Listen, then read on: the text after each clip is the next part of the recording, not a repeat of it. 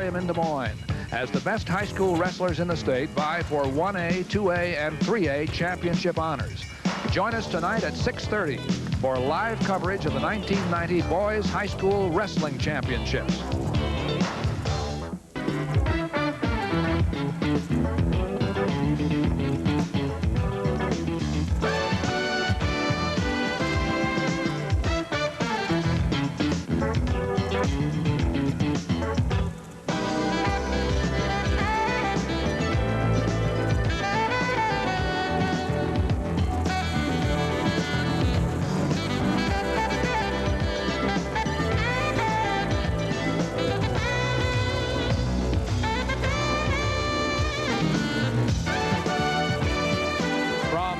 Auditorium in Des Moines, Iowa. Iowa Public Television Sports presents the 1990 Boys High School Wrestling Championship, a tournament that started with 624 competitors and now has only 78 left. This evening, we'll determine 3 team titles and crown 39 individual champions. Good evening, everybody. I'm Doug Brown with Tim Johnson, and here we are live with lots of other people, more than 12,000 in Veterans Auditorium, and we're all looking forward to the thrill of a lifetime for some of these young men who are trying to be the thing, the champion of the state of Iowa. Well, Doug, you talked about the crowd. I think it's really a tribute to the crowd right here. I think that they stream in here, 60,000 of them, to see some of the best wrestling in the nation. I don't think anybody argues with that. And we know, too, that it's difficult to bring you every single match. There are 3 of them going on at one time, you know. So the Iowa High School Athletic Association has set up a 3-year rotation format to be fair to every class. And this is the way it works. This year, 3A has the first 4 weights. 1A has the next 4. 2A has the next 4, and heavyweight is a toss-up. Actually, we're going to make one switch. At 125 pounds, Shane Light's going for his 4th title for 1A. We'll put it there, and we'll have at 145 pounds the 3A class. Now, we'll just start with those. If another one comes along after the first one is over, we'll go to it right away. We'll try to show you as much as we can. And also, Dick Trotter and Dean Borg, our longtime floor reporters, are going to be there to tell you about what you didn't see. And boy, I'll tell you, what we will see is really something.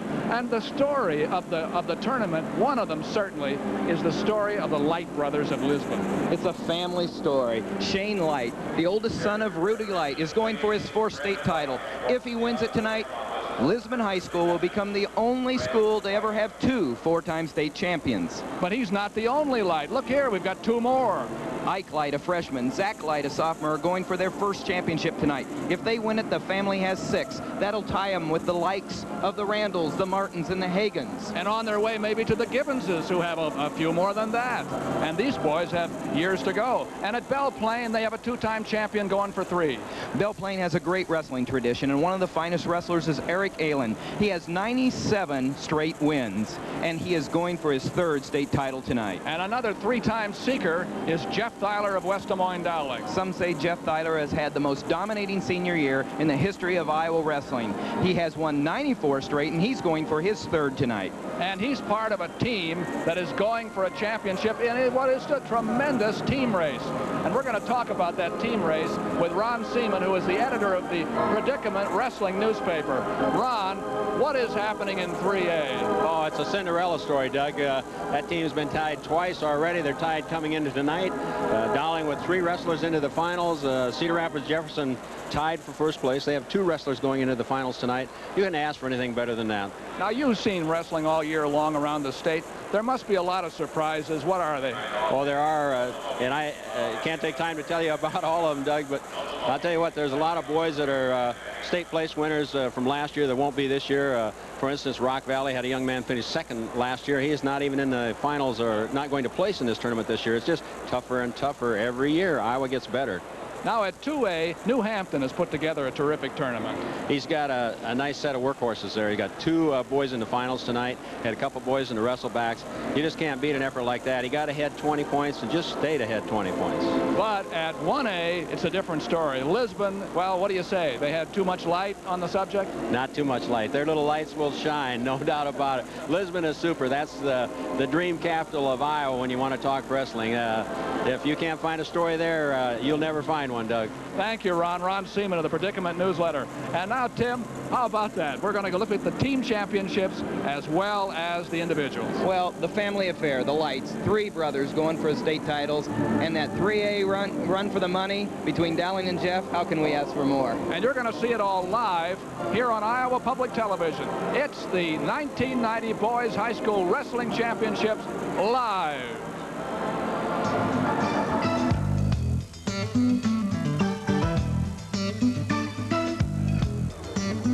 We're back at the 1990 High School Wrestling Championships. And now, let's join PA announcer Mo Kelly for tonight's opening ceremonies.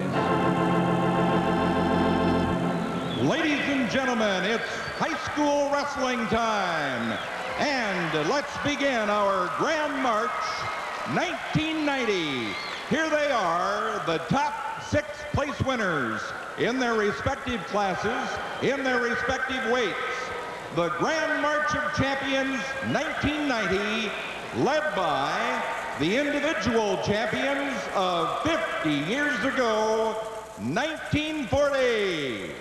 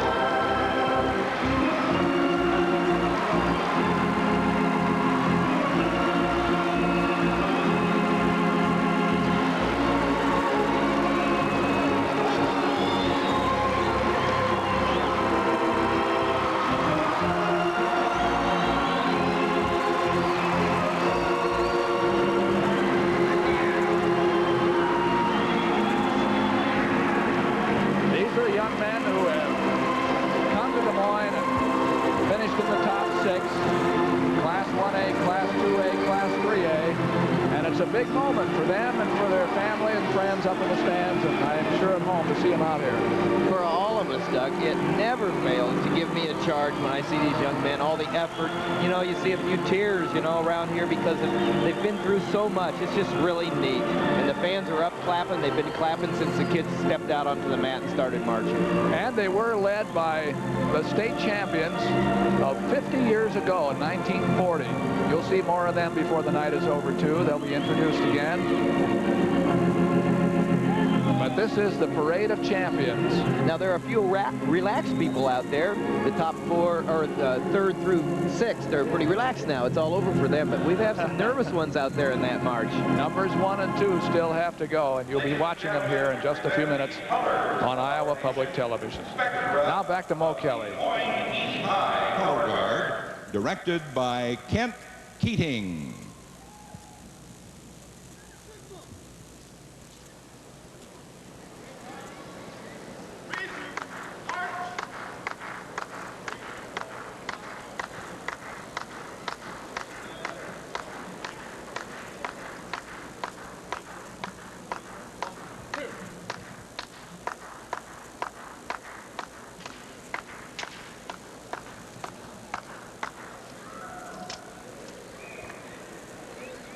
At this time, we ask that you join in the singing of our national anthem. It will be played at the organ by Bill Henderson.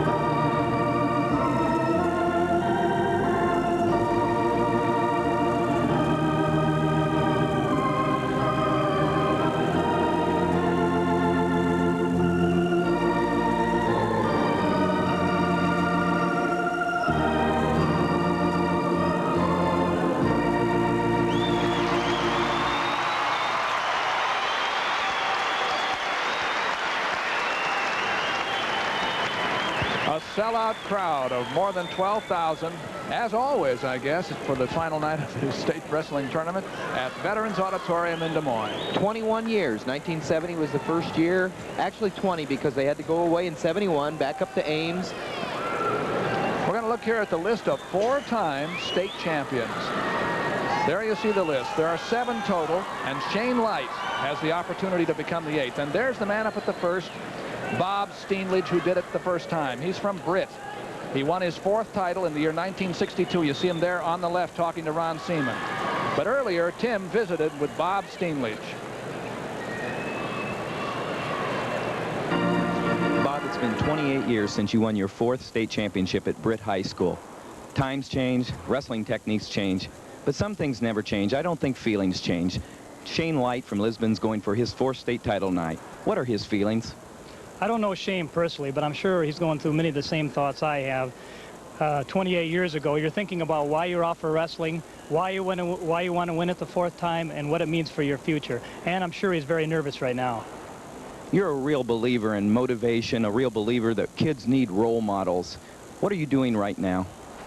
Well, Tim, the reason I believe in such a thing is because I see so many students, so many young people that don't seem to have a purpose in their life, and they seem to think in order to be successful you have to have special gifts or it just falls in your lap. And I can see that they need somebody to tell them that the only way to be successful in life is to work hard, never give up, and make the right choices.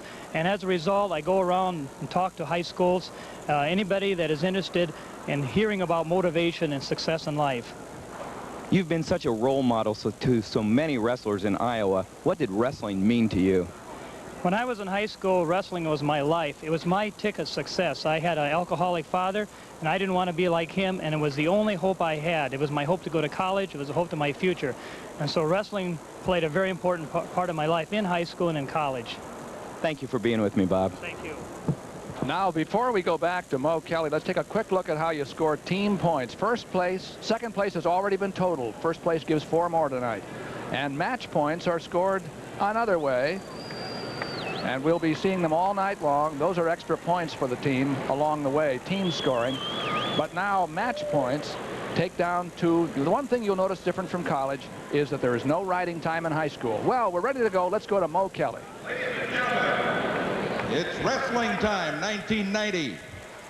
50 years ago, on this very night, 1940, February 24th, a typical Iowa night, very cold, and at the New Hampton High School gym, the state wrestling tournament was held.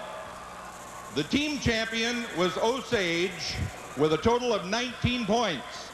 And we're very honored to have as our Grand March escorts this evening the individual champions of that 1940 state wrestling tournament. And we're going to introduce them to you right now, beginning with the 95-pound champion from Council Bluffs, Abraham Lincoln, 1940, Grant Hunter.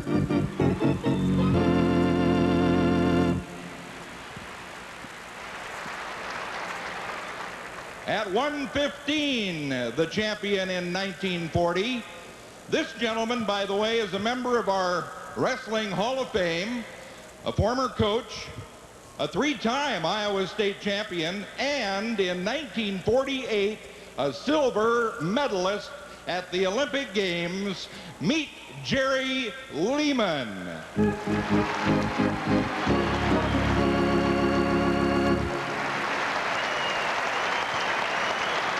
At 135, the champion in 1940, representing Fort Dodge High School, Dick Black.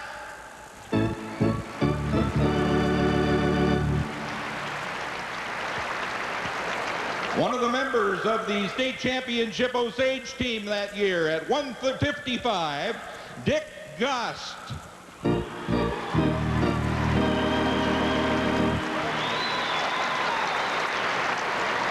And the heavyweight champion in 1940 from East Waterloo was Harold Zell.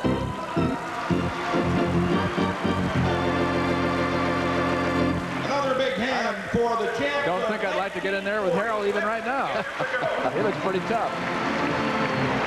Those are the 1940 champions. And Gerald Lehman, of course, was a coach at Lehigh. He was also a great national champion at Iowa State Teachers College. Here's Mo Kelly again. This is the largest high school wrestling meet in the country. We have more participants. As a result, we have more coaches. We have by far more attendance at our state high school meet than any other state. Now, if you have a meet that big, it takes a lot of workers to conduct the meet.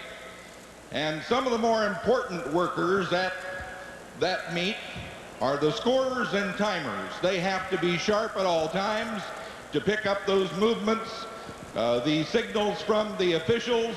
They have to keep that clock running at the proper time. And we have a group of scorers and timers we're real proud of. These fellows come from every walk of life. Some are retired, some are schoolmen.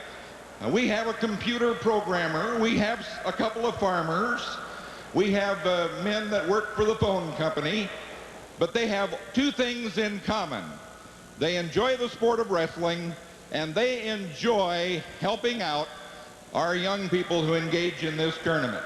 Many of these fellas have put in not just a year or two, but they've been doing this for 15 years or more. I want a big hand for something that's long overdue, a big hand for the scorers and timers of our state meet.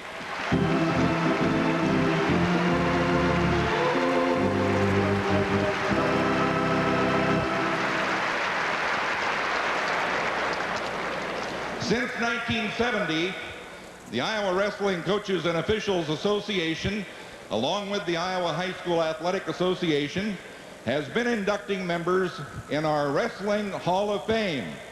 These are people who have contributed greatly to the success of our wrestling program at the high school level in Iowa. And we have some inductees this evening that I would like to introduce you at this time. First of all, this gentleman started coaching at Clarion. He went to Nevada, started the wrestling program at Nevada High, went on to Turkey Valley, Jackson Junction, and put in 20 years as the head coach at Turkey Valley. Over 200 dual meet wins to his credit. Besides that, 3 teams that were among the top 4 in the state meet. He's no longer coaching, still a staff member at Turkey Valley.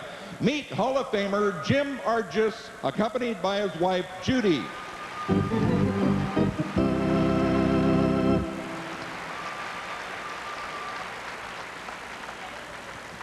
Next up is a story that's very interesting. At Primgar High School, when this gentleman went there, they had no wrestling. He went to the University of Northern Iowa, became interested in the sport. He started a program at Rudd Rockford Marble Rock, was there 3 or 4 years, and then moved on and became the head coach at Midland, Wyoming. All he did there was 16 straight years of winning seasons, and this was a fellow that didn't see a high school wrestling meet until he coached in one. He is now the assistant coach. He turned over the reins to his former assistant.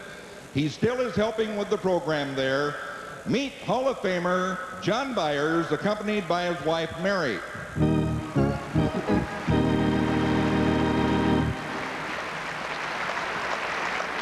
We've had some great individual champions through the years in Iowa at our high school meet, and this gentleman was a 4-time champion.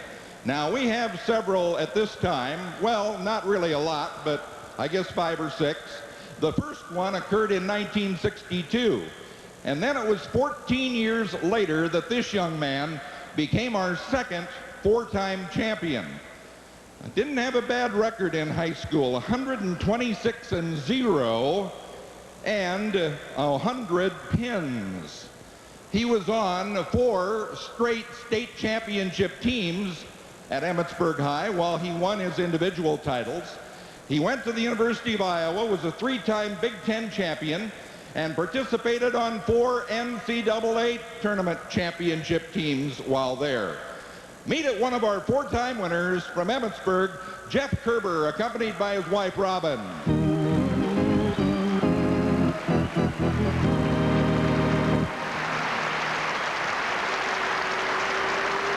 Our next inductee, one of our 3-time state champions. He went on to community college in his hometown of Eagle Grove, Iowa Central, and became a national champion in the community college ranks and an All-American as well. Got into the coaching field, helped at Fort Dodge a year or 2, then went to Webster City for 1 year, and a year ago he got to come back home. Now he's coaching at his alma mater, Eagle Grove High School. One of our 3-time champions, Dave Morgan, accompanied by his wife, Deanne.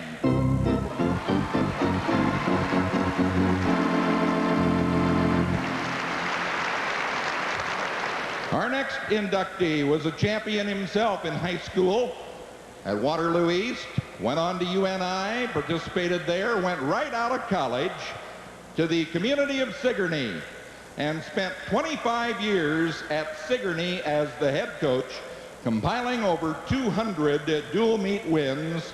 He no longer is the head coach there. By the way, he had 5 teams while he was there, in the top 3 in our state tournament too, and of course many qualifiers at the state level. He's still on the staff at Sigourney, no longer the head coach there, however.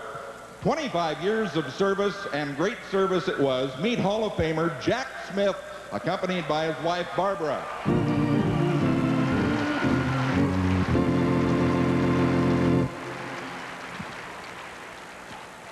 Our next gentleman, while at Des Moines North High School, participated in our state meet. At Drake University, he was a baseball player, started a coaching and teaching career, and eventually ended up at Valley West Des Moines. He was an assistant wrestling coach there for a while, but in 1970 became the head coach. He's still the head coach, but not for long. This is it, his final year, his 20th year as head coach at Valley. He's had many, many teams in the top 10 in Class 3A, has had several individual greats, and I do mean great, some fellas that went on to become NCAA champs and All-Americans in college. How about a big hand for Hall of Fame coach from West Des Moines Valley, Jim Underfer, accompanied by his wife, Alice. This is the part of the state tournament every year where you put everything in perspective and you get a sense of what went before. What happened before, and boy, I'll tell you, you get those 3- and 4-time state champions, it just kind of leaves you in awe. And they love to come back, too. It's one of the high points of the tournament. Here's Mo Kelly again with more awards. The Iowa Wrestling Coaches and Officials Association have a breakfast at our tournament. And during that breakfast, they have the privilege of selecting among their members some award winners, some coaches of the year, an official of the year, a junior high coach of the year. To present these awards, we have 2 of the officers of the Iowa Wrestling Coaches and Officials Association. Jim Steyert is the current president. He's from State Center. The gentleman in the middle is Al Billings, who serves as vice president. He's the head coach at Belle Plaine. And next to Al is Doug Guilford, who is the secretary treasurer. He's the head coach at Starmont. Now let's introduce the fellas that have been selected by their peers as the coaches of the year. First of all, our Class 1A coach of the year is from Lake Mills, Jamie Ball, and he is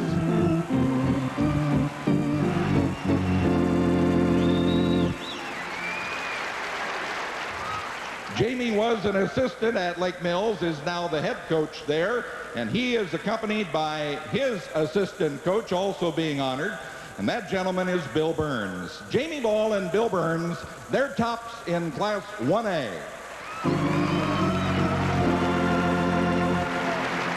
Our 2A Coach of the Year was in the Hall of Fame among those inducted just a year ago. has had a great career at New Hampton High, had 8 qualifiers coming into our state tournament, has made a tremendous showing here at our 1990 state tournament.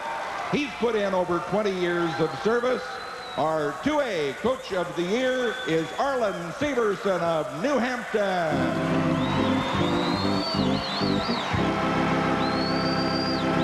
And his assistants are Ron Crooks, along with Rich Leichman, the 2A Coaches of the Year from New Hampton. Next up, another coach who has had a great 1990 season, capped off by 8 qualifiers in our state tournament this year.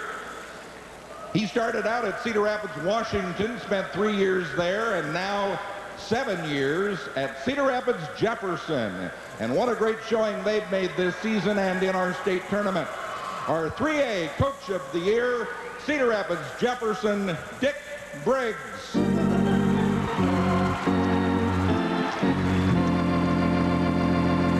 Dick's assistant coaches are Dan Connor, John Haggerty, and Henry Orton. The 3A Coaches of the Year from Cedar Rapids, Jefferson. You know, I imagine the head coaches get a lot of the credit, probably most of the credit, but it has to take some good work on the part of assistant coaches and also the fellas down in the junior high level to develop some of these young athletes and bring them along so they're great athletes when they get to the high school level. So each year, the wrestling coaches and officials group selects a junior high coach of the year for great service to his school and to the wrestling program. And this year's honoree comes from Emmetsburg High, junior high, we should say, I guess. That's Bill Eckert. He's accompanied by his wife, Jean.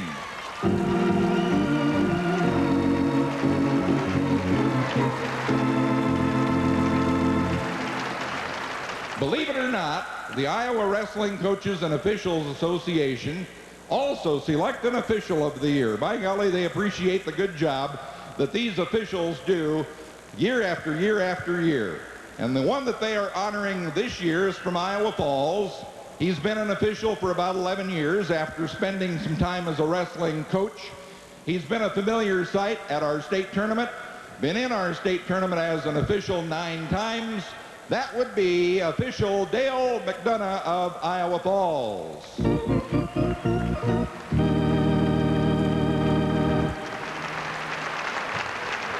Now, in conclusion, before we get into the action, we mentioned earlier that Jeff Kerber was our second 4-time champion.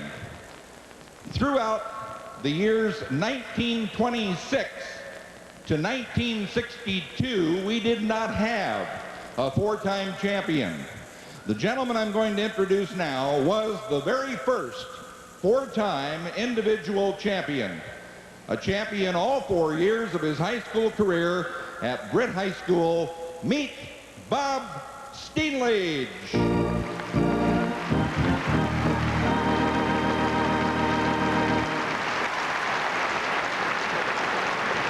Bob Steenledge, as we met him a while ago. Our congratulations to all of tonight's award winners. And they have won their awards over many, many years of activity.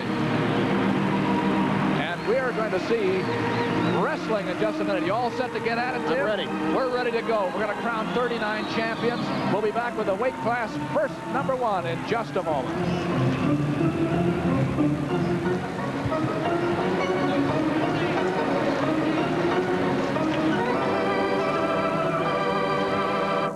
We're ready to go. You see 3 mats out there, my friend. On the left, you'll be watching 3A. In the center mat, it's 1A, and on the right, 2A. Now, we're going to start. Again, I told you we had the Iowa High School Athletic Association rotation system. So the first 4 weight classes will begin this year with the 3A class. The next ones will be 1A. The next 4 will be 2A, and we'll just kind of flip a coin and get heavyweight see it.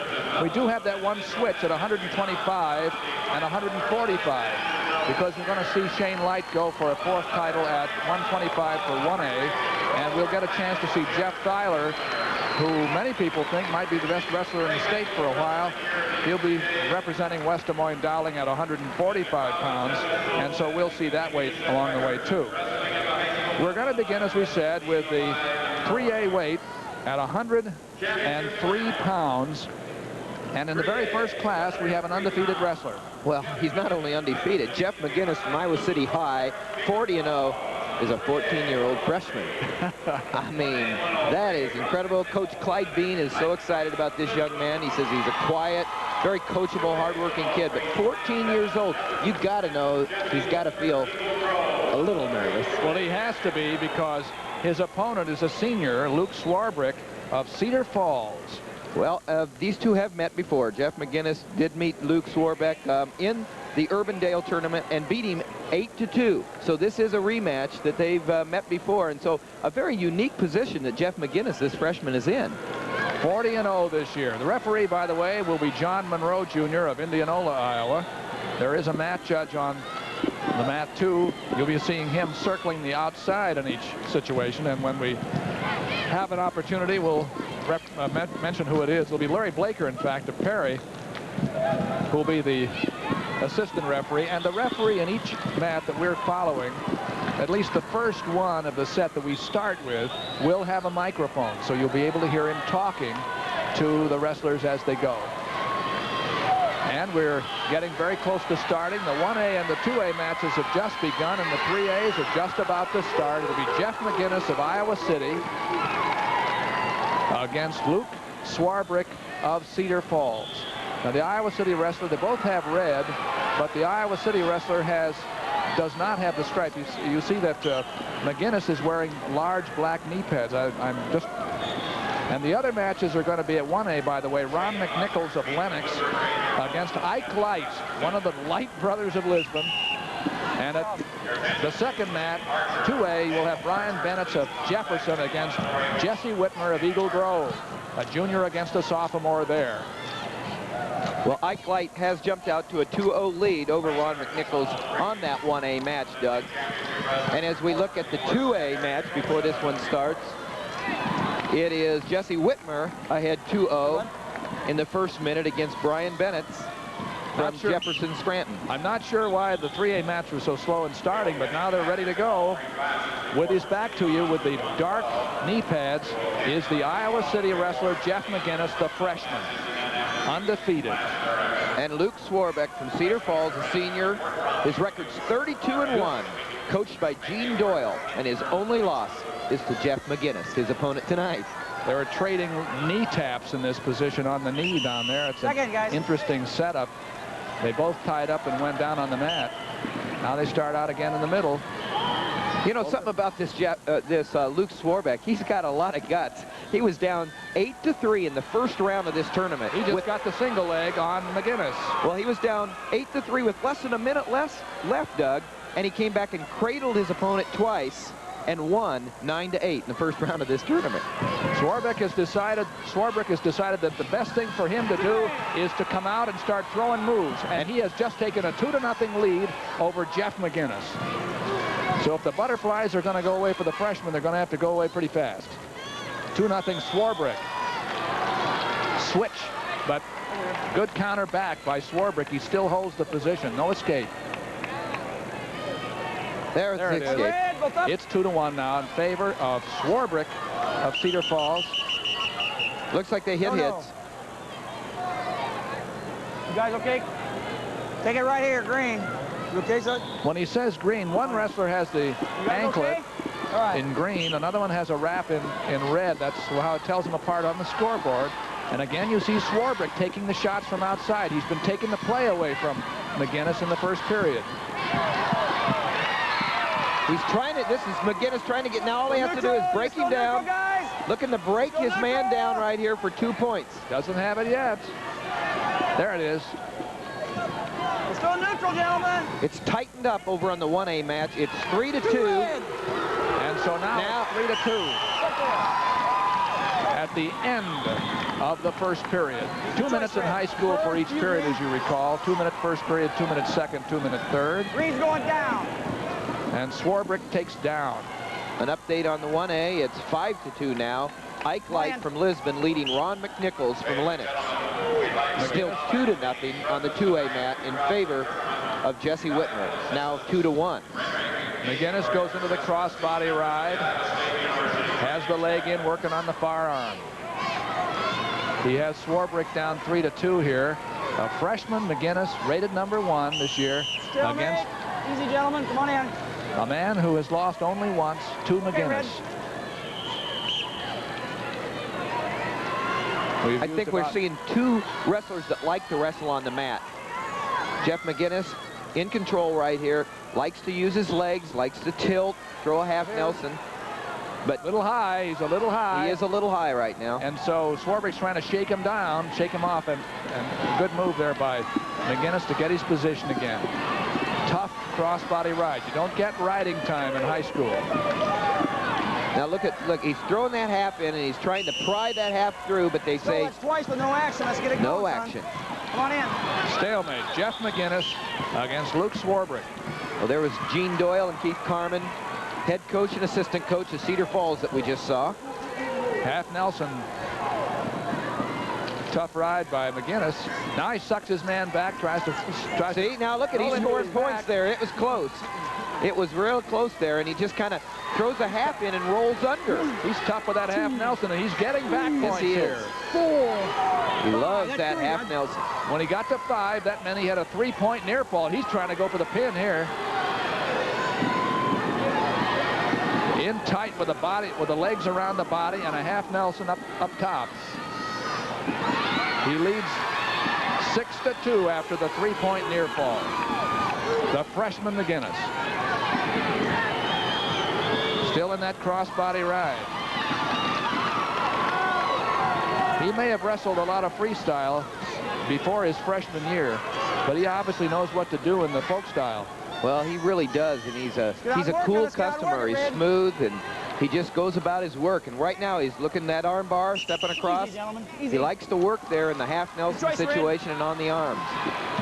In the Class A match, the lead is Ike Lights. He's ahead 7-4 with about 12 seconds to go in the second period.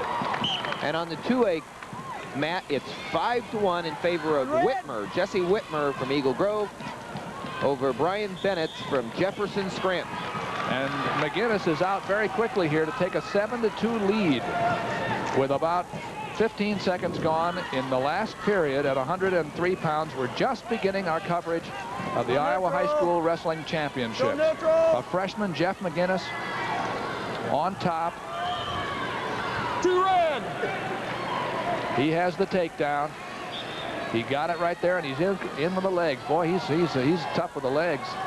And he also is tough with the arm bars, too. That's amazing for a freshman against a senior.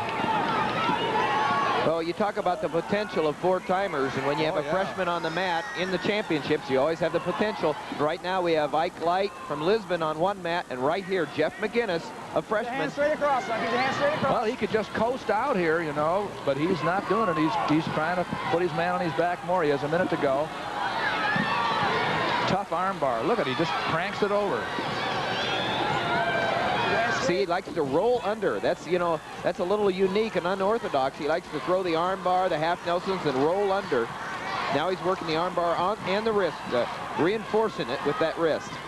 Been a tough match here for Swarbrick, who did get the first takedown, and that's all he's had. And his only loss all year, once before to McGinnis, and it looks like he's headed for a loss right now.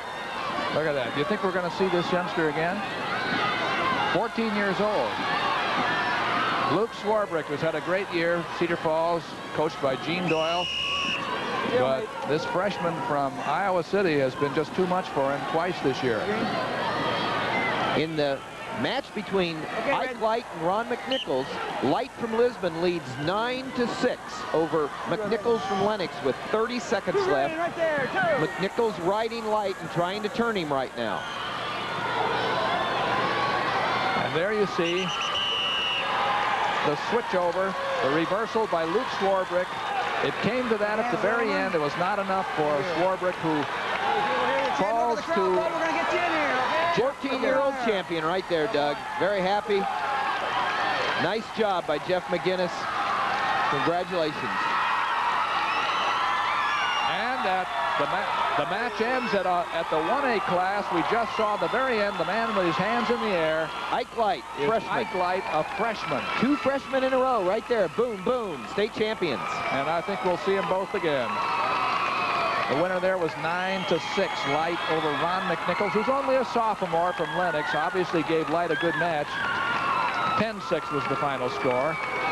So it ends an undefeated freshman year by Ike Light at 103 pounds. And we're finishing over in 2A. They just ended there, just as we... With the Eagle Grove, Jesse Whitmer winning 11-4. Jesse Whitmer over Brian Bennett of Jefferson. That's a nice little present for his newly inducted Hall of Fame coach, Dave Morgan from Eagle Grove. So we have our first champions here in the weight class that begins it all, the 103. You know, there used to be a 98-pound class, and everything's over 100 pounds now, so... It doesn't mean the kids are, but the weight classes are. They have to start somewhere. Here's go to Dean Borg. Well, Doug, Lisbon crowned his first champion just a minute ago at 103 pounds. Ike Light, the first of 3 light boys to wrestle tonight. Ike defeating Ron McNichols of Lenox 10-6 in a rough and tumble match. And it was really, although the point spread was there, it was really rough and tumble right down to the last. Ike Light, though, the champion at 103. Dick? All right, the Jesse Whitmer in the 103-pound AA section from Eagle Grove really gave a lesson to Brian Bennett tonight as he overwhelmed the lad from Jefferson Scranton 11-4, and it started with the first 30 seconds when Jesse Whitmer becomes a state champ as only a sophomore. Back to you, Doug. Thank you, gentlemen. We'll be checking back with Dean Borg and Dick Trotter from time to time after the matches all through the evening here as we bring you on Iowa Public Television the State Wrestling Championships from Veterans Auditorium in Des Moines live. We're now going to 112 pounds. Remember, in these first weights, we're starting with the one with the AAA school class, and so we have at AAA Brent Paulson of Cedar Rapids Kennedy in the green against Jason Jewett of West Des Moines Dowling. His team is in the battle for the championship. They're tied coming into the final round with Cedar Rapids Jefferson at 94 points. What a, you know, we've really got the table set for that team championship. A very big match here. Here comes Jewett around, but stopped by Paulson with the arm. Well, Jewett's a senior.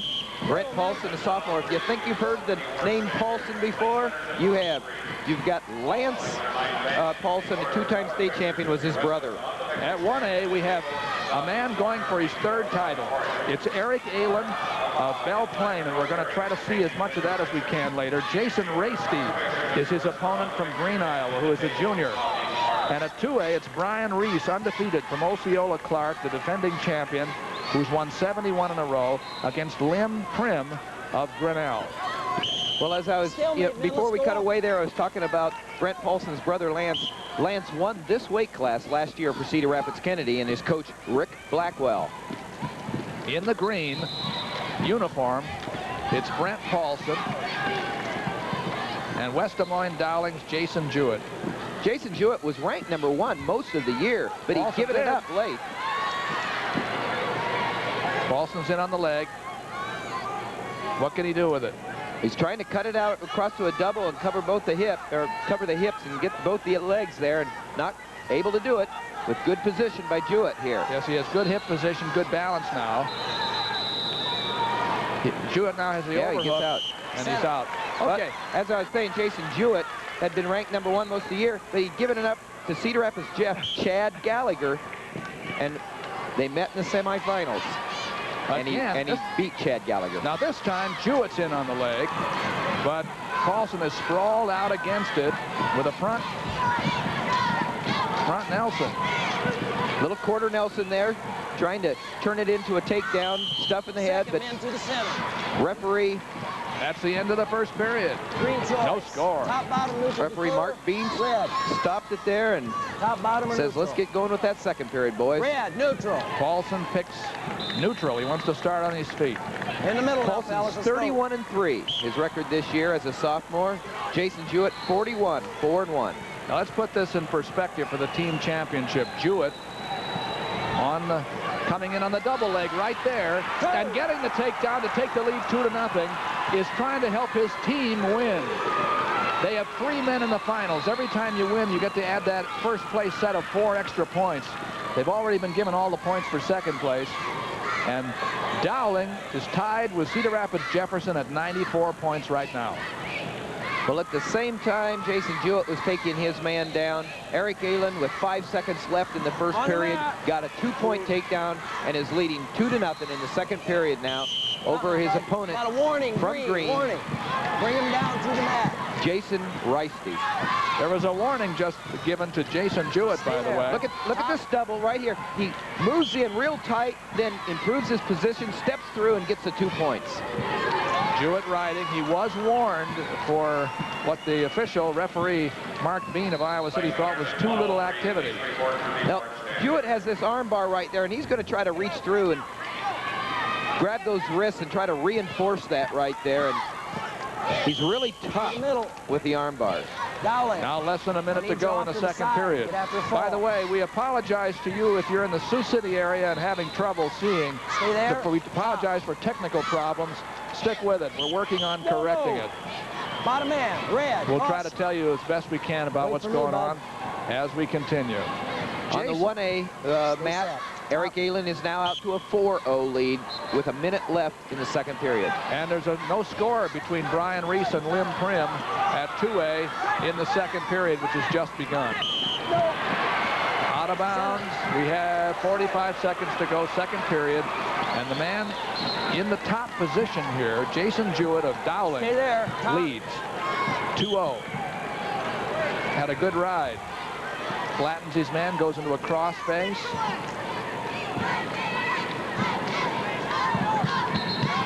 Tough cross face there. He's keeping Paulson pretty well flat now.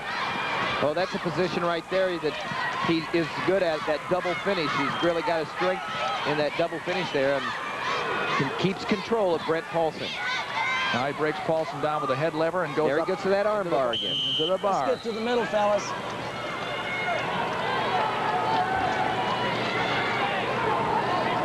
It's at 3A. Jason Jewett in the 112-pound class. Stay there, top. Of the team that is tied for the 3A championship. The 2A and 1A are already settled. New Hampton at 2A, Lisbon at 1A. Already won titles. In the 2A, Doug, right now in the 2A mat, Brian Reese, who has won 71 matches in a row, is ahead of Lim Prim from Grinnell, 3-1. Brian Reese from Osceola Clark. And there we go. This is Jewett leading 3-0 now.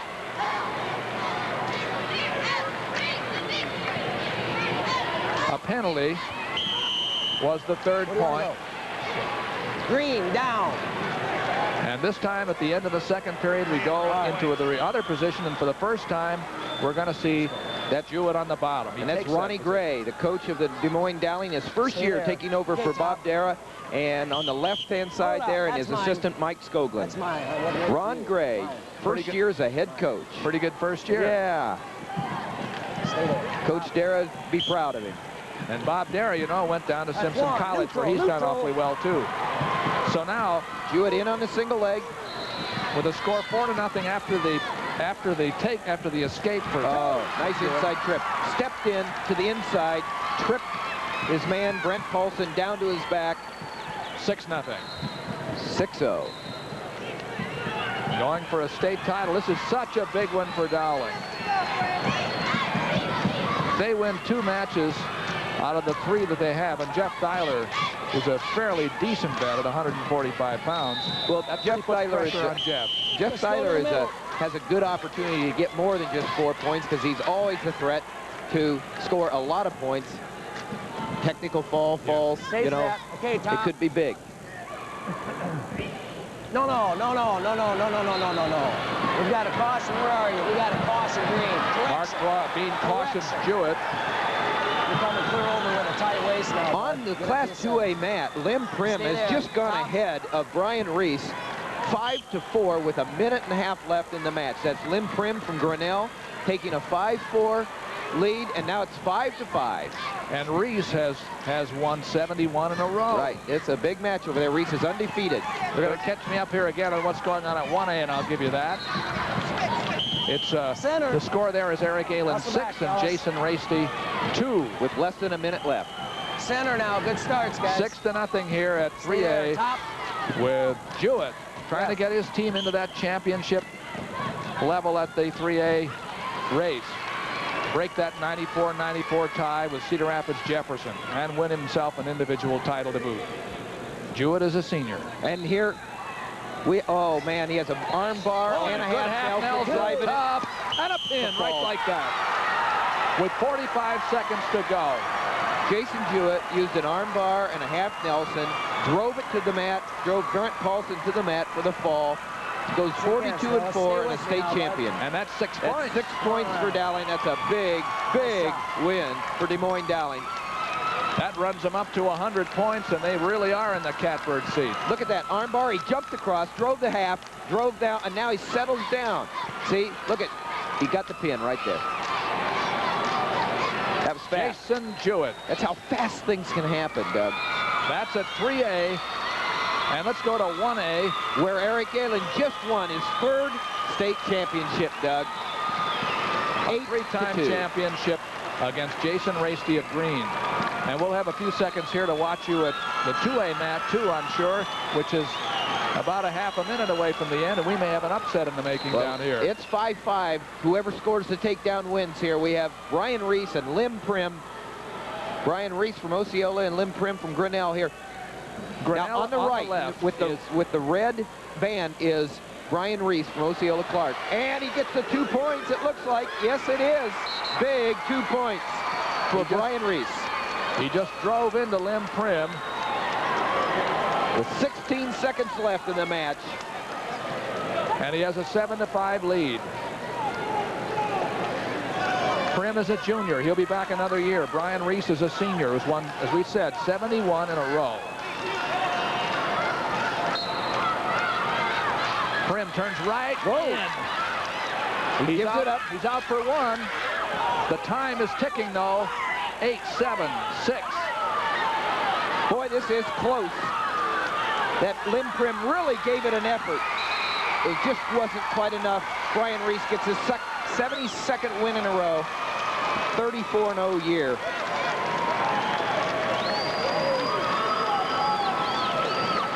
A 2-time champion. He was the defending champion. Brian Reese. Boy, we've had some exciting matches. Referee Larry Blaker raises his arm, 7-6 over Lim Prim. Let's go to the award stand now. We're going to see the awards. You'll see the top 6 men at each weight. First 1A, 103 pounds. 6th place, Jason Derry, Woodward Granger. 5th place, Paul Wilkerson, Morning Sun. 4th place, Mark Schultz, Rock Valley. 3rd place, Peter Taft, Mason City Newman. Runner-up, Ron McNichols, Lennox. And they won a 103-pound champion from Lisbon, Ike Light.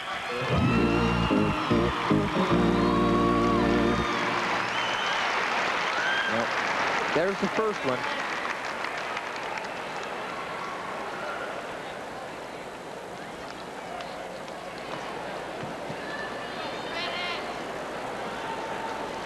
Now we're going to 2A.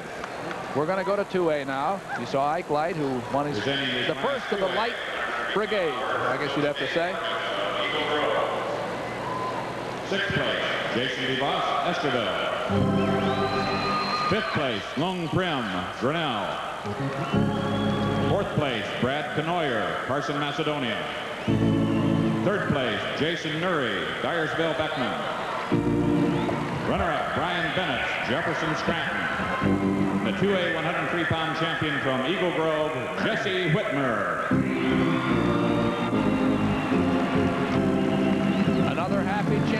You saw another of the Prims in there, by the way, from Grinnell. There are obviously some brothers here involved in the sport.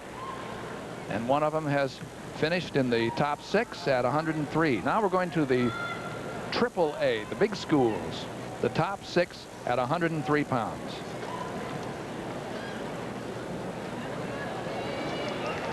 Presenting the Class 3A 103-pound awards, Coach Clyde Bean of Iowa City City High. 6th place, Eric Gilgey, Des Moines Hoover. 5th place, Shane Faldy, Sioux City North. 4th place, Brandon Rodriguez, Davenport West. 3rd place, Darren Kopic, Council Bluffs AL. Runner-up, Luke Swarbrick, Cedar Falls. And the 3A 103-pound champion from Iowa City City High, Jeff McGinnis. Well, you think that young man has got some visions of sugar plums in his head right now about the next 3 years? A freshman. Let's go to Dick Trotter. All right, Doug, in the Class 2A competition at 112 pounds, one of the most exciting matches I've seen in a long time, and that's where defending champion Brian Reese gained the title again. 71 consecutive matches in a row. There you see him as he defeats Lem Prim of Grinnell 7-6. The match was tied 5-5 with just 16 seconds left when Reese got the takedown. And now here's Dean Borg with a guest. And this is Eric Elin of Belle Plaine. He's just won his 3rd state title. He defeated Jason Rasty of Green 8-2 a few minutes ago. You 3 state titles. Were you here 3 years, or were you there the 4th year too but didn't make it? I was here the 4th year and I just qualified. That was as a freshman? Yeah. Now, did that teach you something? Yeah, you learn to get used to the crowd and just recognize the place a little bit. Is the crowd a factor in wrestling here at the state tournament? Oh yeah, it's big, makes you nervous, and just got to get used to things. Where are you going to school next year? I'm undecided right now. I plan to go to college and wrestle, but I don't know where. This is Eric Elin, champion at 112 from Belle Plaine, 3-time state champion. Doug? Thank you, Dean. Let's go to 119 pounds now. We're still with the AAAs to start. That'll be the first 4 weights. Actually, we're going to change it at 125, as we told you, so that we can see Shane Light go for a 4th title. An interesting battle he'll have with Matt Lundquist. This is Scott Munson of Waterloo, Columbus, rated #1, a senior and undefeated, against Matt Dickey of Waterloo West. So they came all the way to Des Moines to have a hometown battle. Well, it is a district rematch, and Scott Munson is a 2-time placer here at the state and was 4th last year at 112. Matt Dickey, 29-3-1. 2 of his losses have been to Scott Munson. That's the way it happens quite often. Bill Ross of New Hampton is going to be the official you'll be listening to talk to the wrestlers during this match.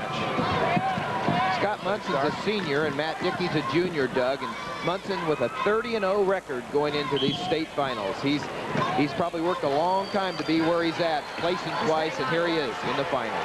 And we're going to keep an eye on other matches, too, as they go. At the 1A and 2A, we'll show you the participants in just a moment. Okay, guys, here we go. Here we go now. Shake hands right out here. And away they go. Munson walks right in and takes hold of Matt Dickey's head. Up at 1A, you're looking at Kevin Hogan of Edgewood East Colesburg against John Smith of Manly North Central. And Hogan is undefeated. He's won 66 in a row, defending champion. At 2A, it's Steve Pladson of Waukon against Joe Mormon of Centerville. Keep the action out. We'll keep our eye on what's going on in those matches, and if this match ends early, we'll get to those. 119 pounds 3A class. Both of these young men are real solid wrestlers, basic, solid, straight-ahead type of wrestlers. Scott Munson, like I said, has beat Matt Dickey twice this year. 1 point in a duel and 2 or 3 points in the district finals. It's always a good match. It's going to be the same tonight. Oh, Dickey's in on a double leg, but it was countered well by Munson. Used good hip action to come away from it. That red and black uniform of Waterloo West has been worn by lots and lots of great wrestlers. They've won more state championships as a team than any other school in the state of Iowa. And their current coach, Don Huff, has kept that tradition alive. A senior against a junior here. The senior, Scott Munson, undefeated, is on the left. No score. We've used a little more than a minute.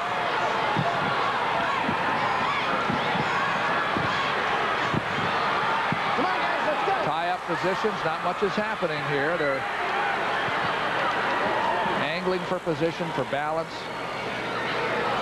Come on, guys, circle it up and go. You're listening to Bill Ross tell him to move away from this position, do something. Warning both of them, let's go. And he warned them both. Well, sometimes when you wrestle each other a lot, and this is the third time, that's the type of thing that happens. They both know what the other man's going to do, and they're a little overly cautious, Doug. 20 seconds to go in the first period. We've got a situation in the two-way, Matt, where Steve Pladsen just pinned Joe Mormon. Steve Pladsen threw Joe Mormon onto his back early, and with 14 seconds left in the match, Steve Pladsen from walk-on has scored a fall over Joe Mormon from Centerville. Break it, guys, now. We got to pick the second period up. Now we're at the end of the first period in which not much happened between Scott Munson and Matt Dickey. At 1A, Matt, Kevin Hogan, the defending state champion, 33-0 here this year, leads 8-2 over John Smith from Manly North Central. That's Kevin Hogan now on his back. John Smith just threw Kevin Hogan on his back. Now Kevin Hogan has John Smith on his back. And he just got a fall. Kevin Hogan, defending state champion, just won his second. What a flurry, Doug, from Edgewood Colesburg. Just won it. And we have to tell you about it. It just happened that these things are happening while we're watching a scoreless match between Scott Munson and Matt Dickey.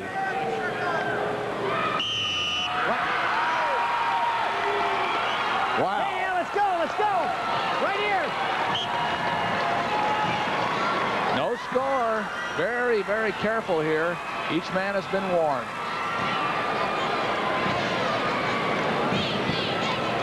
We have 1:15 to go in the second period. These young men have it all to themselves right now. We've had a couple of exciting first period falls there. Actually, that was the second period with Kevin Hogan, and a real flurry there. Edgewood Colesburg pinning John Smith from Manly North Central. In on the leg. This is the first real takedown attempt by either man, actually, that you could actually see. But it goes to a stalemate. Munson was in on the leg of Matt Dickey. We're at 119 pounds. The third weight class. The team championships have been decided at 1A and at 2A. Lisbon just ran away with it because they had so many lights on that team, and they aren't the only ones. They're a solid phalanx of wrestlers for Brad Smith. It's one of the best, if not the best, Lisbon team ever, Doug. Let's go. And at 2A, New Hampton has clinched the title, but it's still undecided at 3A here, although West Des Moines got a real leg up when Jason Jewett pinned Brent Paulson at 112. Outside single by Scott Munson. Now, there still hasn't been any action points in this match, but it's 1-1 because they've both been warned and they've both been penalized 1 point each. So it's 1-1 going into the third period. No action points yet, Doug. Okay, guys, third period. And there's a stalemate at the, well, actually the period ended, but it was just about to be called a stalemate. There's Jerry Springer, the coach Waterloo Columbus, in his first year at Columbus. Don Huff is the coach at West Waterloo. In on him. All right. Got one green circle, Red. Now, rather than stay on the feet, that's interesting. Stay on the mat. That Dickey decided to let him go. That Dickey decided to, that's puzzling. Yeah. If he's going to get a takedown, he can get a takedown. That was. Yeah, rather Munson let him go. Let him back in now. Got to make sure we let him back in. Well, why not? Choice to be down. Absolutely, why not? So now, if Scott Munson is going to keep an undefeated season, he's going to have to get after it here because Dickey leads now 2-1, and Dickey's in on the leg. The hip action there by Scott Munson gets him out. Now they're in an each of them in an over and under situation. Got to let him in. And we're running out of time in the third period. 1:15 to go.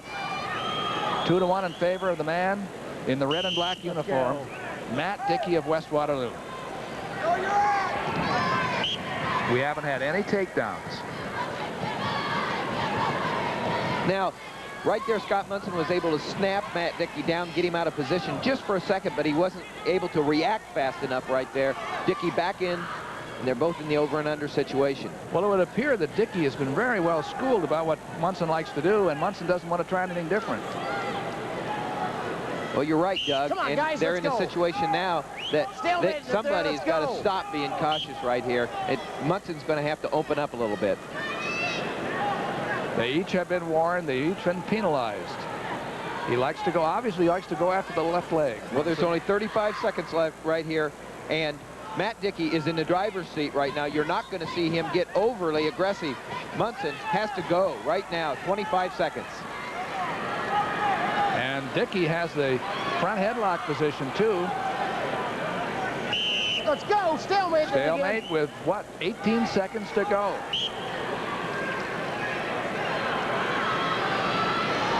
There he's on in single leg right there. All he has to do is follow through. He's got the single, 10 seconds left. He's trying to kneecap, drive it through. He's not going to get it done because that's good hip action by Matt Dickey. Matt Dickey's going to win the state championship. So the third time is the charm. Third time is the charm. We see it happen so often. You lose a couple times, the third time, there it is. Okay? And at 3A, 119 pounds, Scott Munson's undefeated record goes out the window, and Matt Dickey of West Waterloo wins the state championship. And let's go to the award stand for the winners, the top 6 at 112 pounds in 1A.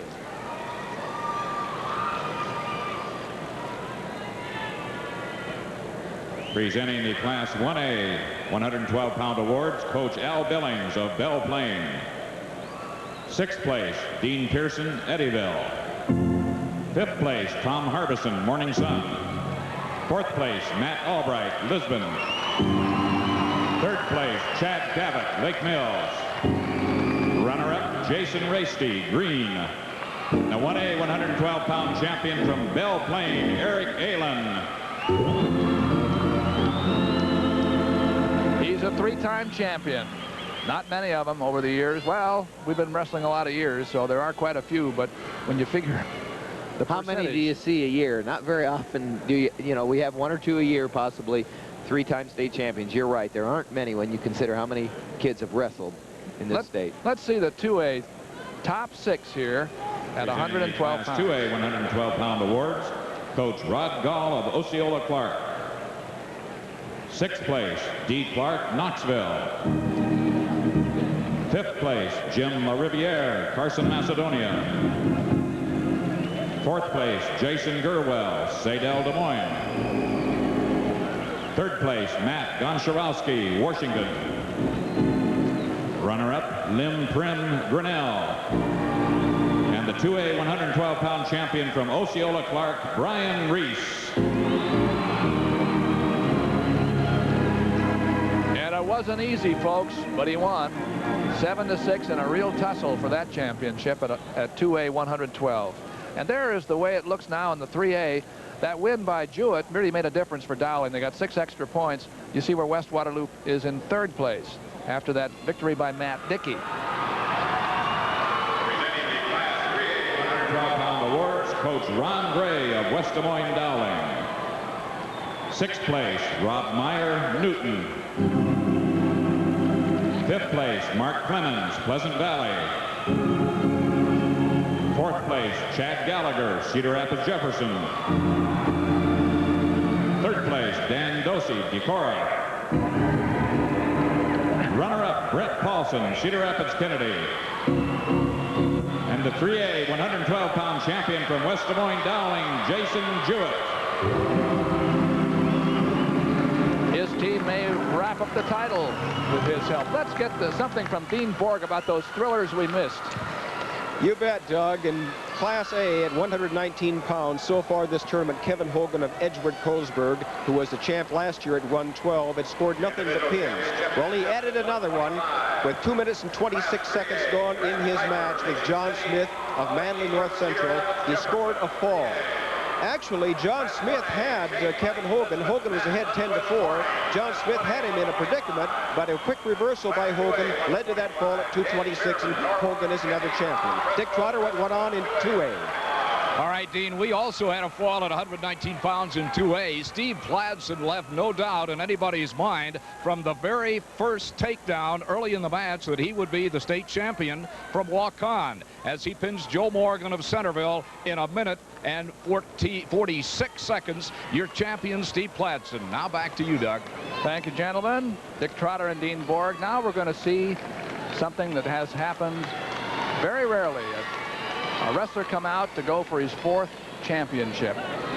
We're going to switch out of our format just to get a chance to see the 1A match here at 125 pounds between Shane Light of Lisbon, whose team has wrapped up a title and is just stomping people as a team in this tournament in 1990. Shane Light will wrestle Matt Lundquist, a senior from Corning, Iowa. The referee will be Robert McNeil, Bob McNeil of Cedar Rapids. And away we go. Lisbon has the black uniform. That's Shane Light on the right. His brother, one of his younger brothers, has already won a title.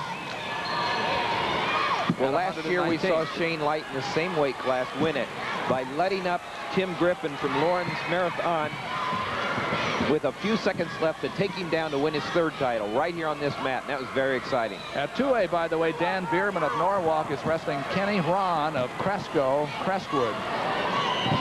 And at AAA, it's Brad Piper of Mason City against Ali Igram of Cedar Rapids Jefferson, and that's one of those big ones. Jefferson needs to win both matches in its finals.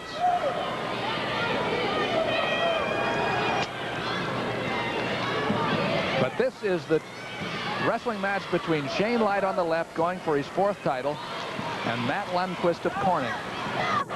You see how Shane Light snapped ahead and then dropped into the single leg. That's how he got into this position. And now he's going to post the arm, come around for the 2 points. 3 different moves. Now that's good lesson for young wrestlers. Snap down, in on the single, and then a little arm drag, post the arm and around. As Lundquist flattened now just for a moment. We go to the edge. No riding time in high school, but it's better to be on top than on the bottom. There's no doubt about that. Finishes it out right here. Shane Light finishes the move right here for 2 points. Matt Lundquist from Corning, 33-3 and a senior. He was 3rd last year at 119. Light sucks Lundquist back. Boy, that's just a suck back. Now look at him drive. He's driving, and he'd like to finish it right here for his 4th title. He's got to get a little bit tighter. He got a near fall, though, 2-point near fall, because he held his man for 2 seconds in a now look at his near fall position. Stepped out, arm bar. Now he's got the figure 4 around the head, and they're going to call a stalemate here in just a second. Well, they didn't. Nope. End of the period. End of the period, 4-0 in favor of Shane Light. Son. Your first year, son. His coach, Brad Smith, right there. And that's his cousin, Vance Light, right there. And beside Brad Smith, one of the just all-time greatest coaches in the history of high school wrestling. 7 championship teams he's coached now, and that ties him for 3rd on the all-time list. There is a beautiful lateral drop. It'd be a great way to get your 4th, wouldn't it? I'm watching Brad Smith right now. Look at that body English. Whoa! There he goes. There it is. The first school, Lisbon, Iowa, the first school ever to have 2 4-time state champions.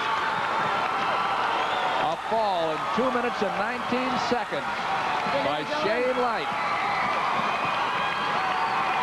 And the Lights are undefeated here tonight so far. A 4-time high school champion, Shane Light. Everybody's standing up for it.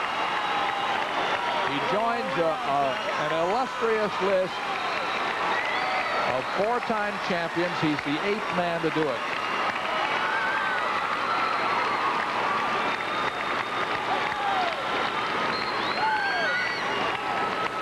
And his cousin, well, he lifted his cousin up to carry him around. Usually goes the other way. Look at this drive. Look at right here. This is the Corning wrestler right here, Matt Lundquist, driving in Shane Light took advantage of the pressure, dropped the lateral drop down to his back, covered him up for the pin. And it ended just a moment later in there. The winner, Shane Light, the senior 4-time champion from Lisbon, Iowa. You think he's excited? He surely is. Let's go to the 3A match, which is still on. It's 2-2 here between Brad Piper of Mason City and Ali Igram of Cedar Rapids Jefferson. They're 2-2. Jefferson, remember, is in a battle with West Des Moines Dowling for the team championship. It's Dowling's advantage right now. They lead by 6. And this is the first of the 2 Jefferson wrestlers in title matches. Dowling still has 2 to go. That's Piper on top, Igram from Jefferson on the bottom. Piper at Mason City. Piper's done a little Cinderella story through here, beating a very tough Mike nice Hatcher. Step across there by Igram, and it's an unclear situation.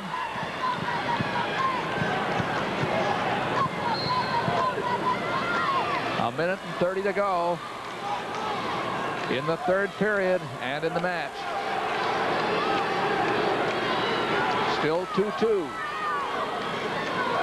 There's the 4-2. There's the reversal. So Igram, he has to win for his team to have any chance against West Des Moines Dowling. Now there he's a far arm and across, trying to go across for a crossface, but Piper comes out and has a hold of the leg. Igram looking for the back points.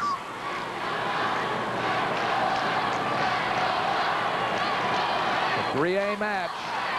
We just saw Shane Light win his 4th for Lisbon at 1A at 125 pounds. The 4th championship for Light. The 2nd Lisbon wrestler to win 4. Scott Morningstar was the first for the Lisbon Lions, and now it's Shane Light. We have 42 seconds, 41 seconds to go. The man on top, the man riding, Ali Igram from Cedar Rapids Jefferson, is leading the match 4-2. And doing a good job on top. Looking to come across now. He'd like to keep that tight waist, get a little reverse half in there and try to keep Piper on his back. Get him there. He's not quite able to do it. Seems to have had a good sense of where he is, though. Well, it's getting tight. 1 point, 10 seconds left. And they're even. Piper scores a takedown and he wins. It's now 4-3. Good front headlock by Igram. That'll win it. And there's another nice little present for a Coach of the Year from 3A. Dick Briggs, Coach of the Year from 3A, gets his first state champion of the year. Ali Igram. Both seniors, Piper and Igram. Good match. They were each 30-2 coming in. Igram is 31-2 going out. Now let's go to the one that's left. This is a 2A.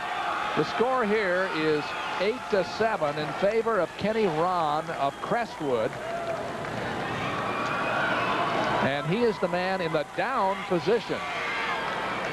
We have how much time left? 56 seconds. Okay, plenty of time. And Kenny Ron didn't have an easy road to the finals. He won a 14-5 decision over the defending state champion to get to this match. So it's now 9-7. 9-7.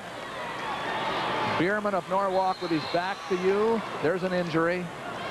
Timeout. Looks like a knee, or it looks like a ankle or something. He got kicked. So there are 38 seconds to go here as timeout is called. Kenny Ron, a senior. You were saying, yes, he had to beat the defending champion to get here. I believe it was in the quarterfinals, and he was able to get a major decision there. 14-5 over Sutton from Williamsburg. Well, it looks like he slightly sprained his ankle here, but yeah. Well, let's see if we can see it. What happened? I don't know. He may have turned his ankle there. Just turned it and put some pressure on it. Says, hey, guys, I'm ready to go. Well, he's ready to go. He's leading Dan Bierman by 2, but there are plenty of time left here. 38 seconds to go in a 2-point match. They've scored 9-7 so far. Tough whizzer by Bierman. I don't know whether that's going to be an offensive move or not, though, because Ron, with the arm around the waist, is the man who leads. And here comes Bierman trying to throw his man over. It's out of bounds, and it was that close. That was. There's enough time to do it again, though. 24 seconds left. 9-7. What a match. The referee is Mike Exline. Seen him on the college wrestling series this year, officiating. We've seen a lot of these officials on wrestling at the college level, officiating the college level. Ron taking no chances. He made the offensive move that time. In on the single leg right here. Bierman with a whizzer, not giving up the takedown. But Bierman is the man who needs the takedown, and he might have got 4 seconds left. He got it. And he's getting back points. He's got it. He won the title. Match. With 5 seconds left, he hit the throw. He wins the match. How about that? Oh, my goodness. Wow. Oh, you know, it's too bad if it had anything to do with the injury right there. It was a great throw there, as we see Ron limping off the mat here. But Ron was giving it everything he had. He was the guy, he was not afraid to go in there and make a shot. Yes, he made the shot. He was aggressive all the way to the end. Dan Bierman, 40-1 now this year, hits a 4-point throw with 5 seconds left from Norwalk. Gives Coach Lonnie Hinders a state championship. And a thriller at 125 pounds. Okay, right here. Takes it from the overhook whizzer, drives through with a headlock here, all the way through. Gets the 2 points, now continues through for the 2-point near fall. Let's see the awards. 119 at 1A. Third place, Todd Kimpson, Corning. Runner-up, John Smith, Manly North Central. The Class 1A 119-pound champion from Edgewood, Colesburg, Kevin Hogan.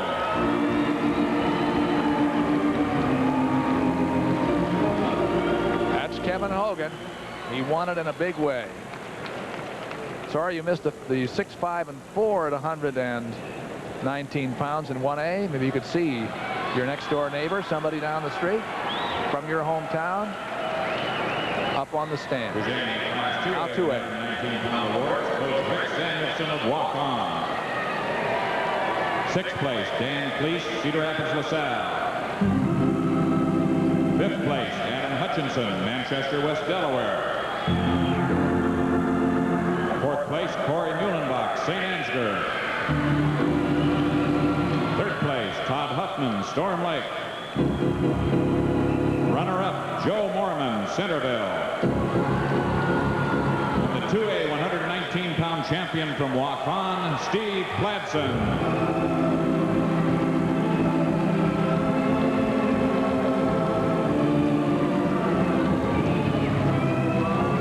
Won it by a fall, too. Those 119-pounders were explosive out there at 1A and 2A. Let's go to the 3A. 119.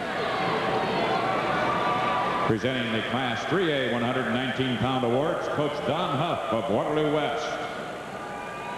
6th place, Mark Kelly, West Des Moines Dowling. 5th place, Brian Howell, Maquoketa. 4th place, Sean Martin, Cedar Rapids, Jefferson. 3rd place, Derek Monsieur, Newton. Runner-up, Scott Munson, Waterloo, Columbus. The 3A 119-pound champion from Waterloo West, Matt Dickey. Dickey wins it for Waterloo West. Let's meet our newest 4-time state champion, talking with Dean Borg. Shane Light of Lisbon, and he's a 4-time state champion, as you just said, Doug. Shane, that must have achieved a goal for you. What's the next big goal for Shane Light? The next goal for me is to go on to college and try to win a national championship. And of course the question, national championship, big goal. I hope you do it. Where's the school? I'm not sure yet. Some big school like Arizona or Iowa State, something like that. Now you've got three brothers, two brothers, three light boys tonight. One has already won, you were a second, Zach's yet to wrestle. What do you about the Light family? Why do they win? Oh, we got the desire. I mean, we get somebody tough. I mean, we got to go after them right away. There you're sticking your opponent right there, Matt Lundquist of Corning. Right there. He was almost off his back. I just squeezed and pushed his head over a little with my head. And I just saw his shoulder go down, and I knew that was it. You heard that crowd applause to you, too, and you bowed to the crowd, and they gave you a standing ovation. Tremendous. Congratulations to you. Thanks. Shane Light, four-time state champion from Lisbon, Iowa. Doug? Thank you, gentlemen. Congratulations to Shane Light. We're at 130 pounds now, and we're watching the 1A class. Man, Travis Moore against Brian Stewart. Oh, man. And just like that, Brian Stewart of Lisbon, who was showed the way by Shane Light and the Lights, the other Lights, no score. They didn't teach me how to call that kind of match, Doug. I don't think it's teachable. I still can't get over the last match, that explosive by Bierman. What a championship move to win that. At the very end. Travis Moore, by the way, is in there with Brian Stewart. At double A, it's Scott Stickler of Clarinda against Mike Dombrowski of Hampton Dumont. And that one is at 2A. At 3A, it's Dan Dickey of Waterloo West and another Dowling wrestler, Joe Piazza. He's had a great tournament. He beat the #1 wrestler at that weight, and if he wins it, that just about puts it out of sight for Waterloo, for West Des Moines Dowling against Cedar Rapids Jefferson. So we'll keep our eye on that. But here it is. This outstanding 1A team from Lisbon has another man out in the center mat, and that's Brian Stewart in on the double leg, putting Travis Moore down on his rear end and taking a 6-3 lead. Well, kind of an interesting sidelight here. This isn't just any coach that Brad Smith's going up against with Tri-County. Look at that double leg there for Brian Stewart. Really drove through that for the 2 points. But Scott Williamson, a former wrestler for Brad Smith, is the Tri-County. Oh, here he is. Look at that. Here is headlock. Moore putting a headlock on Stewart. If he doesn't get rolled through, Stewart's in trouble. Right, but he rolls him through. He did roll him through. 2-3 reversal. Man. The Tri-County wrestler, Travis Moore, almost was able to settle down, but not quite. And Brian Stewart from Lisbon rolled him through. And took an 8-7 lead. We're in a tough match here. This is 8-7, and we still have about 50 seconds to go in the first period. Both seniors, they don't want to go out. They want to leave it on the mat. Brian Stewart from Lisbon was 6th last year at 135, and now he's back down to 130. He has the leg. He's in on the leg with 30 seconds to go, riding. But Moore, as you have seen, not just anybody to be reckoned with out there. He puts his nose right in. At the end of the first period in 2A, it's 0-0 between Scott Stickler of Clarinda and Mike Dombrowski of Hampton Dumont. And in the AAA, it's 0-0 between Dan Dickey and Joe Piazza, with almost all the time gone in the first period. And now at the end of the first period on 1A, 8-7 at the end of the first period. They better leave some. Brian Stewart from Lisbon leads 8-7 over Travis Moore from Tri-County. Now look at right here, this little headlock right here. What he needs to do is lower his hips, but he wasn't able to do it before Brian Stewart was able to roll him through. So it's Stewart 8-7. Stewart starts on top in the second period. It was Moore's choice. Roll. Stewart still has the position. He's controlling the arm. Well, we're in for a treat here if nobody runs out of gas. Moore's working on a switch, and Stewart steps across it.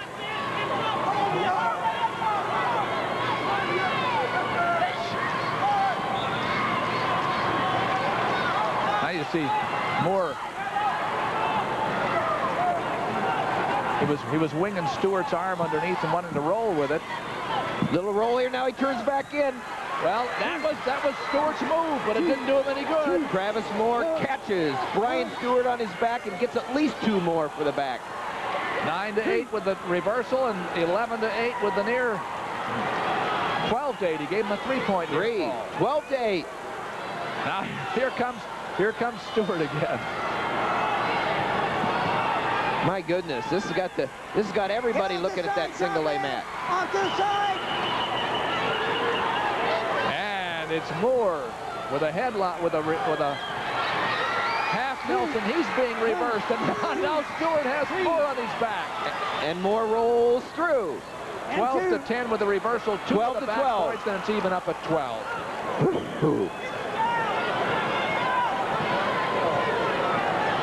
20 seconds to go in the second period. The 1A championship at 130 pounds. Well, this crowd should give these two a standing ovation for the match. I'll tell you, by the end of it. It looks to me as if Stewart has a cradle locked up now. Here he goes. Here he comes with it. And he's going to score 2 points. That's all the time that was left in the period, and so Stewart leads 14-12.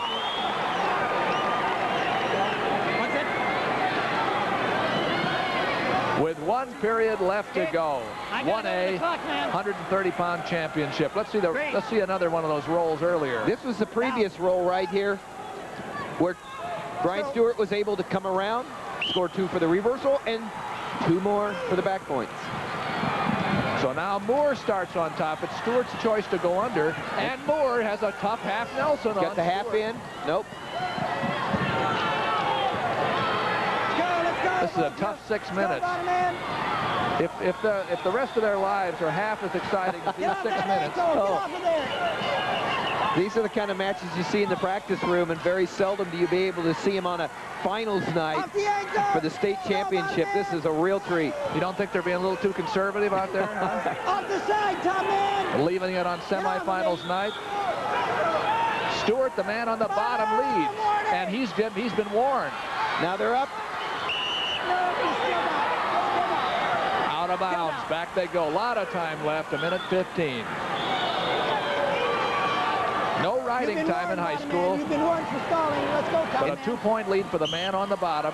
Real quick in 2A, Mike Dombrowski leads Scott Stickler 3-1. And Dickey leads Piazza in the 3A match. Dickey of Waterloo West over Piazza of Dowling. So Dowling is not leading in their quest for that, maybe a clincher. In that 2A match, there's 1 period left. They're just beginning the 3rd period. Here we are in the last minute. Oh, he tries. Close. Did Moore get him? No, he couldn't get him over on his back. You've got the effort is there. The effort is there. Go, let's go, both of you, go. Go. Get off that foot. We have how much time left? 35 seconds left. And Moore, the man on top, is down by 2 points, and he's trying to turn over Brian Stewart to get those points back. Now here's where Stewart wants to be.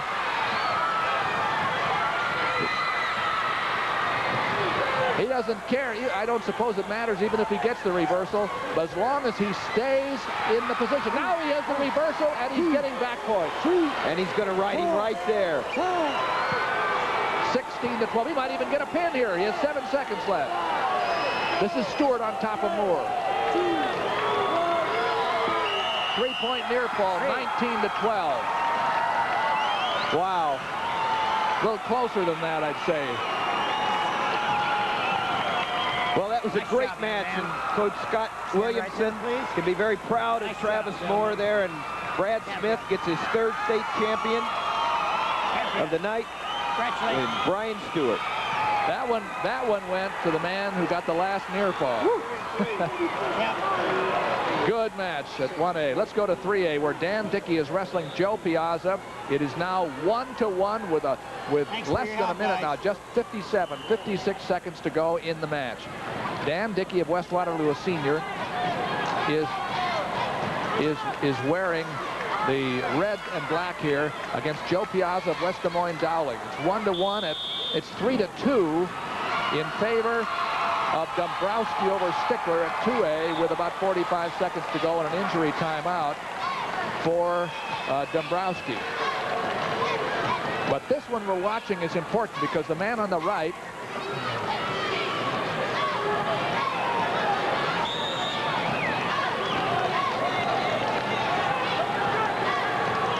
trying to get a second state championship in the Dickey family. West Waterloo's Dan Dickey. With 23 seconds left, it's 1-1.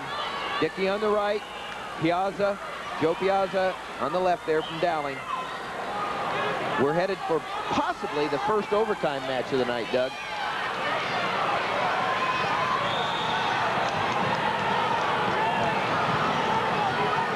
West Des Moines Dowling has a 6-point lead over Cedar Ronnie Rapids Gray. Jefferson. Ronnie Gray, the young new head coach of Dowling. And we're going to go into overtime. That's the first overtime match we've had. Dan Dickey against Joe Piazza. Well, to review what's happened right now with 6 seconds left, it's 3-2. Mike Dombrowski looks like he's going to win a championship. He does from Hampton-Dumont. Mike Dombrowski, 3-2 over Scott Stickler from Clarinda. Good, exciting match over there. Now, if Joe Piazza wins this, let's say he won it by a decision, that would put his team up by 10 points. And that would clinch it. That would clinch it.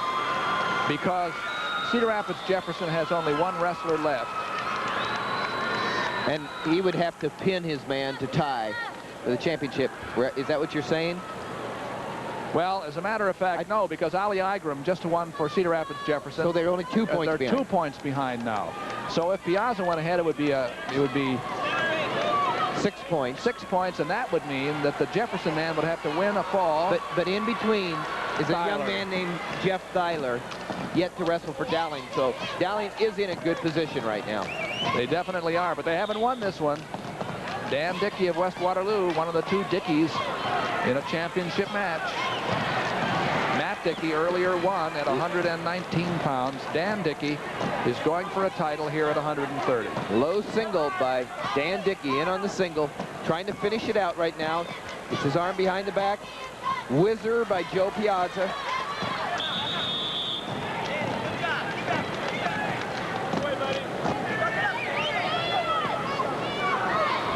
We saw a wing-ding match at 130 pounds at 1A between Travis Moore of Tri-County and Brian Stewart of Lisbon, which Stewart won 19-12, but it was a thriller all the way.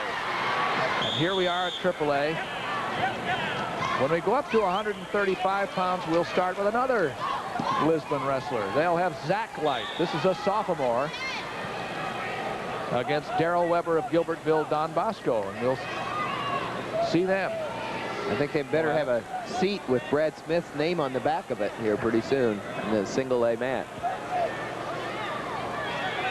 1-1, we're in overtime. They do 1-minute periods. They simply re-wrestle a match, but they're 1-minute periods instead of 2-minute periods.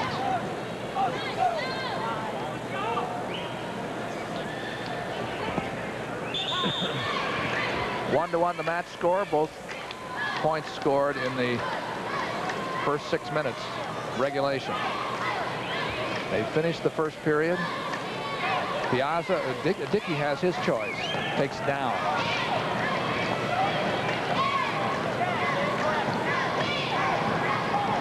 Dickey, who came into this match with a record of 13-6. Joe Piazza with what, 44 wins. Only 3 losses. And he beat the #1 ranked wrestler from Keokuk 8-0 earlier in the tournament to get here. This was a big win when Piazza got into the finals. That gave Dowling a real shot at the title.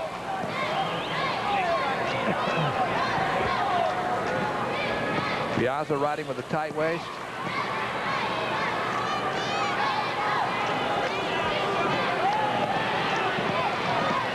Dickey tried to have the hands, then came up to his feet, and he was still not able to get out. We have 30 seconds to go in the second overtime period. A tie. The referee is Jim Christensen of Greenfield. You're watching Iowa Public Television's coverage live of the state wrestling championships from Veterans Auditorium. Full house, as usual, here to watch. Good ride by Piazza.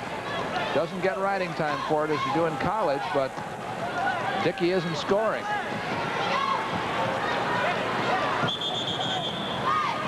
Warning. Man on top. And what happened? Well, Dan Keller didn't think it was a good ride. He felt he was just hanging on, underhooking. You know, seems like Dickey was kind of talking to the referee right there, but Dan Keller, the referee, said... Well, that can make a difference, because that's the first thing they look at in a criteria to tie match. After, well, as a matter of fact, not. Unsportsmanlike conduct would be.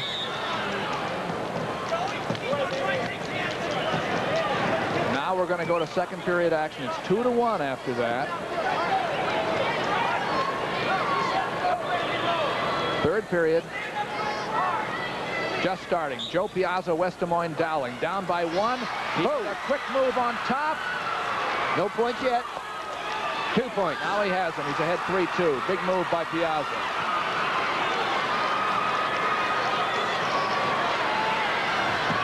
Got a little excited after that last move, that last call. He knew he had to get started, and so he has. 3-2 with 38 seconds to go.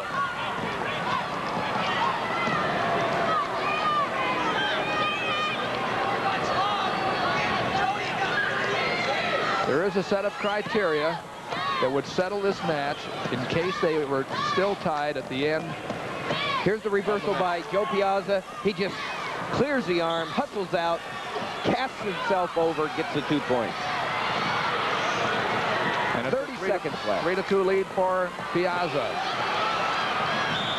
If Dickey gets out, and Piazza has the criteria. Piazza would win because he had a reversal. How far down the list is that? Don Huff. That's the 4th one down the list. First of all, it's unsportsmanlike. Then the greatest number of near falls, which he's trying to go for right there. Not going to get. Piazza driving hard. Doing a good job on top. He has 16 seconds to go. Dickey needs to get out. This is really important right here. If the wrestler was able to know that criteria, if there was a signal from the coach, you know, that says, hey, you've got the criteria. 1, not 2, of course. But in the heat of the moment, that's not possible very often. Dickey gets to his feet, but he doesn't really have anything with it. He doesn't have hands. He's just trying to run away from Piazza. Yeah, it does make Piazza look like he's just hanging on, and actually, he wasn't. Right. Well, he was just hanging on, but he was hanging on to a moving target. 5, 4, 3, 2, 1. Dowling has won the state championship. Almost. They're 6 points ahead now. A while ago, They've clinched the tie, Doug. They have clinched the tie. They have clinched the tie.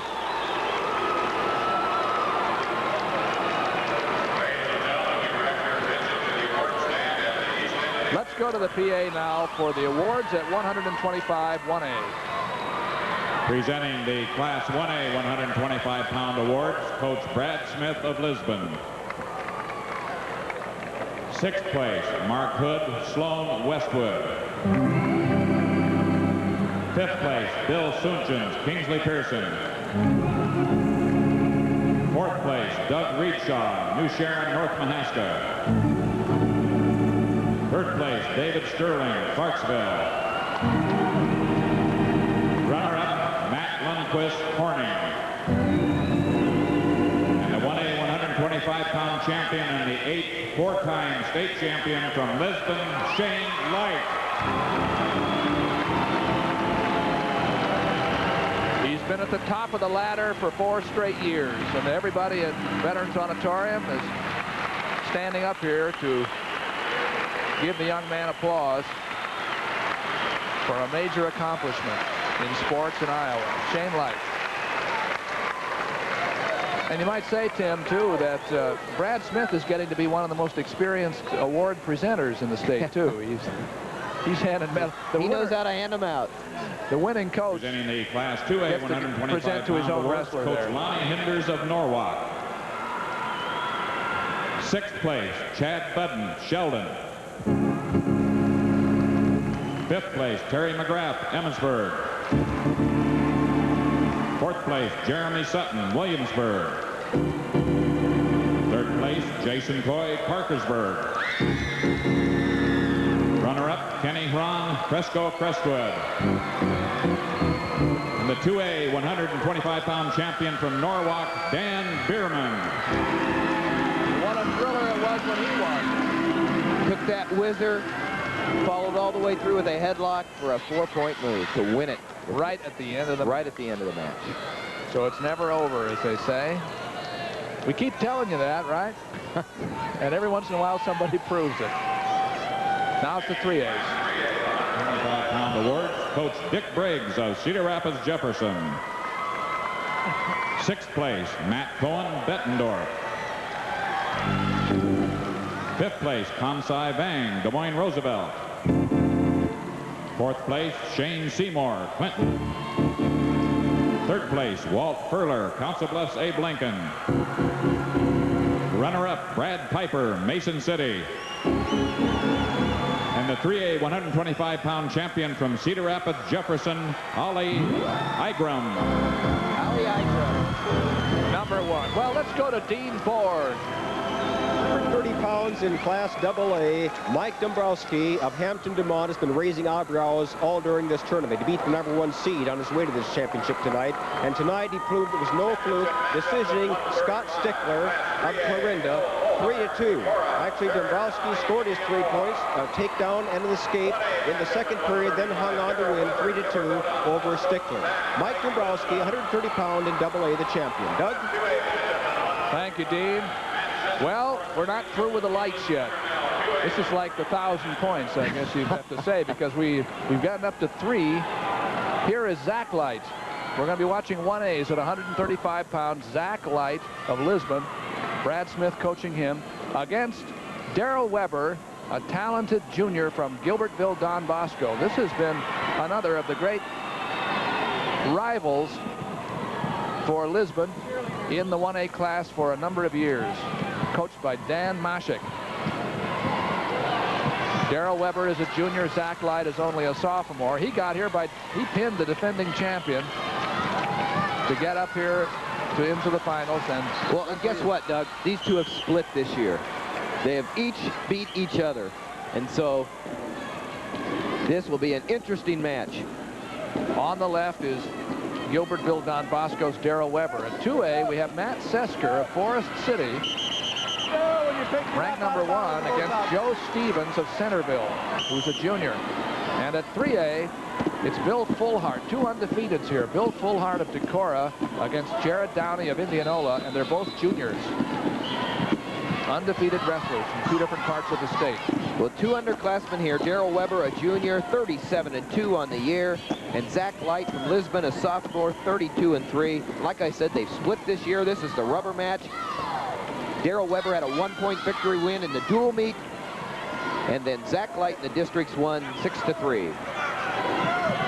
Weber came under. He has the leg, and he has the takedown.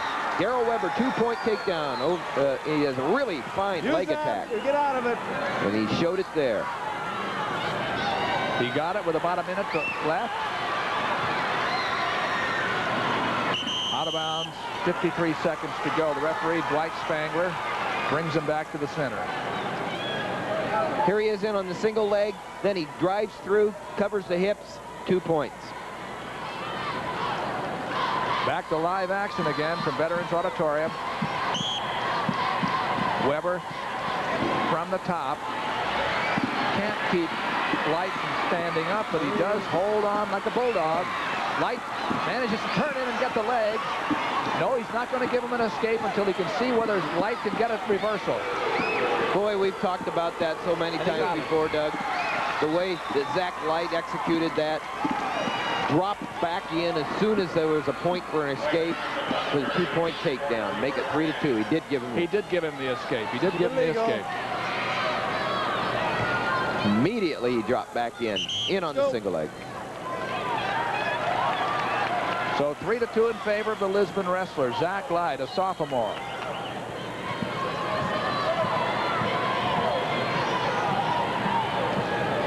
On final night, he's had 2 brothers win state championships tonight. Weber turning in, doing a nice job. He has Light on his back. And he's driving. He's got a cradle. It's close. It's close. Oh, my. And he's going to get out. Zach Light gets off his back.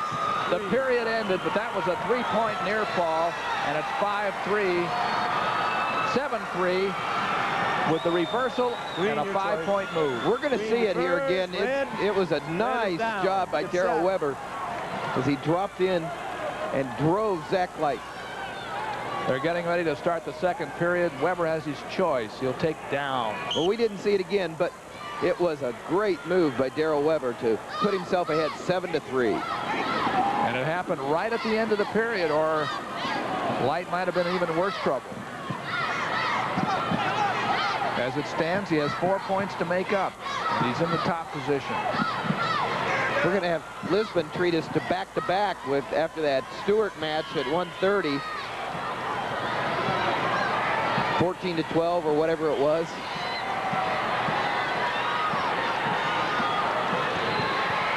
Weber doing nicely against Light. He's managed to edge around facing him now, and he could very well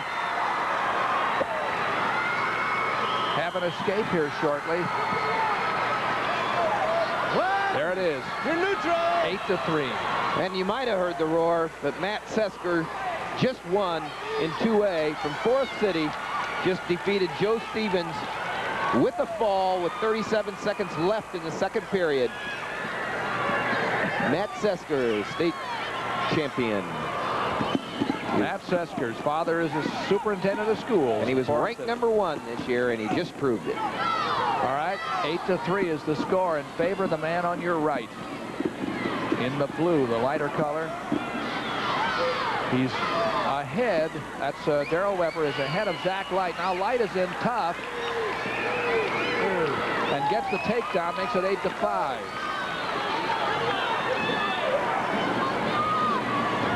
So Light has managed to make a couple of points up with 20 seconds to go in the second period, but he still trails by 3. Oh, we'll go back. Potentially dangerous hold.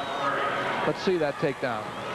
Head and leg right there, drives it through, spins around for the 2-point.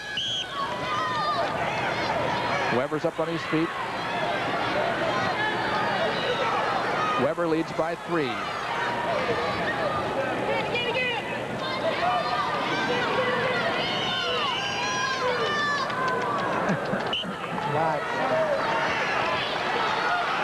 Back to the center, 8-5 at the end of the second period. Now we're going into the last 2 minutes.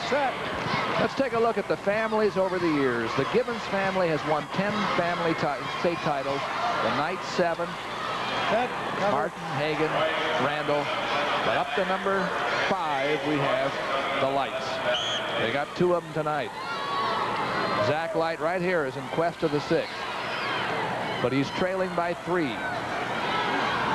Darrell Weber doing a nice job right here. Just drove back in to secure his position on top.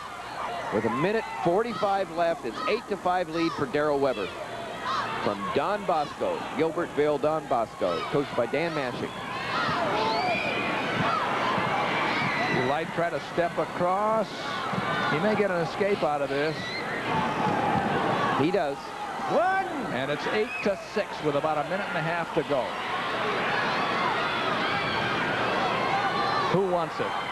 That's what it comes down to. You're exactly right, Doug. It comes down to, you know, they both want it, but it does come down so often to who wants it tonight a little more than the other person. There's Coach Mashing. Been a great coach for so long at Don Bosco. Put him on the map and one of the best teams in the 70s and 80s in single and double A.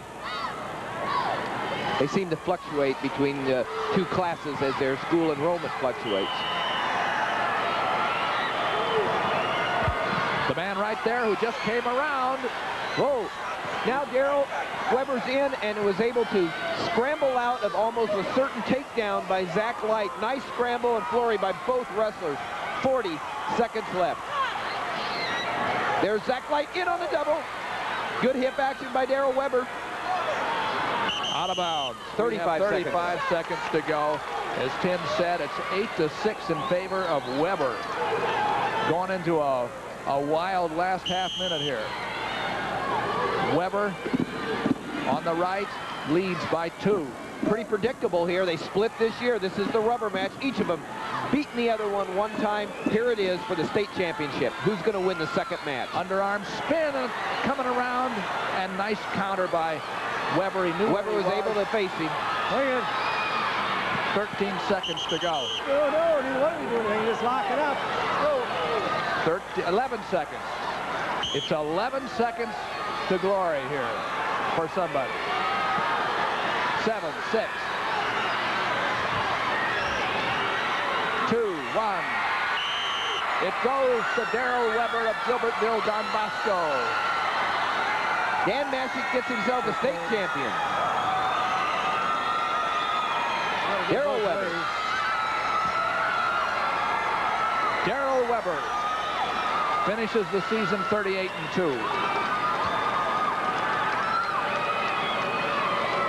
Zach Light, a very disappointed young man, is the first of the Lights not to win a state title tonight. He'll have to wait maybe for another year. He's only a sophomore. Only a sophomore, and very talented, and what a family. Let's go to 130-pound award stand. Presenting the Class 1A 130-pound awards, Coach Brad Smith of Lisbon. 6th place, Troy Thompson, Liberty Center, Southeast Warren.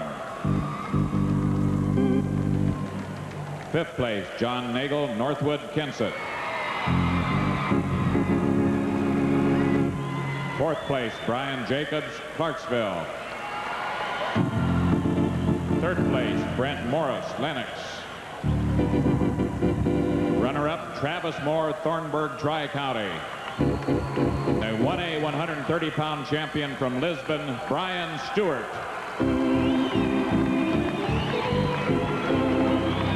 What a match he had tonight to win. Man. He has strength enough yet for a big smile. He had a terrific match with Travis Moore of Tri-County, who should be very proud, and I'm sure will be probably tomorrow, of his showing. It hurts a little tonight. 130-pound awards, Coach Steve Dickey of Hampton, Newmont. 6th place, Jeff Balvans, Washington. 5th place, Rick Vanderwoody, Rock Rapids Central Lion. 4th place, Mike O'Connor, Hudson Dyke. 3rd place, Mike Clayton, Brooklyn BGM. Runner-up, Scott Stickler, Clarinda. And the 2A 130-pound champion from Hampton, Dumont, Mike Dombrowski.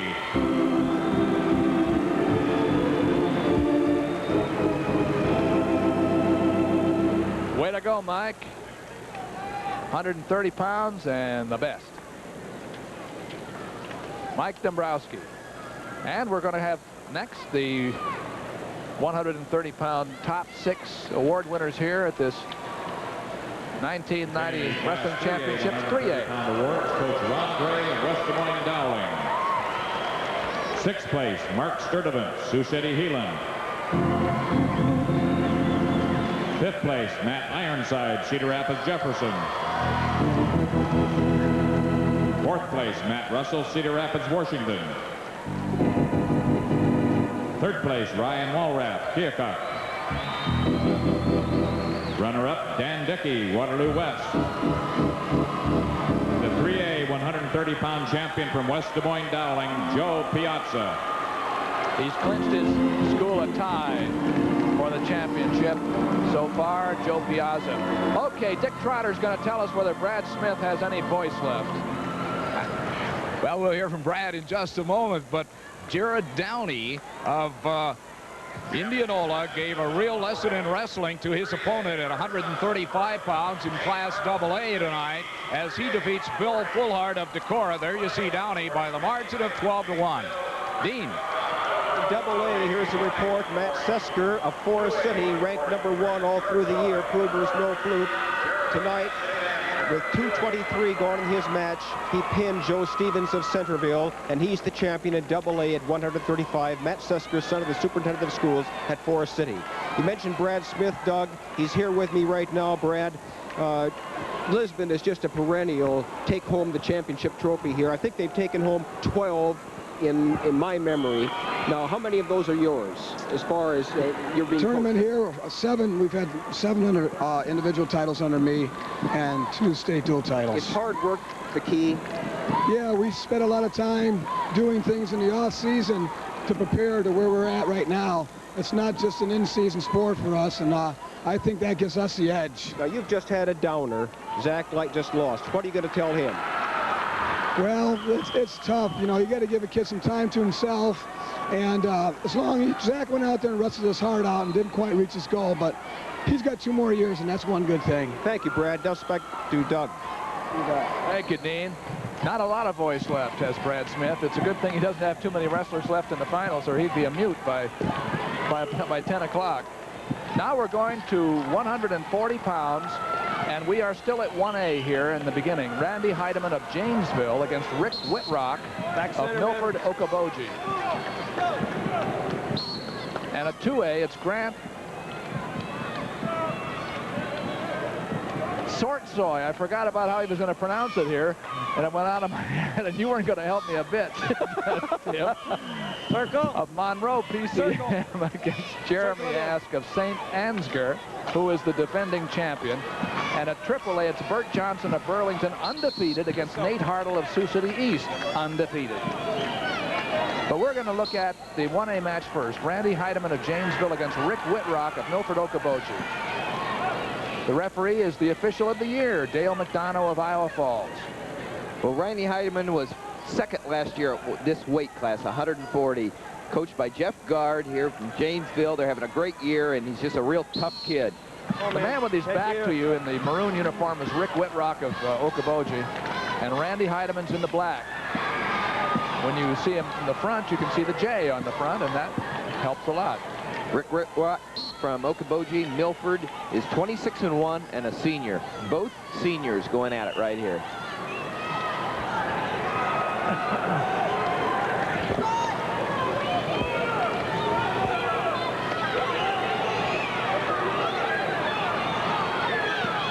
They're really at each other, but nothing's happened so far. And this time, Heidemann dumped Whitrock on his back, gets the takedown, 2-0.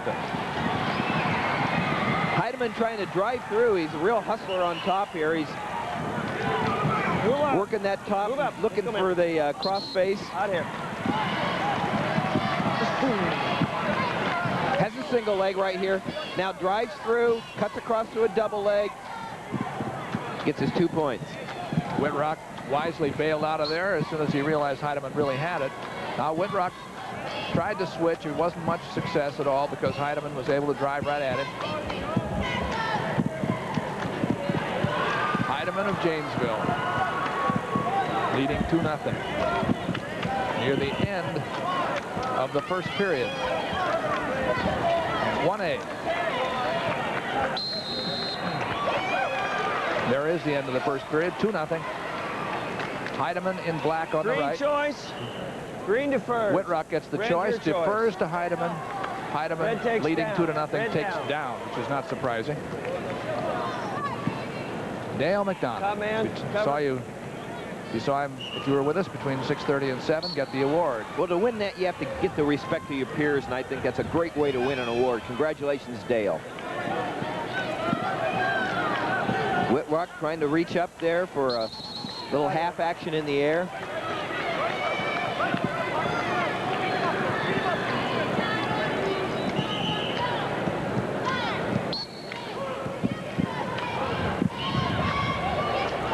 One minute, 45 seconds to go in the second period.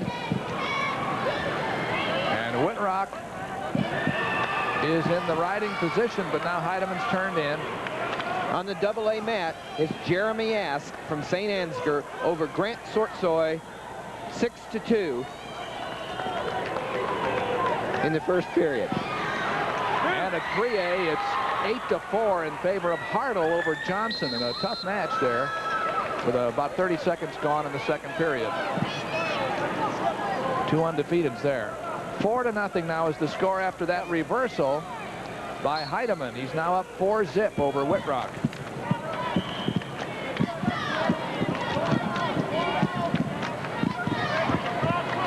Good, solid, workmanlike performance by Randy Heideman. When you're runner-up one year, you just work that much harder. You don't want to be runner-up again, and that's what Randy Heideman's thinking right now. From Janesville here on top, he wants to win it. He's trying to drive Rick Whitrock from Okoboji Milford to his back. He's got the arm bar right here, looking for a way to turn him.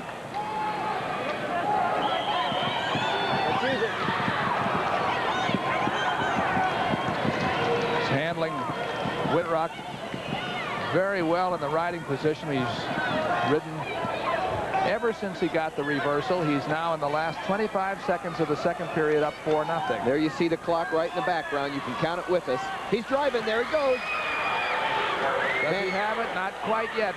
No near fall yet. Well, your workman-like fast Now he has it. Is a good description there, Doug. 3, 4, 5. 7 seconds. 6, 5, 3, 2, 1. He has a 3-point near fall. 7-0 lead. 3 red. Now on the 3A mat, Nate Hartle from Sioux City East is ahead 10-4, but he's having some injury problems, and they've had to call timeout twice, and it looks like it's an ankle. There was that drive by Heideman. He took the arm bar and just drove Whitrock over. He had it. And see, he settles down here. Look at there. He drives shoulder to shoulder, chest to chest, and he gets his points. Their timeout on the 3A mat with a minute left in the second period, 10-4 in favor of Nate Hartle from Sioux City East over Bert Johnson from Burlington. Both undefeated wrestlers. Bert Johnson 26-0, Nate Hartle 36-0. Wow. Now Whitrock started on his feet. He decided not to take the down position against Heideman. Heideman cut off the leg attack of Whitrock. He leads by 7. A minute and a half left in the match. This is Heideman. In on the outside single.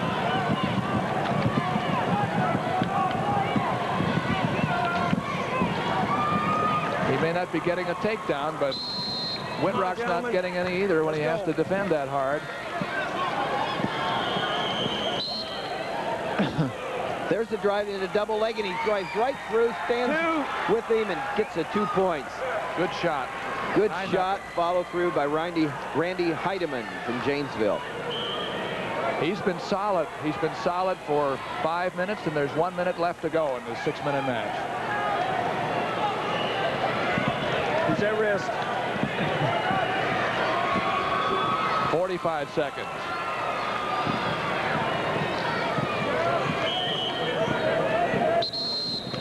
Out of bounds, 39 seconds to go as they come back to the center. There he just drives through. That was a nice drive through, and he just extended himself and landed on top for his 2-point takedown. There we get a good shot of Rick Whitrock from Milford, Okoboji.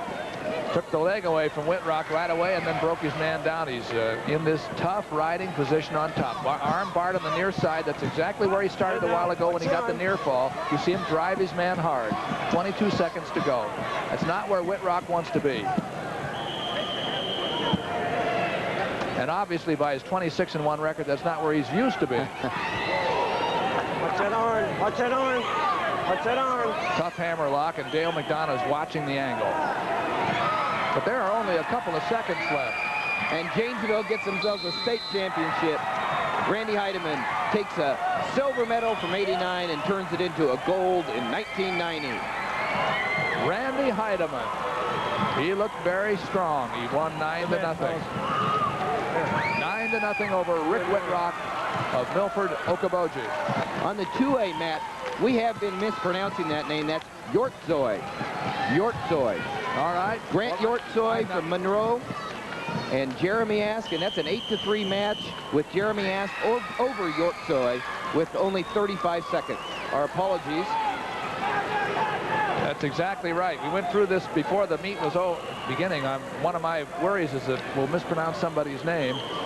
And we had every chance of mispronouncing that one. The gentleman spells his name H-J-O-R-T-S-H-O-J. And there we are in the match right there that we're looking at. 22 seconds to go, and it's 10-3 in favor of Ask. From St. Ansgar over Yortzoy from Monroe. Now, both Jeremy, wrestlers have only lost once this year. But Ask is the defending champion. He's going for a second title. And that's a thrill, too, to win 2 titles. Jeremy Ask, coached by Kirby Moses. The referee here is Tom Moore of Griswold. And obviously, this is stopped because Ask is having trouble with a bloody nose. That's Todd Jones, who is Grant Yortzoy's coach here at PCM.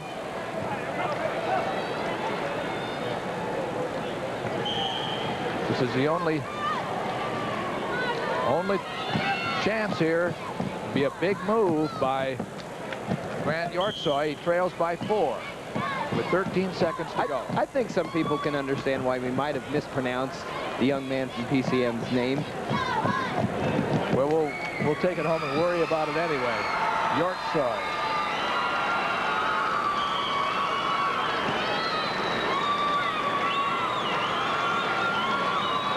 It looks like Ask's match. He's the man on the left. He's looking for his second title. And he's got it. And he has it. No. No, at the end of the second period. They must have had a timeout down there for injury because we are already done in the other 2 mats, and this one is just starting the 3rd period. So we just were indicated that they've had about 5 injury timeouts here for bloody nose, I think, and really taking care of that. That's Jeremy Ask, who has the cotton in his nose, you can see, to stop the bleeding, or at least to stanch it. There's a good shot of that. He leads 12-4. He's the man on the left. Shorter, stockier than Yortzoy, which means the Yortzoy could have a little bit better reach. He wasn't able to reach Ask from outside there. Ask goes right under. Trying a fireman's carry. Wasn't able to score with it. He leads, however, by 8 with 1:06 to go.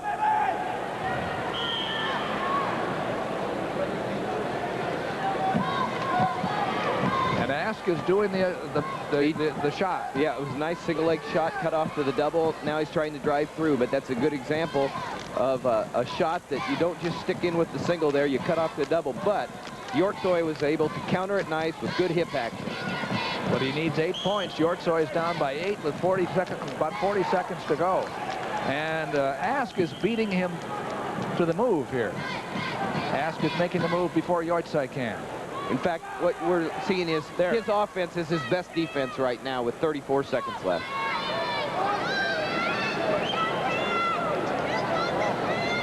We'll give you the results of the... There's Ask turning it into trying to do a little fireman's carry, not able to complete it. Yortzoy trying to turn it into 2 for him. Well, he could here. And he's going to. He does. But it's not really... Never give up. Problem. 12-6 in favor of the man on the bottom. After we get done here, we'll update... After the awards, we'll update the team standings for you if you're interested in how a particular team is doing. We'll have it for you.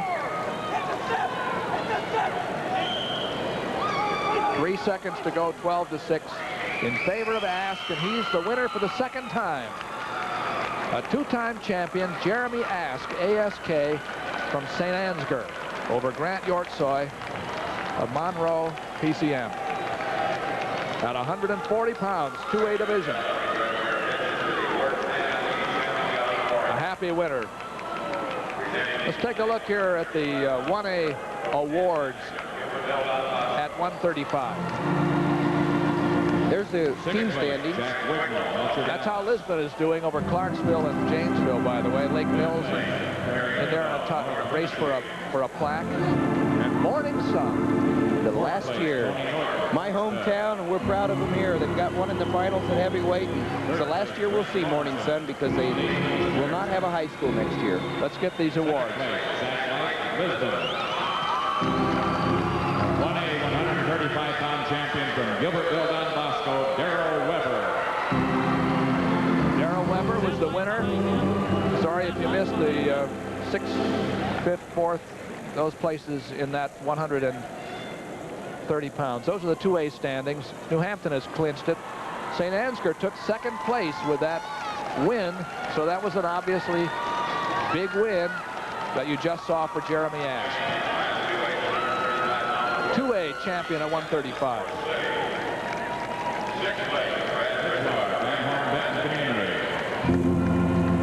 5th place, Scott Stevenson, Winterset. 4th place, Brian Duckworth, Johnston. 3rd place, Kirby Moss, Bloomfield, Davis County. Runner-up, Joe Stevens, Centerville. The Class 2A 135-pound champion from Forest City, Matt Shesker. Way to go, Matt. He beat Joe Stevens of Centerville. Now let's look at the 3A team championship standings. They have not been absolutely decided yet, although Dowling certainly has a leg up. They seem to have clinched a tie. They lead by 6 over Jefferson, with West Waterloo in a solid 3rd. 135-pound awards, Coach Wes Creason of Indianola. 6th place, Tyson Baumhoff, Des Moines Roosevelt. 5th place, Tim Lavelle, Marshalltown. 4th place, Eric Zebold, Ames. 3rd place, Matt Hatcher, Cedar Rapids Prairie. Runner-up, Bill Folhart, Decorah. And the 3A 135-pound champion from Indianola, Jared Downey. And that was an example of a match that we really didn't get to see, but Jared Downey is the champion at 135. Let's go to Dick Trotter. All right, Doug, at 140 pounds in the 3A competition, Nate Hartle, a senior from Sioux City East, was relentless. If our records were straight, he acquired 5 takedowns in the 2nd period as he overwhelmed Bert Johnson of Burlington 23-11. And there you see Hartle, the champion. Now back to you, Doug. An undefeated year for Nate Hartle, and Johnson was undefeated until that match. Well, we're at 145. And here we depart from our level just a little bit from our standard rotation, because we're going to show you the 3A match between Jeff Thyler of Dowling West Des Moines and Jay Cox of Indianola, 2 Central Iowa wrestlers. There are some who think that Jeff Thyler is the best wrestler in the state of Iowa.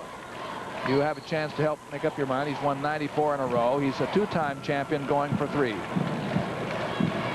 And his team will win for sure this title if he wins. That's for sure, Doug.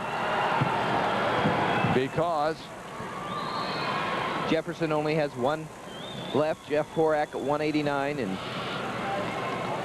this that's right. Okay, ready to go, man. Let's go. And Thyler is the last Dowling man to go for a title. And we're going to watch it right here. Thyler and Cox.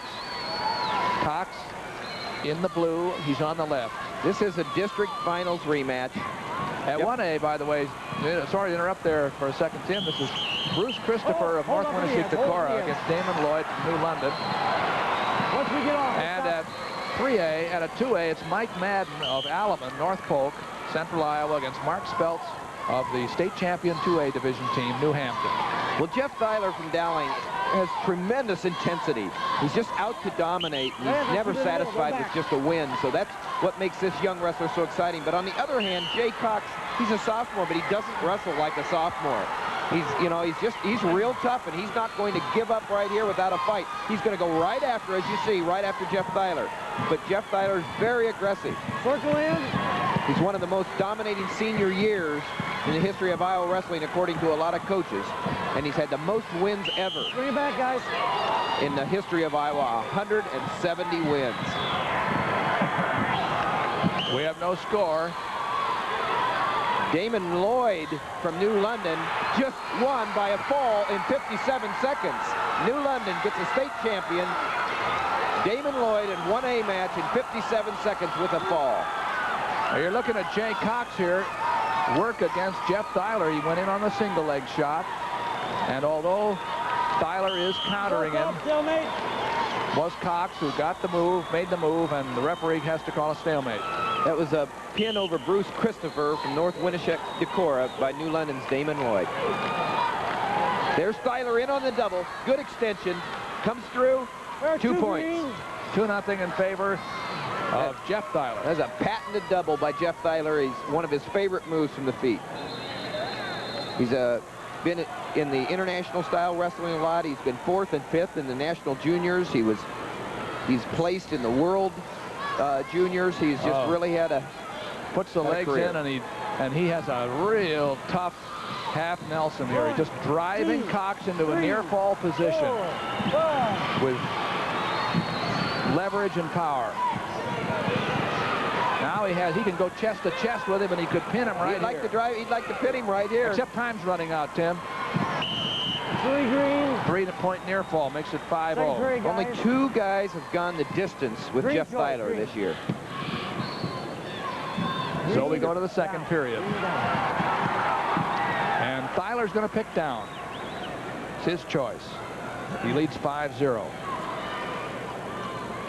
Thyler got to the finals with 2 falls and a technical fall. And on the other hand, Jay Cox really fought his way through, winning an overtime match in the quarterfinals and then 4-3 in the semis. Nice job by the sophomore Cox. Thyler rolls and comes around in a reversal, 7-0. That was a great little Granby roll, turning it into a reversal by Jeff Thyler. He leads by 7. 42-0 is Jeff Thyler's record. 33-2-1 for Jay Cox from Indianola. And as we said, 94 in a row for Thyler over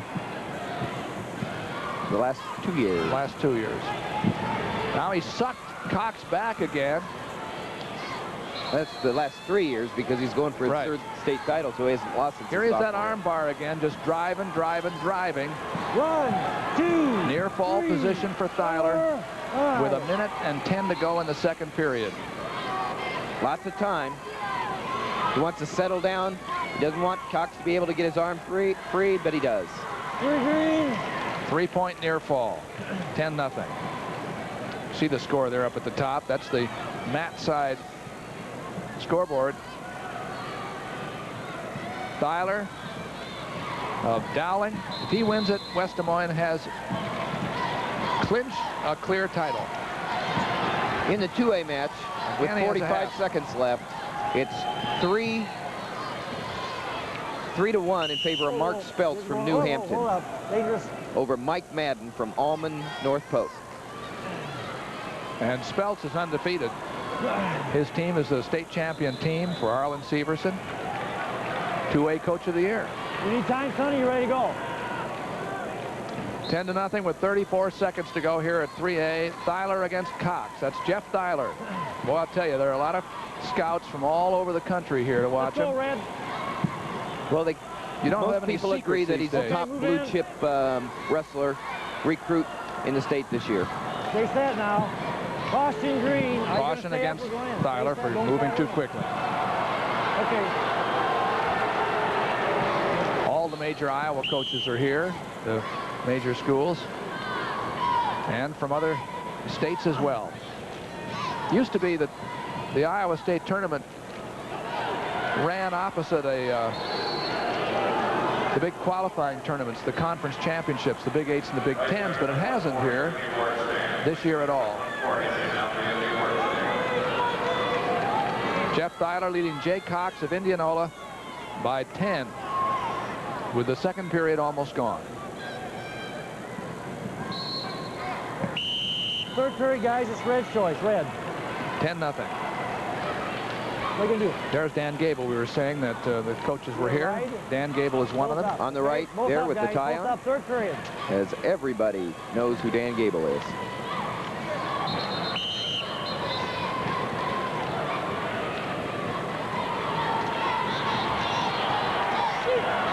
Tyler and Cox. A senior against a sophomore. In the last period, 10-0.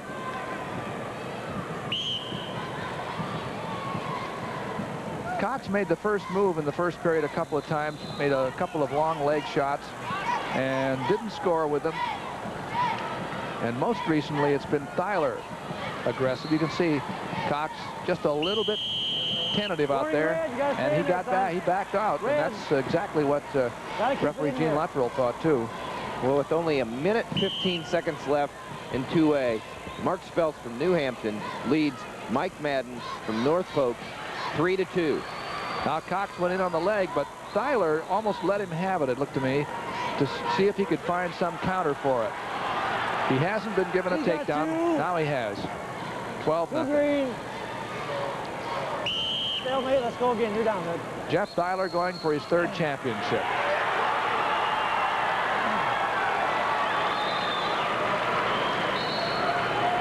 And there's a minute and 11 seconds to go. Great. You ready? Okay. Triple A, 145 pounds. One Red, get back in there, Red. Back in, back in. That's the first point for Cox. Two green. He's trying to... And a takedown again by... Keep on the map. Tyler looks like he's angling for a technical fall now. 15-point win. 14-2. With only 35 seconds, it's 4-2 on that 2A match, with Mark Speltz leading Mike Madden.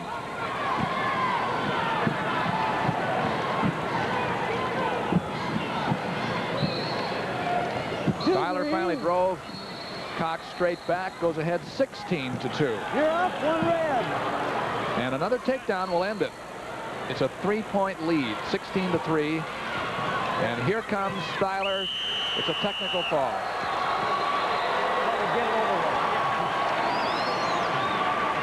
And West Des Moines, Dowling of West Des Moines becomes the state wrestling champion at the 3A division. In Ron Gray's first year as head coach.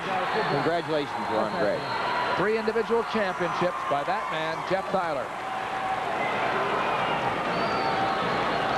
Finished the season 43-0. We still have about 10 seconds to go in the 2A match. Between Madden and Speltz, and Speltz leads 4-2.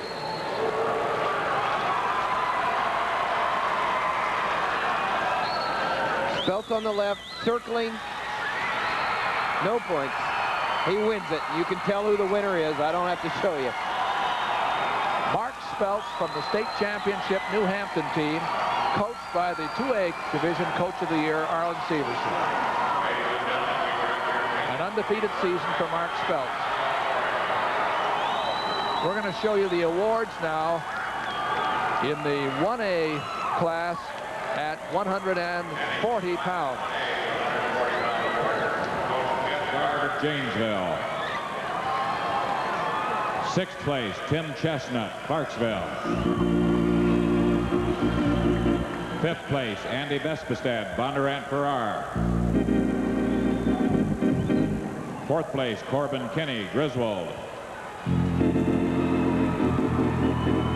3rd place, Scott Webster, Lisbon. Runner-up, Rick Whitrock, Milford, Okoboji. The 1A 140-pound champion from Janesville, Randy Heidemann. A big win by Heidemann. He won over Whitrock 9-0 in the 1A division. Part of the sellout crowd, more than 12,000 in Veterans Auditorium for the State Wrestling Championships of 1990, which we're bringing you live on Iowa Public Television. I'm Doug Brown with Tim Johnson and Dick Trotter and Dean Borg And lots of other people here. Here are the 2A winners at 140. St. Ansgar. 6th place, David Hansmeyer, Wakan. 5th place, Tony Doherty, Norwalk. 4th place, Travis Allen, Mount Vernon. 3rd place, Aaron Ari, Humboldt. Runner-up, Grant Yortsoy, Monroe PCM. And the 2A 140-pound champion from St. Ansgar, Jeremy Ask.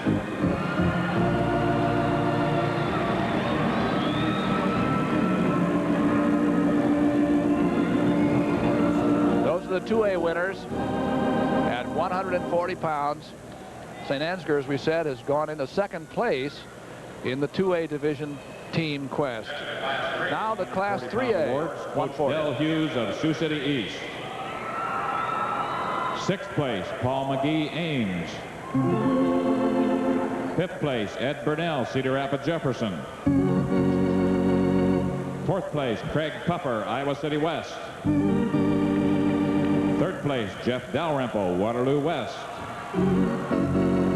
Runner-up, Bert Johnson, Burlington. And the 3A 140-pound champion from Sioux City East, Nate Hartle. Congratulations, Nate. I call your attention to the 4th place winner there. He's a cousin of mine. Oh, Did very well. Very proud of him.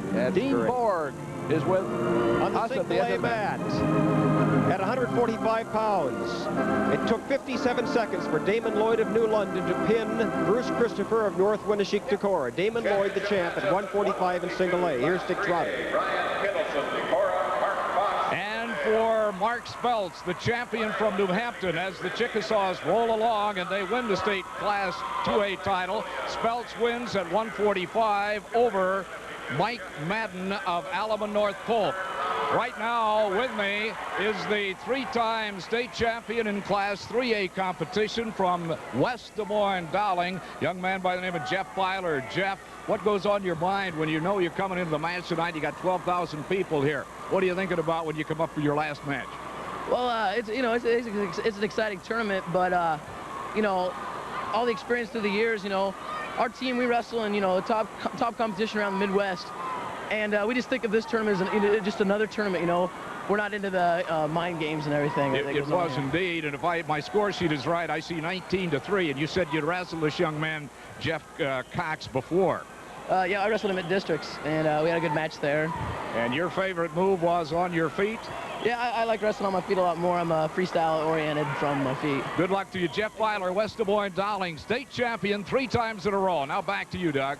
Thank you, Dick, and to Dean Borg, too. 152 pounds next. We're going to Double A. This is where we start with the Double A to the next 4 weights. And the man in the undefeated position coming into this match is Glenwood's Jeff Jens, and his opponent is Chad Turn of Mount Vernon, who's lost only once this year. They're going for the state championship at 2A. It's unique because both of these wrestlers came into the finals through overtime semifinals, Doug. In the 1A match, it's Randy Jimenez of Southeast Warren Liberty Center against Lynn Johnson of Logan Magnolia.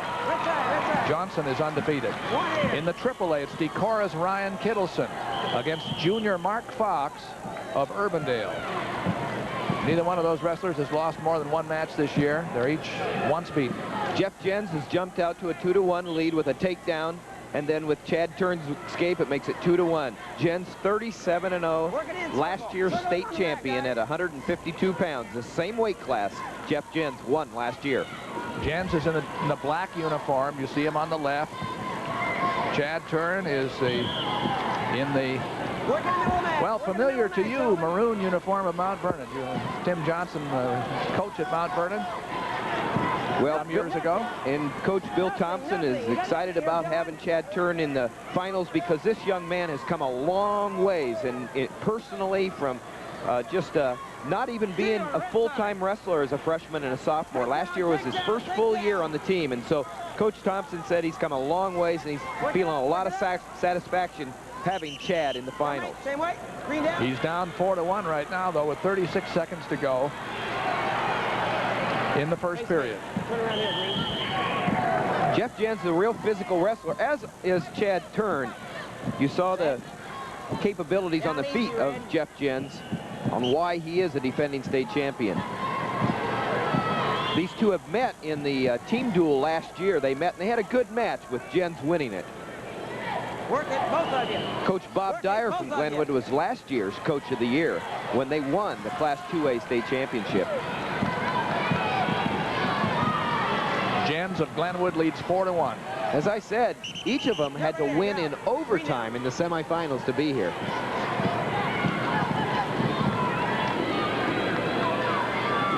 There's Bob Dyer with his hand on his face right there saying, golly, I wish it was over and Jens was winner. But I wish you were coming back next year. Yeah, all kinds of things going through his mind. Well, you never know. He might be thinking, what am I going to have to eat after the match? 4-1 in favor of Jeff Jens. Choice, green. At the end of the first period. Fur to red. Jens has his choice. Green to fur. Red down. And Jens wants to start under. He's leading by 3. Second period. Chad Turn. It's spelled TH, but pronounced Turn, like T-U-R-N. Didn't take Jens long, did it? He's out up by 4 now, 5-1. He looks a little more physical, a little stronger, and he was in on a nice double. Jeff Jens shoots in on a nice double, and he wants to play takedown. 7-2. You can see the clock ticking up there. Now he jumps in, hooks the legs. Watch the face. Jeff Jens comes through to the other far leg right there. Not able to execute through yet.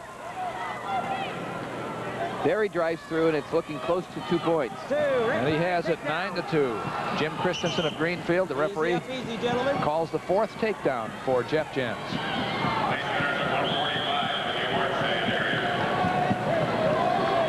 116, gentlemen. He'll probably turn him loose again. Set. Down easy, Red. He did. 9-3.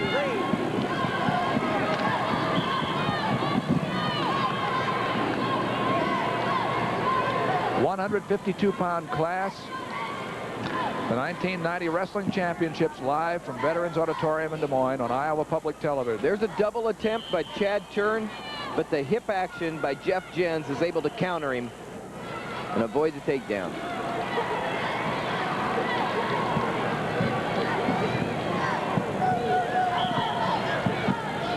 Interesting. He stepped in and just took what he had left. Yeah. 11-3.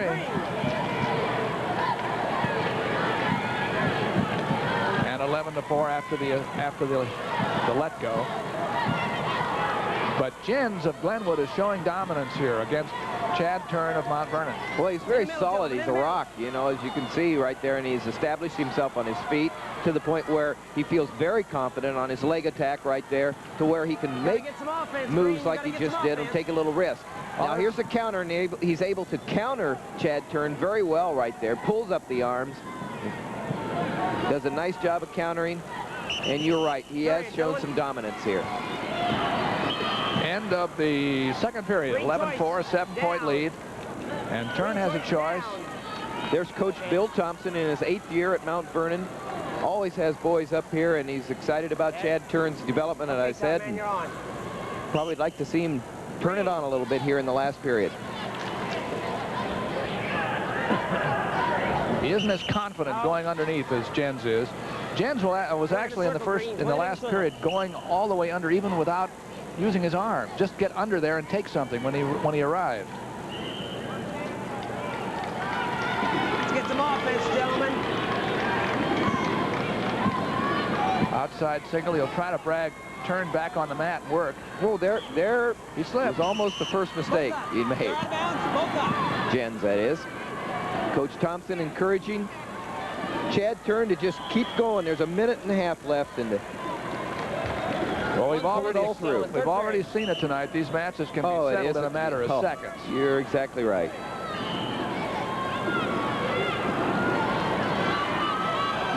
11-5.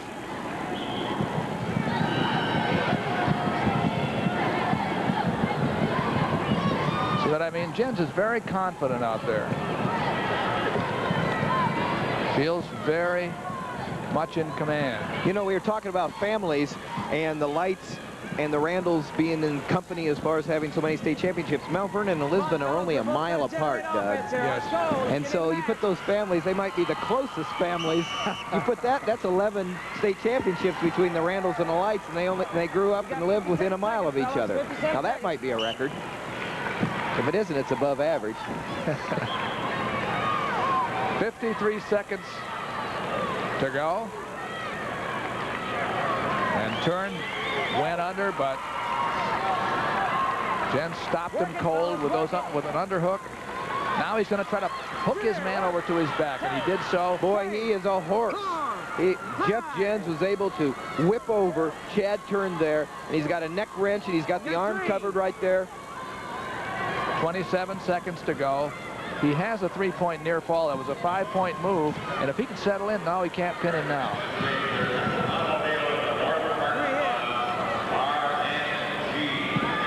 To 5.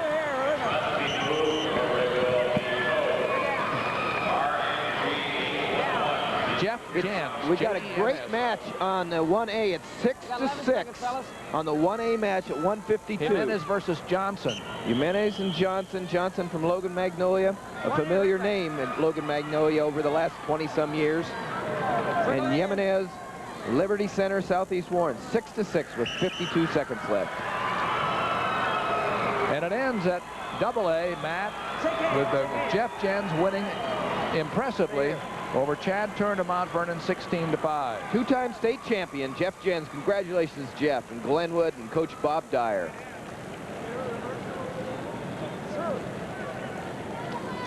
On Iowa Public Television, we're going to go to this 1-1. We're going to go to the 6-6 match at 1A between Randy Jimenez of Southeast Warren and Lynn Johnson of Logan Magnolia. The man who is getting some attention with the injury timeout was Jimenez in the green uniform. Lynn Johnson is already out there. He has the white top and the purple second color, and Jimenez is in on a double leg right away, but he can't finish it. It's 48 seconds to go here. And the warning goes to Johnson for backing out to avoid the takedown. 6-6. He pronounces it with the J, Jimenez. Well, so he doesn't know how to pronounce his own name. That's what we're saying? We have to hope that. Anyway, Randy's in a good match here. He has 33 seconds to go between Lynn Johnson and Randy Jimenez. The Gibbonses are up on the mat. Well, as a matter of fact, those are all Iowa State. 3 national champions there. Kelly Ward on the right. Jim Gibbons behind him. There's Perry Hummel and Joe Gibbons on the left. And how many state championships between Jim and Joe? What was it? 7? Yeah. I think you're right. Yep. 4 for Joe, 3 for Jim. 33 seconds to go, and they have timeout again for Randy Jimenez of Southeast Warren. He's had a great year, 28-2. His coach is Ron Miller. Now, Lynn Johnson, waiting there patiently or impatiently, as the case may be, on the left, is undefeated in 33 matches. From Logan Magnolia, and away they go. On the whistle, Jimenez takes the shot.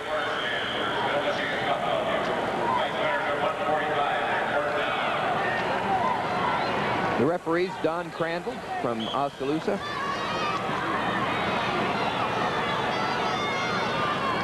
Six to 6 with about 20 seconds to go. 1A, 152. Kind of had the feeling somebody's going to score here, Doug. 15 seconds.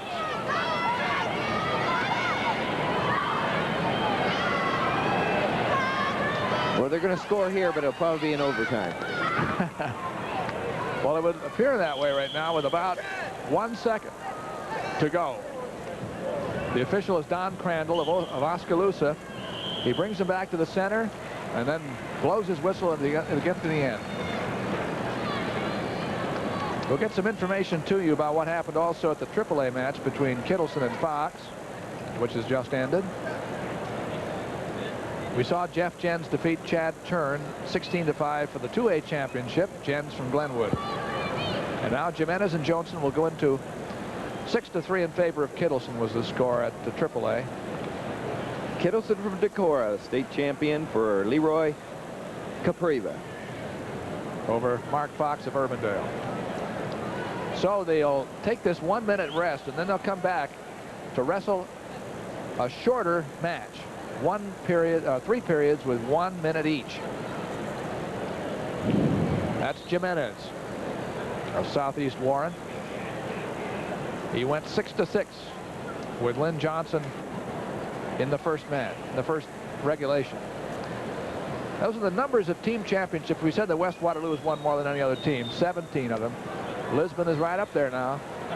Fort Dodge, East Waterloo, and Cresco, which hasn't always been Cresco Crestwood, but they've won a lot of titles.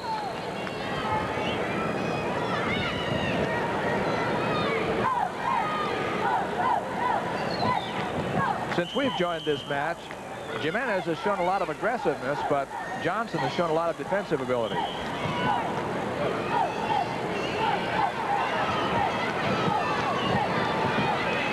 Now Johnson's trying to post that arm and come around, but Jimenez is holding the head. See, he's got a hold of the head, keeping Johnson from spinning around. He was able to keep him from spinning around for the 2. And he got it faced off, and here he comes again with that shot. He takes him from way outside, though. He takes the shots. Johnson's posting ahead and trying to come around.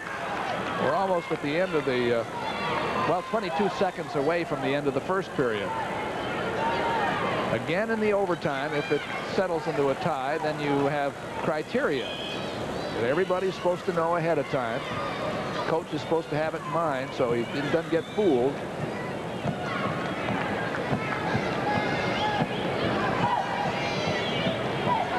Post in the head, that front. There he's really trying to spin around, but Jimenez is doing a nice job of holding him.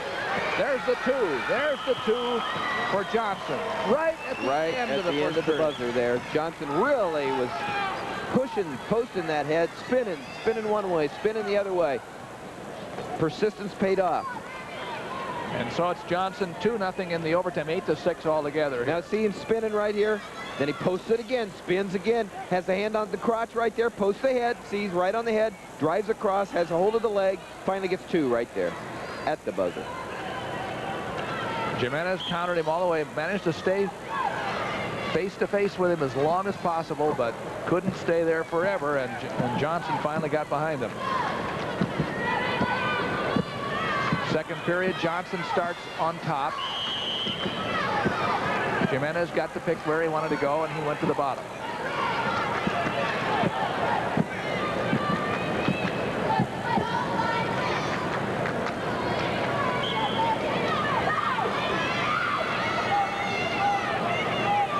Jimenez trapped the leg when he went back that time. He's in a little better spot than he was the first time they made this move. But that didn't last long. So he's pulling that wrist through, using kind of a arm right there, trying to drive it across, get Jimenez off his base, as he's successful doing right now. Now Jimenez back to his base. That's what keeps him from going to his back. But now he's off his base. Hips are down on the mat. That's the dangerous part.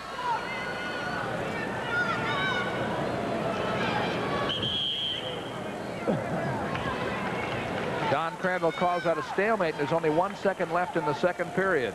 152 pounds, 1A division. This is the last match going at this weight. An overtime. Now we have the last 1 minute to go, the last period. 8-6. Lynn Johnson in charge. He's the man on the bottom. Jimenez has to make up 2 points. Trying to put on the cradle. The referee, Don Crandall, calls it potentially dangerous.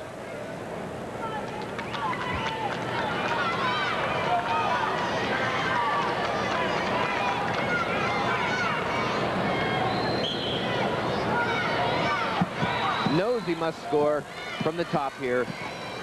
Jimenez does. He knows he must score by putting Johnson on his back. He'd have to put him on his back for 3, too, because 2 wouldn't be enough. Well, it would be 2. Yes, it would. A near fall's higher in the criteria. He would win right. by criteria if he gets a 2-point near fall. But he has only a half a minute to do it. Although we don't know what happened in the regulation time.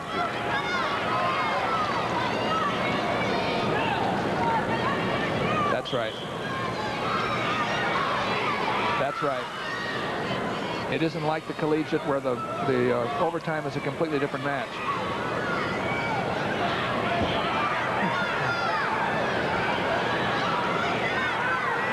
Jimenez really trying to work Johnson here. Trying to make something with a bent leg Turk, and he can't. That's considered by Don Crandall to be too dangerous. 8 seconds to go.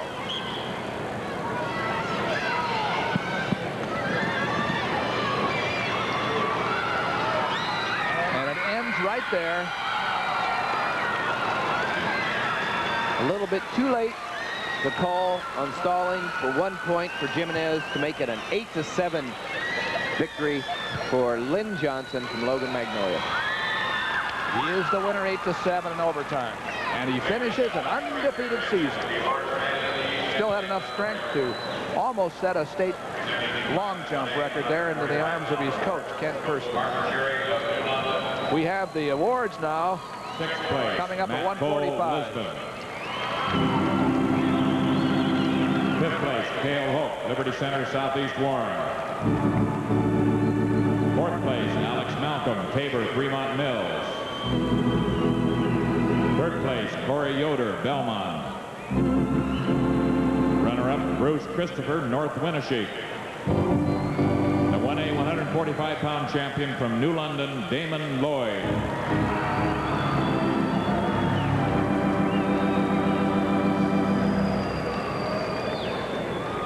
He's the state champion.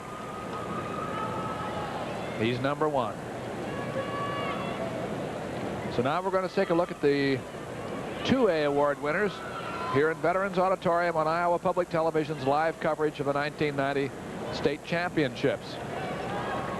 145-pound awards, Coach Arlen Severson of New Hampton.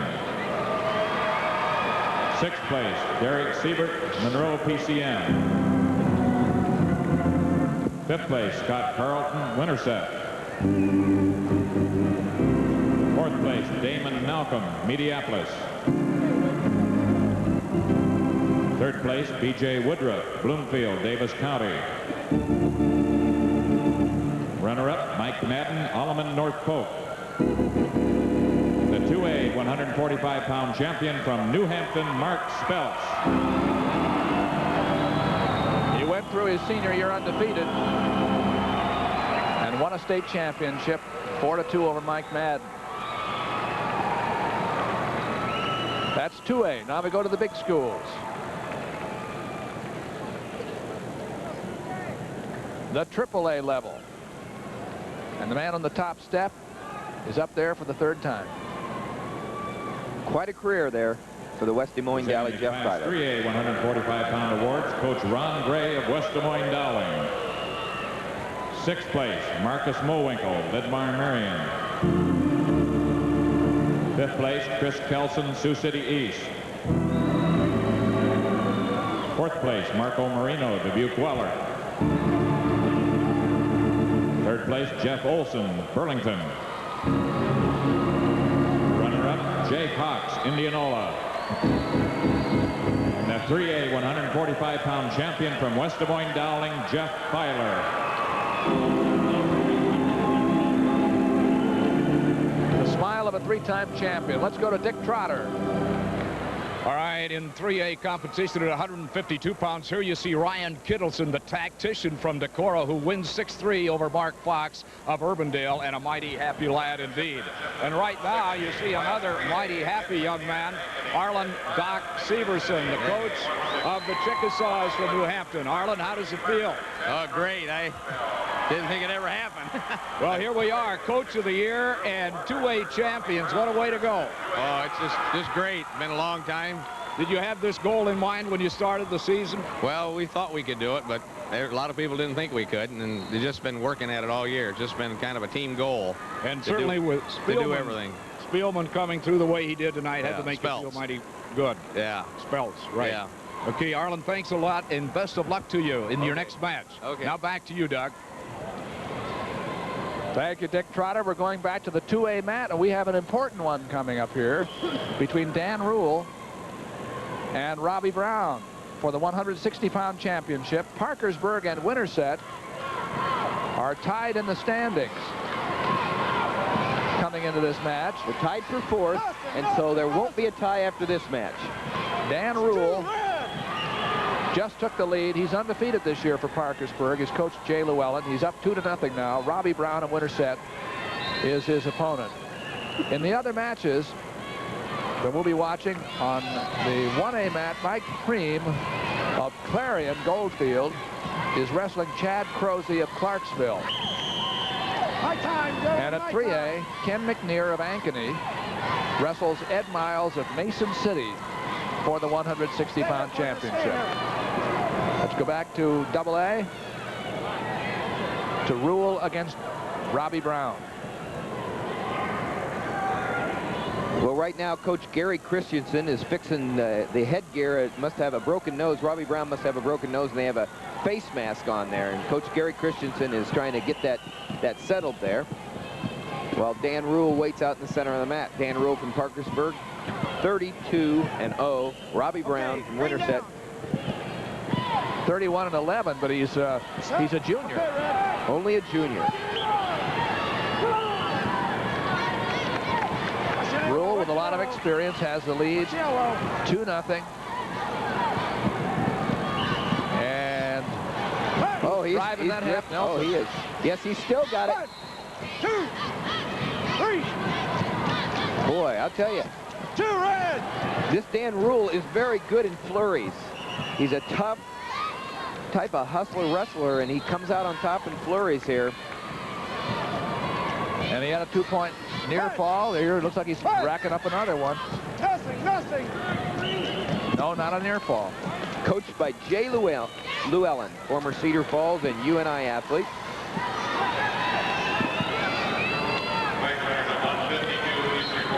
Referee again is Don Crandall of Oskaloosa. Let's go, gentlemen. Let's go, gentlemen. Pick it up. Rule again, driving. We've seen a good deal of that tonight. 3 or 4 wrestlers using with the legs in and the half Nelson. They've been driving, and I like it when they get out there with that confidence.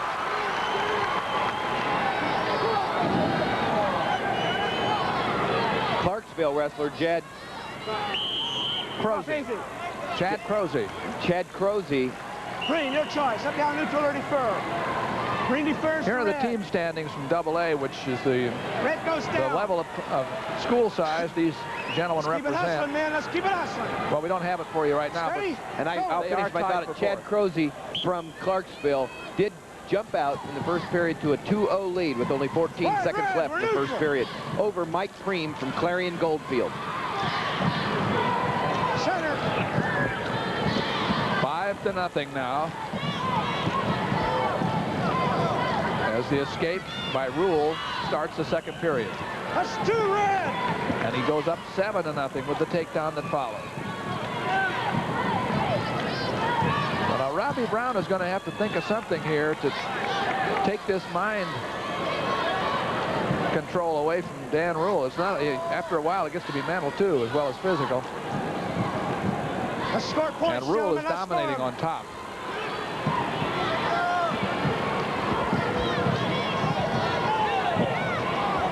Well, when they're confident enough to roll and get a little bit high, you know they're feeling a lot of confidence, like you were saying, and that's a mark of someone who knows they're in control, and that's where Dan Rule is right now.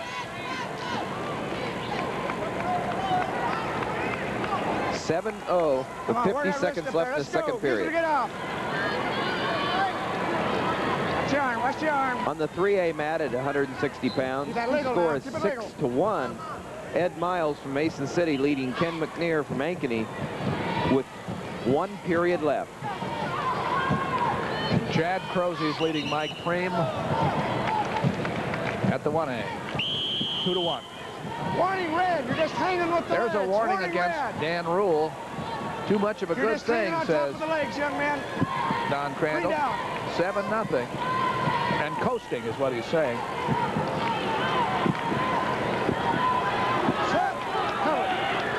There's the Robbie Brown with the nose protector.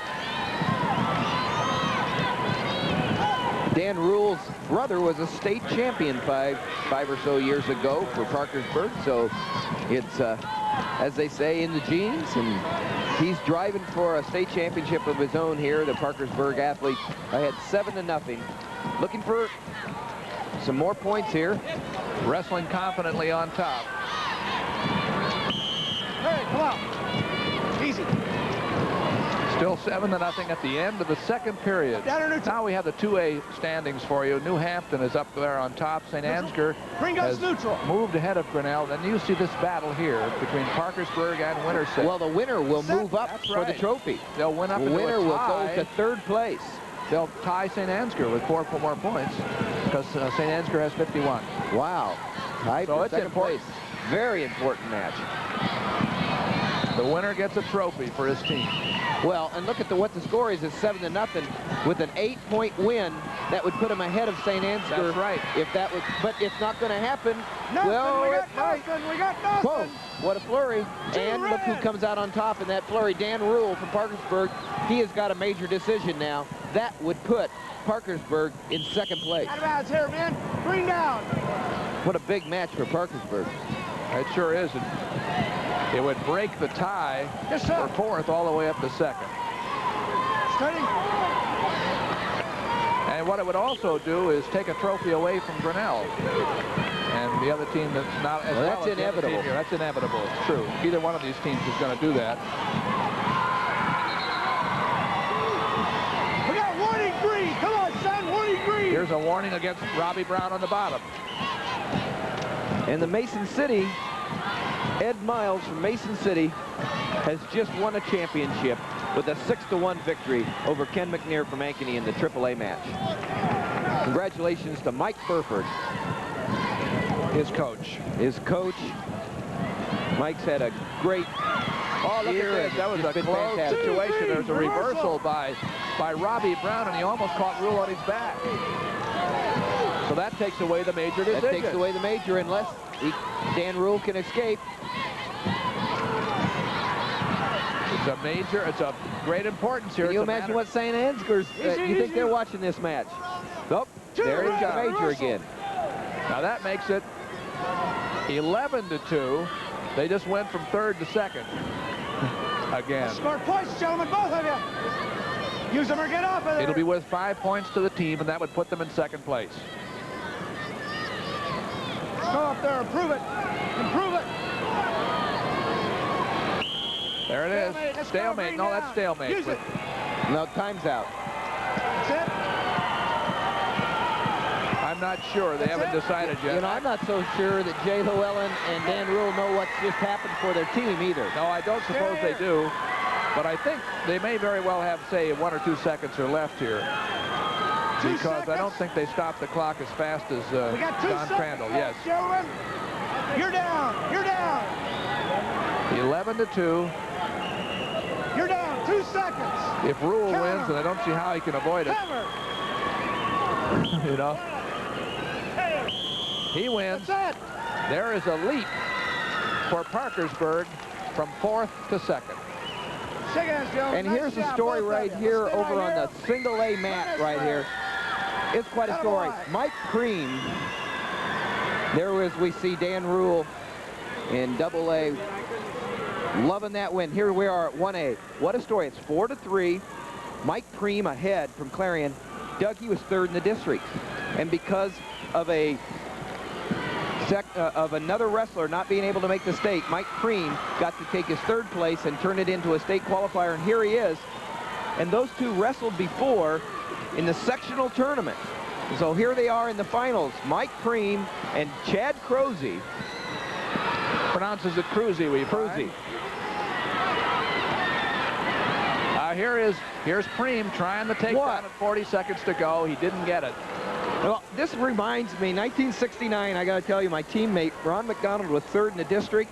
He came back from Morning Sun and won a state championship when he finished third in the districts and hadn't qualified, but the person ahead of him got injured. We could have the same situation here. Third place in the districts. A week ago, you don't think you're coming? You're not even coming? And here you are in the finals, tied, and could have won a state championship. What a turnaround. Well, he's from a proud wrestling town. Clarion has a great history of wrestling. Oh, man. But he's the only man here from Clarion this year. But we didn't know he was going to be here. The only loss Preem has had has been to Cruzy. He's had 2 losses. He lost in the sectional and the district tournament to Cruzy. And here is... This is something else. It looks like it could be another overtime. Beginning to look that way. We're in the last 5 seconds. 4, 3, 2, 1. It's an overtime. Wow. So the referee is Bob McNeil from Cedar Rapids. One of the many veteran referees here who are used to being in charge in these meets. They do high school meets. Many of them do college meets. They're the best the state of Iowa has to offer, and that's very, very good. We're at 160 pounds in the 1A championships and overtime. Again, this is they will go 3 more minutes. 3 more periods, 1 minute each. Mike Preem of Clarion Goldfield, coached by Craig Warnicki, against Chad Cruzy of Clarksville, coached by Ron Peterson. Ron Peterson has really put together a program at Clarksville year in and year out in the last several years. They've done a fine job, and that's a tribute to the coach. Before we get to the overtime, we want to tell you about a special time coming up on Iowa Public Television called Festival. The dates, March 5th through March 18th. And during that period, you can enjoy some very special programs. And you're asked to show your support for the high-quality program by calling and pledging dollars to friends of Iowa Public Television. The money raised during the festival is used during the coming year to help with program expenses, such things as college wrestling, for instance, that we have an interest in. And programs, these are underwritten with friends' dollars. So tune in and enjoy the spectacular programs, and please show how much you appreciate quality television by joining friends. Here we go in the overtime between Preem and Cruzy.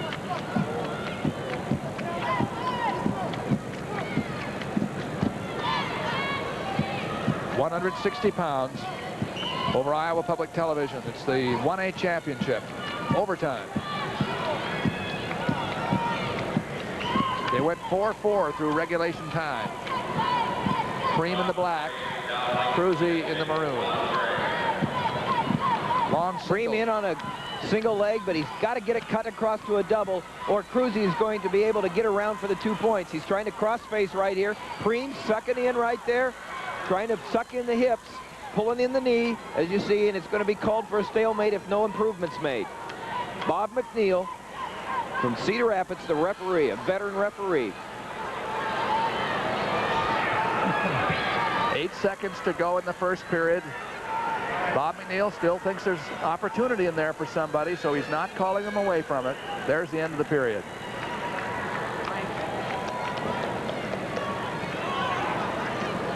It's actually a good-looking, quick, long single by Preem, and a dandy counter by Cruzy.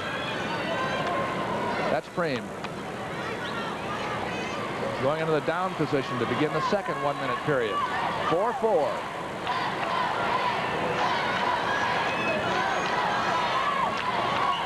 So now they decided on mat wrestling.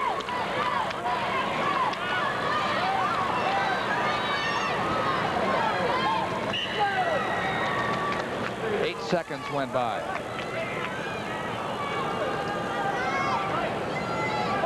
Riding time is not a factor in high school wrestling. Not even in the overtime, not even as a point of difference when you come to criteria in a tie.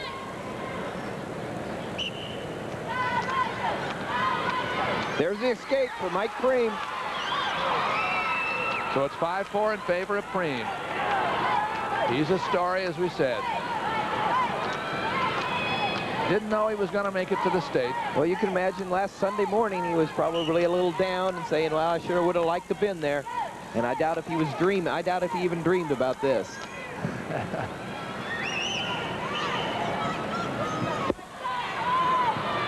"30 seconds to go.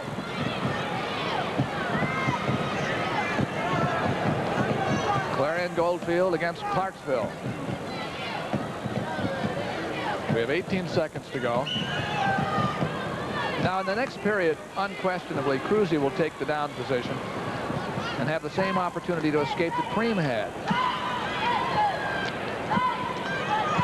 There's a shot by Preem and counter by Cruzy. Just how it's been all night long with these two. 5 seconds to go in the second overtime minute. And it's through. Overtime. Second period. This time, Cruzy's choice.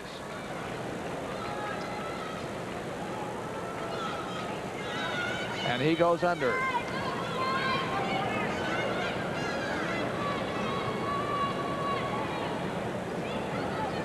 Now, Mike Preem is looking over his shoulder at his coach Craig Warnicki saying, should I let him go? Should I ride him? And Craig Warnicki's saying, ride him, but don't give him two. You've heard that before. One, not two. One, not two. You've said it before, I think. And here comes, you see Cruzy stepping across to stop just what you were talking about, a switch by Preem for two. 17 seconds gone.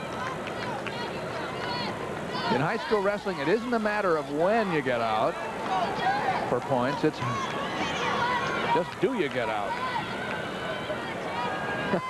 Little light reading there by Ron Peterson's assistant.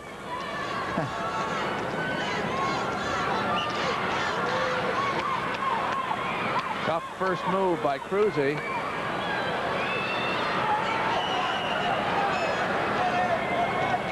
That's a warning against Preem for staying down on the leg.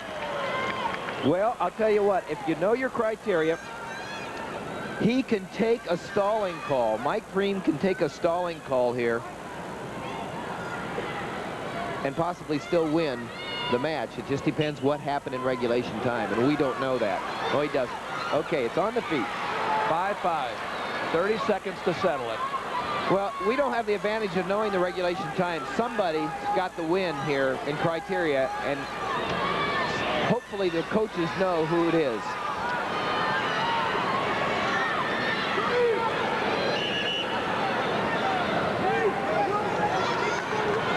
From the activity of Craig Warnicki, the Clarion coach, it may very well be that Cruzy has criteria, but I'm not sure. 7 seconds to go in a 5-5 match. And it will come down to criteria. They know, and it looks like the Clarksville people, yeah, they're happy. They must feel they have maybe, I don't think they have near fall points, but maybe more takedowns. We'll see.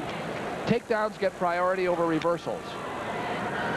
Well, Mike Preem gave it one great effort. He was really trying there. What a great comeback for Mike Preem, and what a great win for Chad Cruzy. And if it is a win for Chad Cruzy, to win in the sectionals district and state over the same man is a tough thing to do. And it appears that possibly he has done it. But of course, we won't know.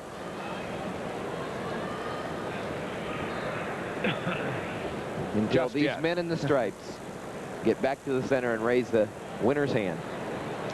It's at 160 pounds. We still have 171 to go, 189, and then heavyweight in the state wrestling championships from Veterans Auditorium on Iowa Public Television.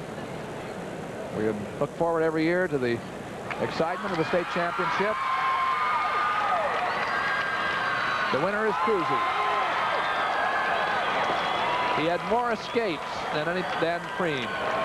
And so that last escape, that was the one. Did win it. It did.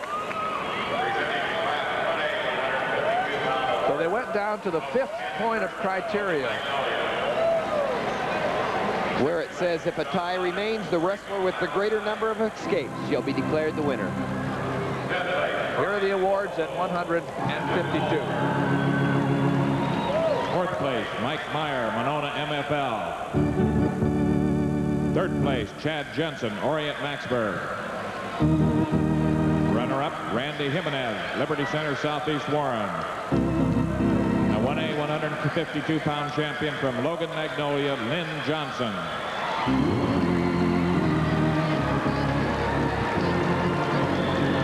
Lynn Johnson, the winner at 152 pounds in a tough match, an overtime match over Randy Jimenez. Now at 2A. Coach Bob Dyer of Glenwood. Sixth place, Stacy Collier, Winterset. Fifth place, Chad Kalkved, Esterville. Fourth place, Boyd Forsyth, Huxley Ballard. Third place, Steve Kelly, Britt, West Hancock. Runner-up, Chad Turn, Mount Vernon. And the 2A 152-pound champion from Glenwood, Jeff Jens. Jeff Jens is a two-time champion. And he won, as you can see, that's how many wins he had in a row. His last 77 in high school without a loss. So those are the 2A winners in 152.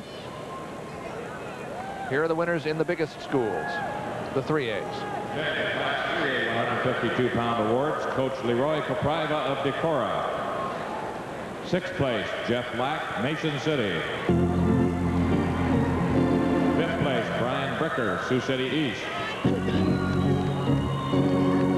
Fourth place, Sean Scarborough, Waterloo, Columbus. Third place, Ted Osterberger, Dubuque Waller. The runner-up, Mark Fox, Urbandale. The 3A 152-pound champion from Decorah, Ryan Kittleson. Attaboy, Ryan. Let's go to Dick Trotter. All right, Doug, and our champion that we'll see here at 160 pounds, 3A competition is Ed Mills of Mason City, who defeats Ken McNair of Ankeny 6-1. And quite a happy young man. And another happy young man is with me right now, Ron Gray, who last year was the assistant at West Des Moines Dowling. This year, the champion West Des Moines Dowling. Ron, how does it feel to be head man? It's a good feeling right now, I can tell you that. Did you think when you came into tonight's finals tied with Jefferson 94 apiece that it was going to be this easy? Well, I thought our chances were good. We had 3 good kids in the finals, and I thought our chances were pretty good. And all 3 of them came through for you? Yes, they did. They did a real good job, real fine. I'm proud of every one of them. Well, this has been a great year for you and a great year for West Des Moines Dowling. Congratulations and best of luck. Thank you very much, Dick. Now back to you, Doug. Thank you, Dick Trotter. We're going to go up to 171 pounds now. And first of all, we start with AA, the state champion team, New Hampton, Curtis Heidemann, against Sean Pippert of Muscatine LTS, Louisa Muscatine LTS, L&M. Curtis Heidemann. Take it back on. And in on the leg, you saw Pippert. Whoa. Nice lateral drop by Heidemann there. No, that was by Sean Pippert. That's Pippert. Curtis Heidemann. And at the 1A mat, we're going to be watching another Lisbon wrestler who is in trouble right at the moment. You see him on his back. That's Robbie Kamerling, undefeated this year. And Matt Strait of Logan Magnolia has him on his back with 1 minute and 15 seconds to go. Kamerling just came out from under, but he had a 3-point near fall against him, and he's down 5-0 right off the mark. At AAA, there you see Casey Hesseltine throwing Ernest Middleton. We just showed up in time to see it. And Hesseltine, that looks like a lot of trouble. Yeah, he's ranked #1, hasn't lost this. Hesseltine wins the state championship. That's 2 for Iowa City High. Well, we tuned in at the right time. Boy, I'll tell you, those Iowa City fans are happy we put that corner up there then. What a what a great pin. He's been a pinner of 24, 25 pins this year. Casey Hesseltine, state champion. And there's no score at the 2A mat. Curtis Heidemann and Sean Pippert. He's got 2 of them, red. That's 2 points for Curtis Heidemann from New Hampton. He's 31-2. He's a junior. He was an all-state fullback. He's really tough. Both his losses this year came to Matt Narum, who Sean Pippert defeated in the semifinals, who was upset by Sean Pippert in the semifinals. 20 seconds to go. Work for a fall in the first period. Work for a fall. Last year, Heidemann was 4th at 171. Pippert was 4th at 160. 2 4th-place finishers from last year going at it for the state championship. In there, work for a fall, New Hampshire. Referee is Arlo Flegge from Waverly. Another very experienced official. We've seen him many times in past years, but I believe this is the first match we've had him on mat as the referee. Now Pippert's going to turn this into a reversal or at least an escape. Oh, no points.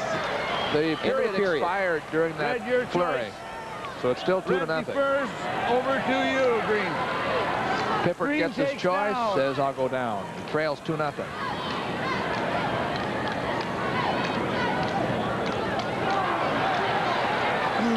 Nothing as Pippert comes under. Set, move on, wait for the whistle. 1 Green. That's 3-0 now. Heidemann's out. No, it's 2-1. That was Sean Pippert who escaped.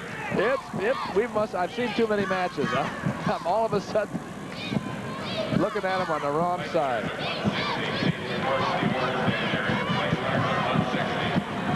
2-1 in favor of Heidemann.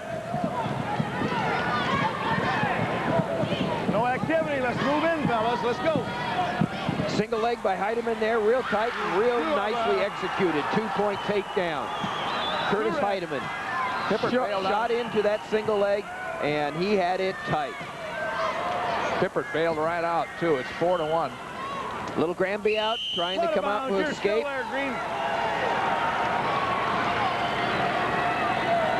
Look at that single leg. It's tight. He drives through, covers both legs, gets 2-point takedown. On the whistle. Pippert out for an escape. 1 point, 4-2. 4-2. A takedown for Pippert would bring him right back into this match with only 55 seconds left in the second period. The Class A match. It's 11-4 straight over Kamerling. So Kamerling's undefeated string this year is in danger. Logan Magnolia over Lisbon. Timeout. Pippert. Injured. You get hit in the bottom of the jaw. Okay.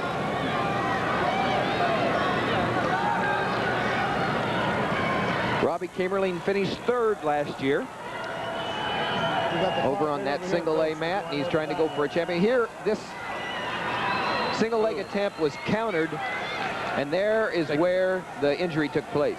But over on the single A mat, like you said, it's 11-4, second period running out, and Matt Strait really rolling it up over there. Matt Strait from Logan Magnolia defeating Robbie Kamerling.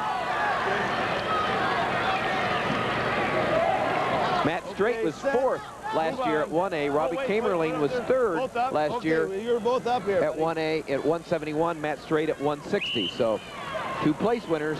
Here we go again with Heidemann against Pippert. Heidemann leads 4-2.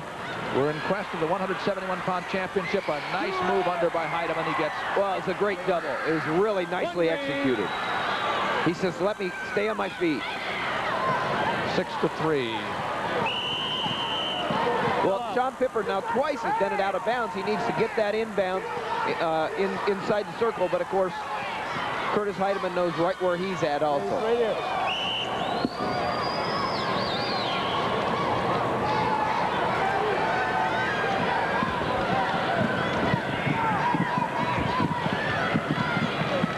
On the left, it's Heidemann by 3, 6-3, with 10 seconds to go in the second period. 171 pounds. And again out of bounds for that throw. 5 seconds to go, second period. Stay right there.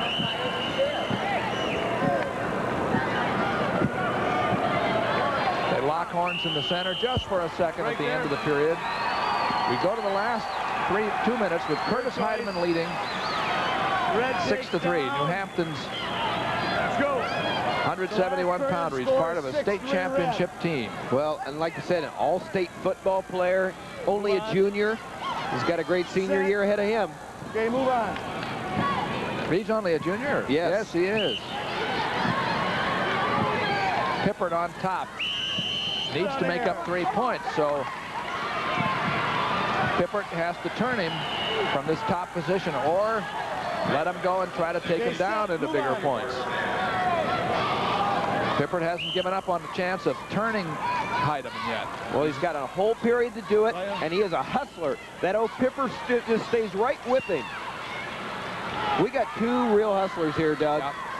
Neither one are going to quit, and I think that's the reason they're there right in the finals. Heidemann got out, 7-3. He's up by 4. So now Pippert has no choice. He has to take Heidemann down into something major. There's a double attempt, but a counter by Pippert.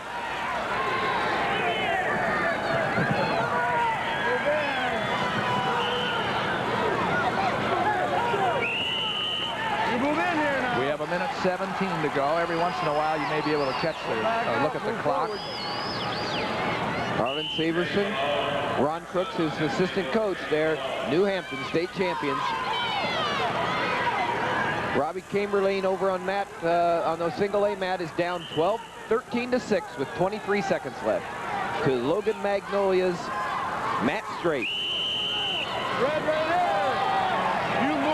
Curtis Heidemann. Warning against Heidemann. Warned. Move in. Here's Coach Ron Reed, the Louisa Muscatine, Sean Pippert's coach. Heidemann on the right, Pippert on the left. Heidemann leads by plenty here. He has a 4-point lead. He's the man with the in on the leg. Matt Strait has just won the championship over Robbie Chamberlain from Lisbon. Oh, 13-8 by Heidemann. That made it 9-3 on the takedown.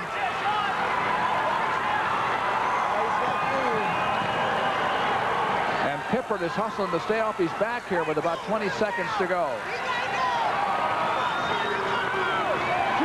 He did give 2 near fall points. Referee Arlo Flegge said Heidemann had him there for 2. And it's 11-3. Get off there, work inside. Get off the back.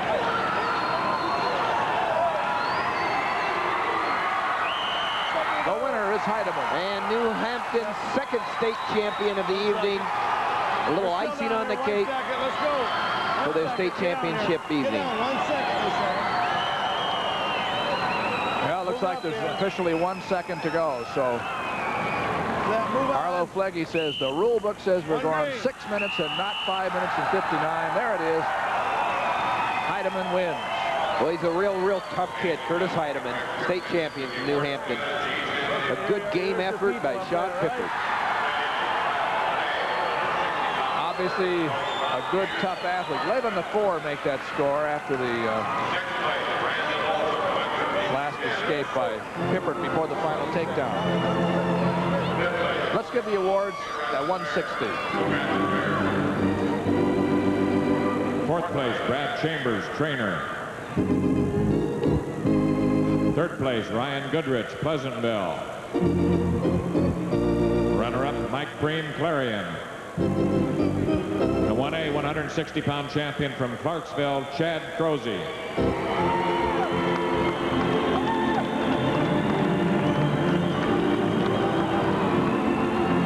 And Chad had a tough match tonight, as you saw, against Mike Bream of Clarion Goldfield, but he won in overtime. Something to remember. 160. This is one we brought you presenting complete. the 2A 160-pound awards, Coach Jay Llewellyn of Parkersburg. 6th place, Ryan Pernall, Carlisle. 5th place, Corey Denner, New Hampton. 4th place, Keith Levan, St. Ansgar. Third place, Chad Stouter, Glenwood. Runner-up, Robbie Brown, Winterset. The Class 2A 160-pound champion from Parkersburg, Dan Rule. Congratulations, Dan. He ran Parkersburg up into second place with his victory tonight. He had a major decision over Robbie Brown of Winterset. So his team is happy about his trophy and his medal, and also will be happy about the trophy they'll be awarded here later. Let's go to 3A. Awards, Coach Mike Burford of Mason City. Sixth place, Jeff Johnson, Clinton. Fifth place, Chip Shull, Southeast Polk Runnels. Fourth place, Eric Peters, Ames. Third place, J.J. Holmes, Waterloo East. Runner-up, Ken McNear, Ankeny. The 3A 160-pound champion from Mason City, Ed Miles. Ed Miles, who won the championship of the 6-to-1 match tonight. Let's go to Dean Borg. Single A champion in 171 pounds is Matt Strait of Logan Magnolia. He decisioned Robbie Kamerling of Lisbon 13-8. Actually, Matt Strait piled up an 11-4 lead in the end of the second period and then hung on toward Kamerling. Was coming on strong at the end, didn't have enough, and was decisioned 13-8. Matt Strait is the champ. Here's Dick Trotter. All right, Dean, at 171 pounds in the 3A competition, Casey Hesseltine of Iowa City shown there with his coach Clyde Bean after 30 years there. Hesseltine wasted no time as he pinned Ernest Middleton of West Waterloo in 1 minute and 5 seconds with a lateral drop. Just as quick and easy as that. Now back to you, Doug. Thank you, gentlemen. We have a 2A match to look at here to start, 189 pounds, between Dave Verba of Eagle Grove, coached by brand new Hall of Fame inductee Dave Morgan, and Greg Dimmitt of Grinnell, coached by Mike Allen. Double A to start, Verba against Dimmitt. Verba's a senior, 37, 2 wins, 2 losses, and 2 ties, and he was second last year at this weight class. Second last year, Dave Verba. Verba's in the blue. Now, this is an interesting match right here, Doug. At 1A, we have the defending champion, Mike Isaacson from Lake Mills, going against Collie Thompson from Janesville. And, Doug, that's for the 3rd place trophy right there. We're going to settle it. So we'll keep our eye on that. And AAA, it's Trent Lyman of Marshalltown wrestling Jeff Horak of Cedar Rapids, Jefferson. Jefferson's going to finish second. 3A. Now we're looking at 2A in the light uniform. Grinnell, Greg Dimmitt, lost only once this year. Eagle Grove's Verba is 37-2. He's had a couple of draws to go with that. Each man has had a draw. Dimmitt 1 and Verba 2. Offense, guys, offense.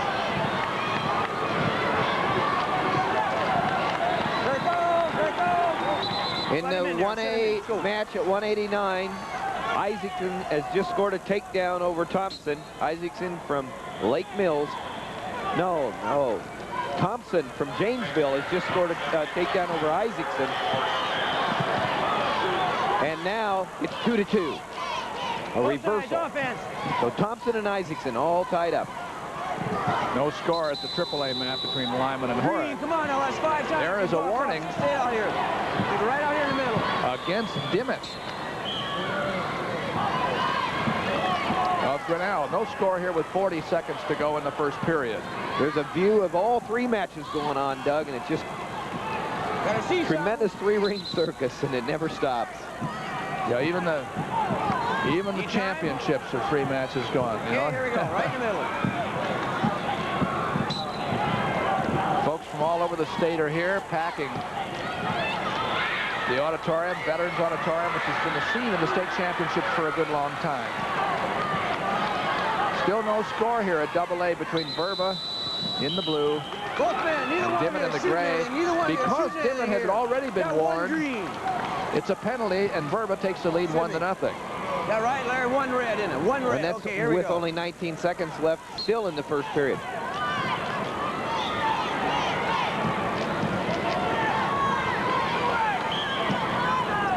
Let's see some action.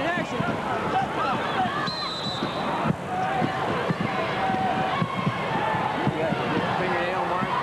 8 seconds to go. Eagle Grove's Dave Verba, Grinnell's Greg Dimmitt.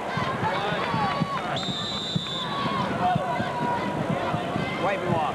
Told you about the got a tussle. green one. Up, For down, third neutral, place at 1A, and there's the battle. Green defers, red, up, down, and neutral. Janesville and Lake Mills, 3rd and 5th right now, Red but is one of those down. two is going to take the Second lead period here in 3rd place, One of them is going to have 3rd for good.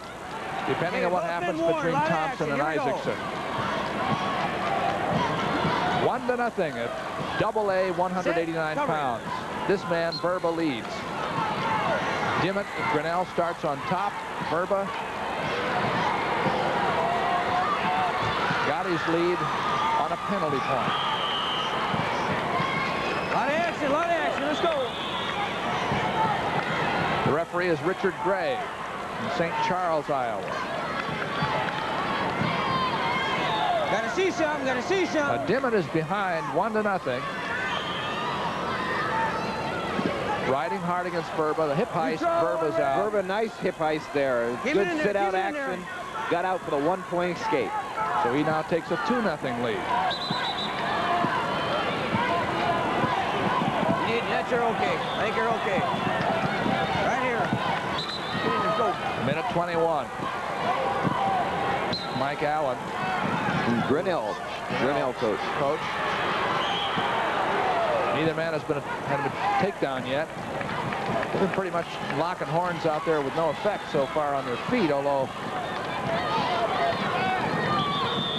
obviously they're working hard. The match between Isaacson, the defending state champion from Lake Mills, and Thompson from Janesville is still tied 2-2 with 41 seconds left in the second period in 1A action. At 3A, Horak of Jefferson is ahead of Lyman 1-0. Help me out here, Blaker. Let's see what you want, bud. As you probably know by now, we've been doing it for quite a number of years. We set up our matches on the basis of a rotation system. We split the weights and just go with one level of classification each year, and then move it on to so they rotate in years, not knowing who's in what weight or anything about that ahead of time. 36. It gives an attempt at fairness in our coverage, and often we miss somebody that you might want to see, but we just haven't been able to find a better way to do it. And every once in a while, something will land early, and we'll get right over to see something happen. We were lucky in that last match when we were introducing the Iowa City wrestler. He got a pin. Yeah, that was quite a deal. 2-0 now in favor of Verba over Dimmitt, and again, the official Richard Gray is dissatisfied with maybe we should say their imagination here. He says you've not got to do something different, so he penalizes both of them. In 3A, it's 2-0 with 1:47 seconds left. 2-0 in favor of Horak from Cedar Rapids Jefferson over Lyman from Marshalltown. In 1A, it's 2-2, but there's a real scramble going on with early in the third period. And as a matter of fact, Isaacson just wins his second state championship with a fall over Janesville's Thompson. A quick fall. Coach of the year, Jamie Ball, gets a state champion, his second state champion, Mike Isaacson. And it was a good match going on there. Second state championship for Mike Isaacson. It was a tough match, but it ended in a hurry when Isaacson caught his man. So there goes Lake Mills up in the third place. That's a trophy for Lake Mills. That's a personal trophy for Jamie Ball as coach of the year, and a trophy for the team for third place. Quite a weekend for Lake Mills. Now let's get our minds back on the 2A match here between Verba and Greg Dimmitt. A minute and a half to go in the match. Third period, 3-1. We got hit in the eye right there. Dimmitt from Grinnell scores 2-0 still over on the 3A mat with a minute left in favor of Horak. There have been 4 points scored in this match, and 3 of them on penalties. Right here, as they go out of bounds, there the head hits Dumit in the face. So Dumit got hit by Verba's head.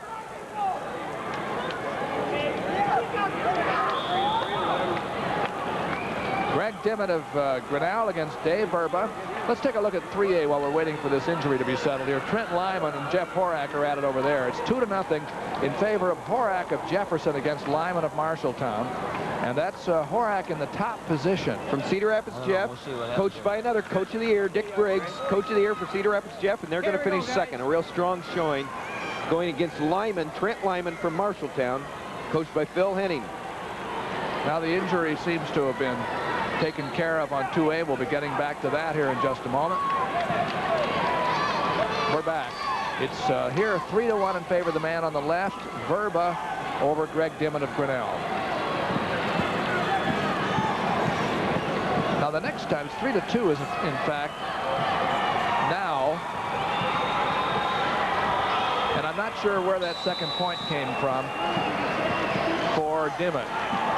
Cedar Rapids Jeff gets another state champion for Coach of the Year Dick Briggs. Jeff Horak, state champion, 3-0 win. 55 seconds left here in this match. It's 3-2. Neither man's been able to take the other down. It's who wants it, guys? 3-2 in favor of Dave Verba, and you hear the referee says, "Who wants it, guys?" And we'll find out. Both seniors. Last chance for each man to win a state title.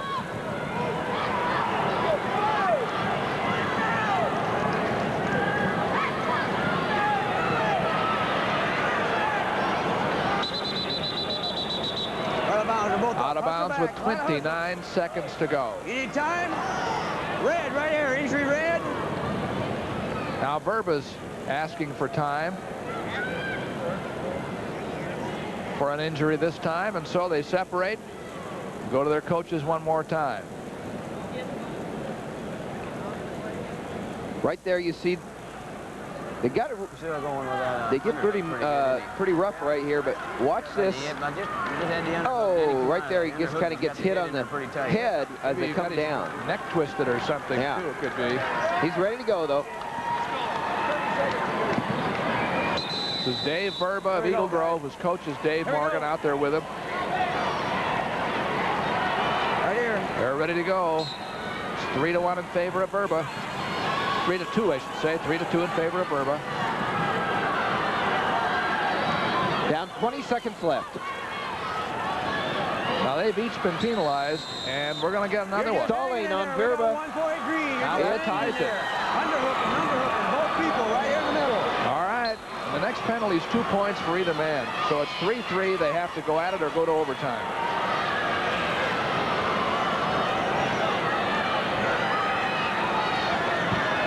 Keep it in there. 3 seconds. We're going to go to overtime, friends. We've seen quite a few overtime matches. Yes, this is the 4th overtime I know that we've seen as we've covered. 1 minute.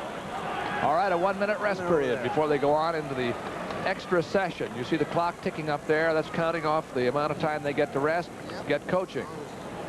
And then we'll resume the match with those 1-minute periods, 3 1-minute periods. Dave Verba against Greg Dimmitt. Okay, if we come over here and we still have heavyweight yet to wrestle. 275-pound limitation. And of the 6 wrestlers in the heavyweight division, 4 are undefeated. It's a tough field, and we've got defending state champions and undefeated wrestlers, and it's just going to be a real good heavyweight. A lot of heavyweight matches. Well, we mentioned, too, that we have a Morning Sun heavyweight in there, Jay Malone. And let's go down to Dean Borg, floor reporter at the end. Jamie Ball is the coach of the year. He's from Lake Mills. He just saw a thrilling match. In fact, we probably have it on videotape here. Let's take a look at it, Coach Ball, where your defending state champion, Mike Isingson, was wrestling Tolly Thompson. They were going 2-2. And then tell me what happened. Oh, you bet.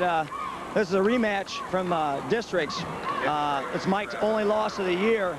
And he was a big, strong kid. And Mike has technique and speed, and that's why he's a 2-time state champion. And he's a tough rider on top. Here we go. And he's a tough rider on top, and we knew if he could get on top and you know, basic half Nelson, turn him over. He's so powerful and strong. See, they're going 2-2, and he turned him with a half Nelson, and that was it. Lake Mill's pretty strong program. It's coming up. We told the kids last year we had 7 state qualifiers, and we had 6 back this year. And we told them, we said we're going to bring home some heavy metal next year, and we did it this year. And in that match, just did it with Mike. He had to win that one to get 3rd place, and we did it. Let's go back to this overtime. Thank you, Coach. This is an overtime, thank you, gentlemen, between Greg Dimmitt of Grinnell in the light uniform, just walking back out in the center, and Dave Verba of Eagle Grove in the blue uniform. They're 3-3 in the first overtime period. They've wrestled about half of it. And neither man's been able to take the other down. Everything except one point that I've been able to see has been settled by a penalty. And there's the first takedown. Did it come in time? What happened? They called some kind of potentially dangerous and illegal hold. Well, I don't know. 14 seconds left here in the period. Here we are. He's got a hold of the chin. Now this is what the referee, he's got a hold of the chin, and he called some type of neck wrench and said no. He waved off the takedown, gave a point to Dimmitt. And if that's a penalty and Dimmitt can't go, Dimmitt would win the match. If that's a penalty, which it is, it appears to be, and Dimmitt cannot resume, Dimmitt would win this match. But I don't think that's what's going to happen. I think he's going to be able to get up and wrestle again. But that's the consequences of a move that's illegal that would keep another wrestler from wrestling because of injury. That's what appears to have happened. We'll have to see how Dimmitt comes out of this. As he lies there, he has a 4-3 lead. 14 seconds to go in the first overtime period. We'll see it again. Dimmitt drives in, countered by Verba. Now watch the arm. And there's the neck wrench, and he's got the chin. And the referee saw something there he didn't like, and I don't know that rule, except that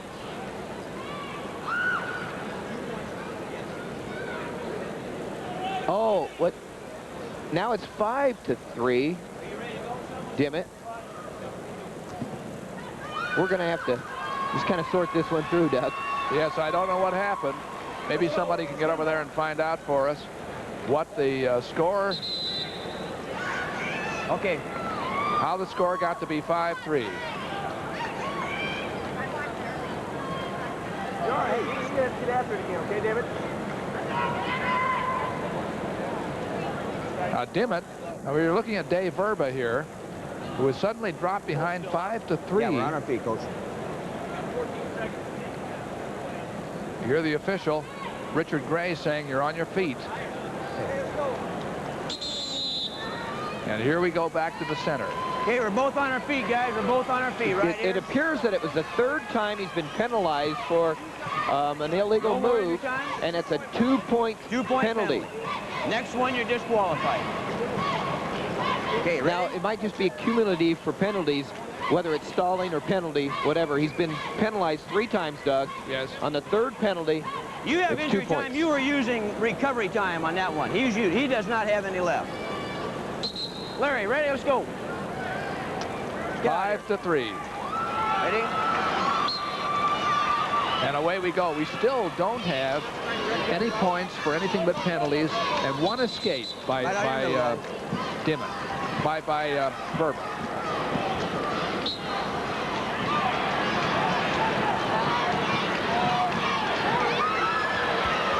Almost in trouble there, but not quite. No points going into the last, or going into the 2nd period now of the overtime. Back on there, can we? We don't have it.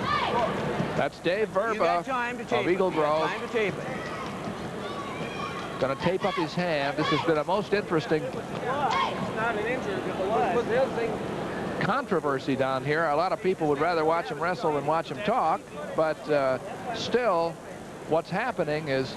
Coach, he was on the chin. It was a neck wrench. I know, but when you slip, you know, you got it caught in the headgear. That's probably why he wrenched his... What are you talking about? Now we're talking... Listen to the referee. He's talking with Dave Morgan. You can hear him. Mike was sure they said there's bleeding. Yeah, I don't have any problems with that. No. Okay. They said they used it up, and that keeps coming off. If it's bleeding, we'll go ahead and wrap it, okay? Apparently, Verba hurt his hand in that flurry. Is that going to be comfortable wrapping both of them? By getting his hand caught in Dimmitt's headgear. And that's what happened in the flurry where... Okay, ready? Dimmitt went up 5-3. We have a minute to go. Minute gone in the overtime period. We've only used 1 minute. So we've only this match to go, and then the heavyweights. Okay, before let's go, all son. 39 go, champions are going to be crowned in the state high school wrestling meet. This is the second period. We got a red choice, up, down, or neutral, or defer. Verba gets a choice. Red is down. Takes down, trailing by 2. Here we go. Set. Dave Verba of Eagle Grove. Greg Dimmitt of Grinnell.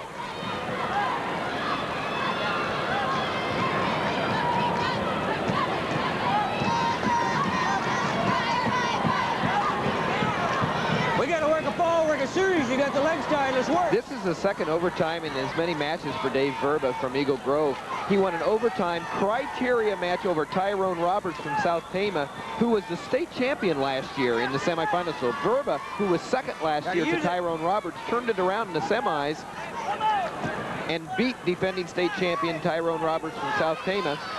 Here he is in overtime to see who wins the state championship.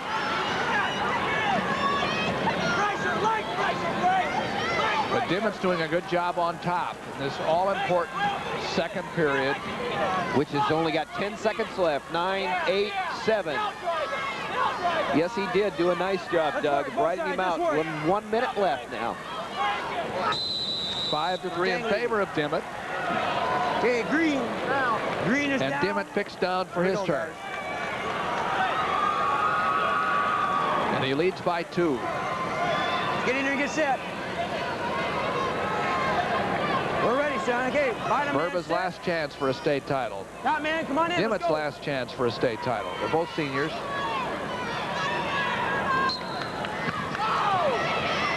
Verba cuts off the first move. He has a minute here to make up 2 points. Besides, he has to let Dimmitt out. I'm not sure it was entirely his choice. 6-3 in favor of Dimmitt.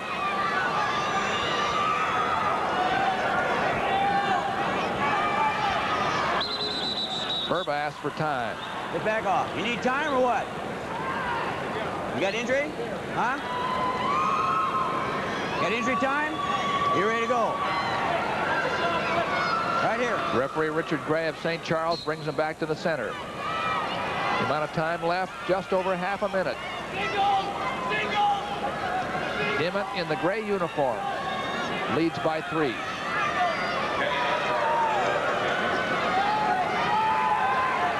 Seconds left. 6-3 for Dimmitt from Grinnell. Gotta see something, guys. Gotta see something. Let's work it. Grinnell will go back into second place if Dimmitt wins. And Verba would be second for the second year in a row. Green, you're just in there. Green right there. We got 2 red. There's a 2-point penalty against Dimmitt. That makes it 6-5. So if Verba could have taken him down, which he's not going to be able to do, he would have won. And Dimmitt wins 6-5.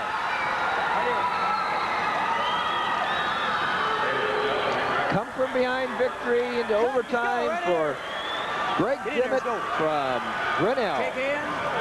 In a very difficult match. Dimmitt is the winner. Grinnell gets the champion. We're going to take a look at the team standings right now. You may have tuned in late and wondered how your teams are doing. The first places are all settled. But at 1A, first place was settled a long time ago. There's Lisbon way ahead. But Lake Mills is now third. Let's look at the 1A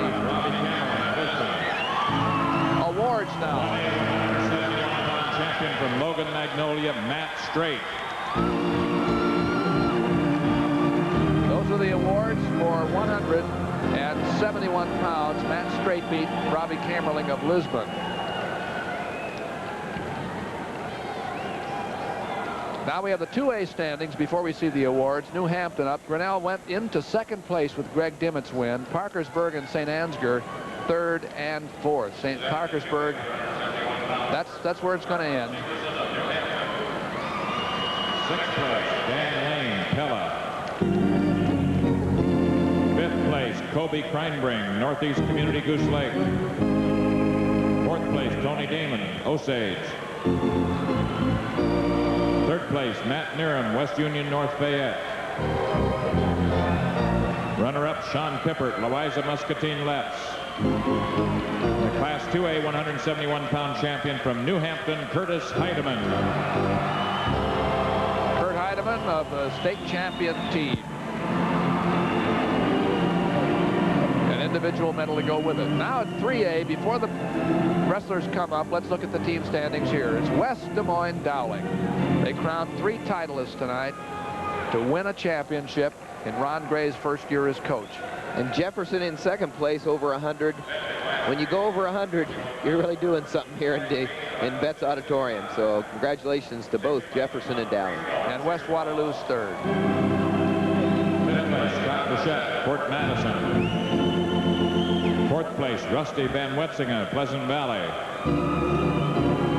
Third place, Pat Craver, West Des Moines Dowling. Runner-up, Ernest Middleton, Waterloo West. The 3A 171-pound champion from Iowa City, City High, Casey Hesseltine. There's the pinner, and he pinned for a state championship right there, and happy Clyde Bean with 2 state champions from City High in Iowa City. Let's go to Dick Trotter.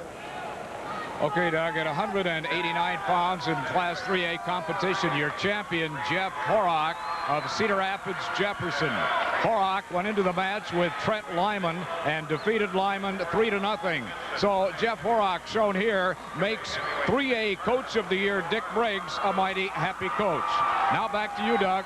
Thank you, Dick. We're going to go to heavyweights now. These are the 275-pound limit class, and we'll begin. Well, we had a choice here. Let's go to AAA because we'll get a look at Justin Greenlee of Waverly Shell Rock. Well, I think Justin Greenlee's one of the other blue chip athletes. We talked about Jeff Thyler and some of the others, Shane Light, but Justin Greenlee is a blue chipper, 6'6", 240 pounds with a lot of room to fill in. He's looked at as one of the top heavyweight recruits in the nation. And his brother, as you know, Joel Greenlee, was a great wrestler at UNI and is now in the international wrestling world. Kevin Weber. There's the last time up in 1A match, Morning Sun and Northwood Kensett. That's the last time you'll see Morning Sun's green and white on the mat because their high school will be no longer. And it's nice to go out in a state championship match. And of course, and here's 2A. Matt Carson of Osceola Clark and Parker Wilderman of Cherokee, Washington. And all the A and AA wrestlers are undefeated. I'm going to watch this all night. Let's go. So you're listening to heavyweight wrestling referee Mike Exline up at the AAA mat. Well, this is going to be an interesting match because these 2 young men wrestled once before this year. It was 0-0 after the first period, and Weber had to default for injury. Let's go. Let's go. Get some and that was Weber's only loss.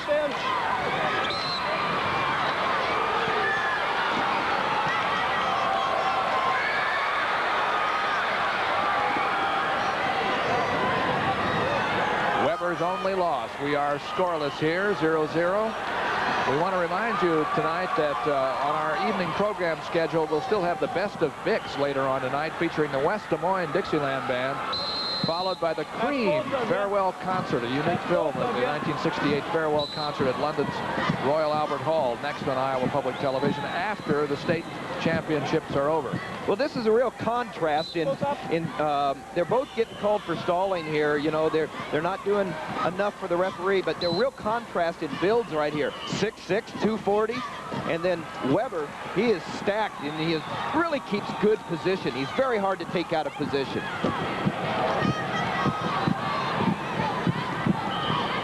Greenlee on the left, Weber on the right. No score. On the 2A mat, it's 2-0, 2-0 in favor of Wildeman, Parker Wildeman, who is undefeated from Cherokee. He's ahead 2-0 in the, well, getting ready for the second period over Matt Carson from Osceola Clark. And on the 1A match at the end of the first period, it's 2-1 for defending state champion Brian Moretz from Northwood Kensett over Jay Malone from Morning Sun. Two undefeated wrestlers. It's 2-1. Goes down. And so it is going to be the end, TJ, for Morning Sun, huh?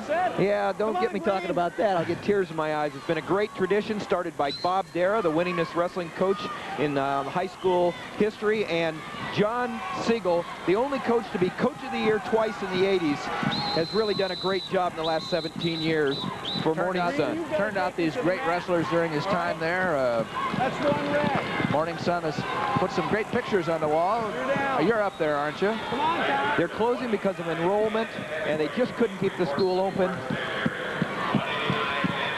And so the kids are going to go either to Winfield or Wapello, and it's just the end of the high school. They'll still keep a kindergarten to 6th grade there, but it's kind of sad, and it's the plight of rural Iowa and small towns. That's you again.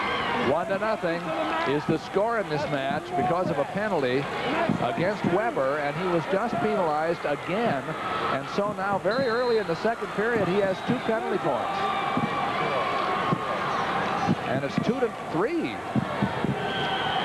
Good heavens, one more time and he's out. Well, that can't be. No, 3-0 after the escape. 3-0. On the 1A mat, it's 2-2 now between Moretz, who won this weight class last year, and Malone from Morning Sun. 2-2, and it's 4-1 in favor of Parker Wildeman from Cherokee over Matt Carson on the 2A mat.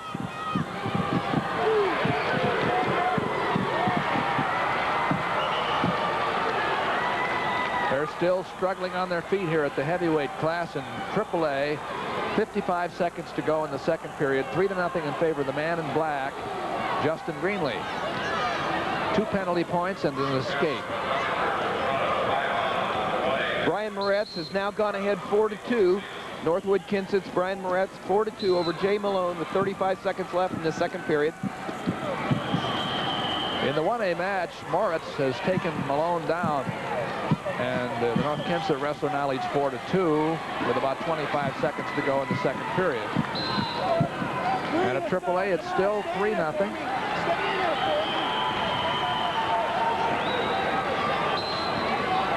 Favor of the man on the right. Greenlee, who just went for a single leg. Like I said, it's hard to get Weber out of position. He's got naturally good position, and he keeps it really, really well. Kevin Weber, Dubuque Hempstead, coached by Dan Dunham. And Rick Rubel, the coach of Waverly Shell Rock, Justin Greenlee's coach. There is a 2-point takedown. Well, now that time Weber got out of position. Yes, he did. And you know what? That was Justin Greenlee snapping him down and forcing him out of position. It was a nice job by Greenlee. And he takes the lead 5-0 at the end of the second period. Your choice. So Weber gets his choice this time. Hasn't made up his mind yet. Green takes down. He will go under. Let's go. He wasn't quite sure what he should do. Come on, Green, let's go. Set. Score is 4-2 in favor of Cherokee's Parker Wildeman over Matt Carson from Osceola. 4-2 with 1.5 minutes left in the match. And with 1.5 minutes left in the match, it's 5-2 in favor of Brian Moretz from Northwood Kensett over Morning Sun's Jay Malone. both undefeated. Jay Malone 36-0, Brian Moretz 31-0. And a AAA. Look at Justin Greenlee. He's got a, oh, it's going to be a fall. 4, 5. It's a fall. Justin Greenlee, state champion. In 4 minutes and 30 seconds. He was leading 5-0 when he drove Kevin Weber to his back and pinned him.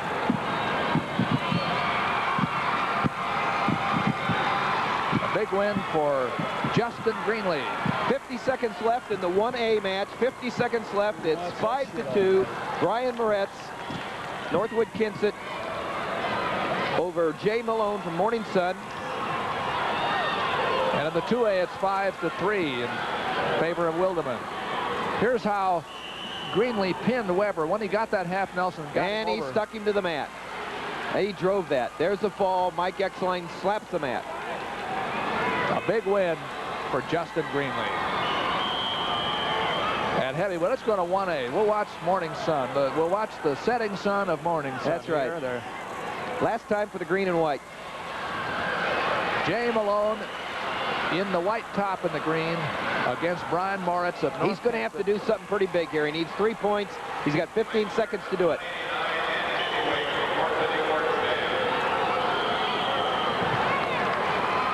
The defending champion is Moretz. He's undefeated, as is Malone. But he's in a good position to keep the... He does it! He does it! He does it! You got to keep your cool there. Yeah. Did he have it? He may have had the takedown, but I'm not sure he had the near fall. He couldn't. Boy, he threw it there at the end, and I think it was 2-2, but I don't know whether the ref was standing up, and I don't know what. They should have been down. He didn't call the takedown until almost at the end, and I think he felt he didn't have time for the near fall, but they're discussing it now. So it's That's a great match, and that Moretz is a very tough man. Moretz and Malone, what a great match. And it looks like it's going to go for Now Malone. look at, let's see here. And Moretz, his arm is raised.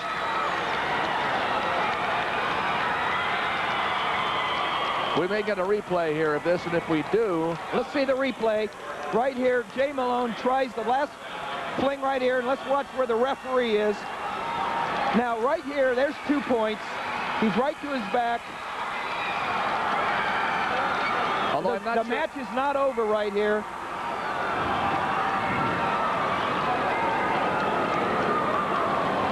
It looks like a second state championship for Brian Moretz from Northwood Kensett.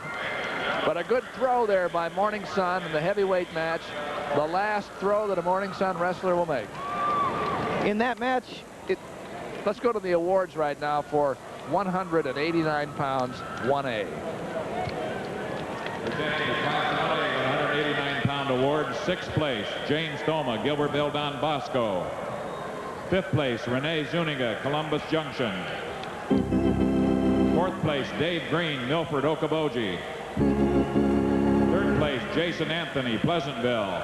Runner-up, Holly Thompson, Janesville. The 1A 189-pound champion from Lake Mills, Mike Isaacson.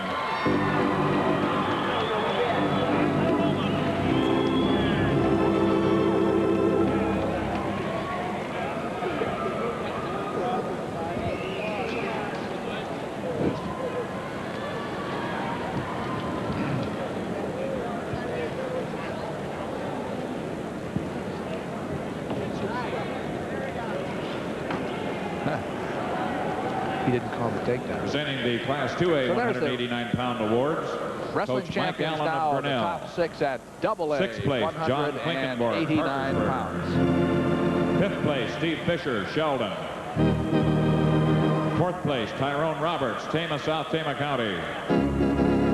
3rd place, Jeff Kinsella, Creston. Runner-up, Dave Verba, Eagle Grove. The 2A 189-pound champion from Grinnell, Greg Dimmitt.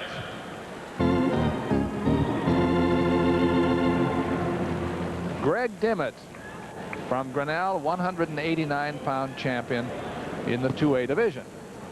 Now we're going to have the awards given also for the 189-pound 3As, and then the heavyweights before the awards are given for the teams. The top 3 teams in each division. Coach Dick Briggs of Cedar Rapids Jefferson. 6th place, Eric Longden, West Des Moines Dowling. 5th place, Jermaine Reed, Des Moines East. 4th place, Bill Treelor, Sioux City West. 3rd place, Todd Fogadal, Decorah. Runner-up, Trent Lyman, Marshalltown. And the 3A 189-pound champion from Cedar Rapids Jefferson, Jeff Horrick.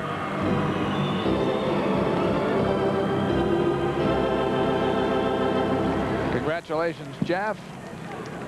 From Cedar Rapids Jefferson, he wins it in his senior year. Now let's see the final 1A standings quickly.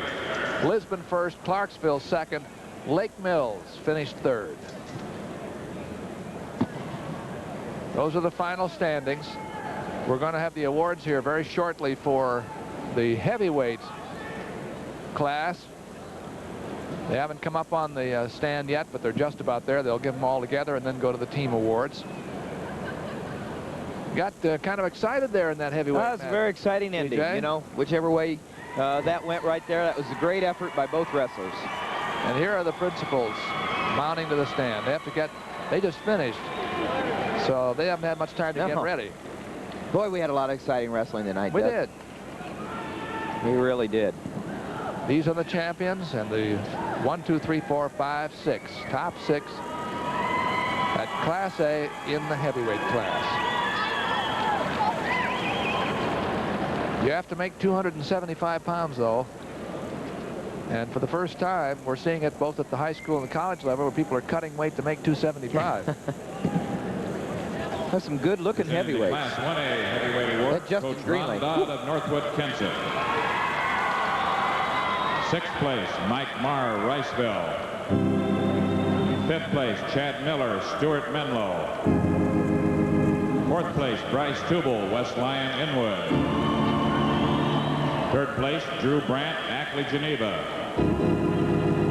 Runner-up, Jay Malone, Morning Sun. And the 1A heavyweight champion from Northwood, Kensett, Brian Morris. Two-time winner, Brian Morris. Congratulations to Brian. We're going to take a look at the final standings in the 2A class as the 2A heavyweight wrestlers come up. New Hampton had it wrapped up going into the final round. Grinnell, with Dimmitt's win, took 2nd place. Well, that was a tussle, wasn't it, among the top 5? Oh, Parkersburg gets a trophy. The top 3 teams get trophies to take home. Parkersburg wins one, just barely over St. Ansgar and Winterset. So now let's go to 2A awards. 2A awards, Coach Jim Llewellyn. Cherokee, Washington.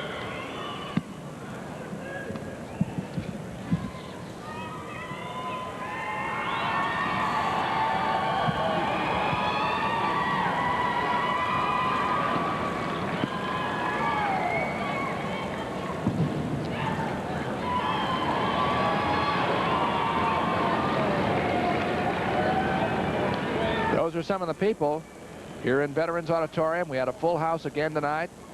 They're watching the final set of individual awards before the team Jim Llewellyn, trophies Cherokee, are presented. Washington, presenting the 2A heavyweight awards. 6th place, Frank Martin, Cedar Rapids Regis. 5th place, Darren Adams, Buffalo Center, North Iowa. 4th place, Mike Picard, New Hampton. 3rd place, Adam Boyson, Wapello. Runner-up, Matt Carson, Osceola Clark. And the 2A heavyweight champion from Cherokee, Washington, Parker Wildeman. That's Wildeman's championship, an undefeated year. Now we're going to look at the 3A team standings just before we give the final awards. West Des Moines Dowling wins it. All their championship finalists won tonight. Jefferson 2nd, West Waterloo is 3rd, followed by Decorah and City High of Iowa City. Presenting the Class 3A heavyweight awards, Coach Rick Rubel of Waverly Shell Rock. 6th place, Mike Solberg, Cedar Rapids Jefferson. 5th place, Matt Purdy, Cedar Falls.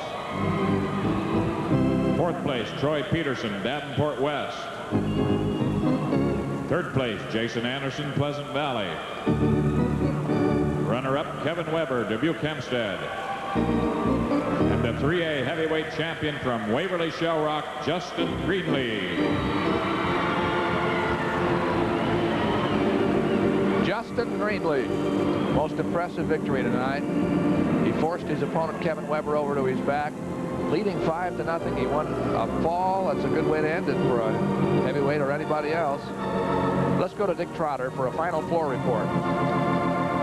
All right, Doug, in a truly exciting match, Parker Wildeman of Cherokee defeated the Osceola heavyweight Matt Carson by the margin of 7-4. And there you see Parker as he goes off the mat, defeating Matt Carson 7-4. Carson of Osceola with a championship in 2A competition. Doug? And now let's go to Mo Kelly for tonight's team trophy presentations. Members of the Board of Control of the Iowa Boys High School Athletic Association. To my far right is Robert Nielsen, Superintendent of Westside Arweva. In the middle is the Superintendent at Danville, Ronald Bickford. And next to Mr. Bickford is Doug Williams, Superintendent of Schools at Gilbert. Third place in Class 1A, if they'd come forward. 55 points, Coach Jamie Ball and Lake Mills.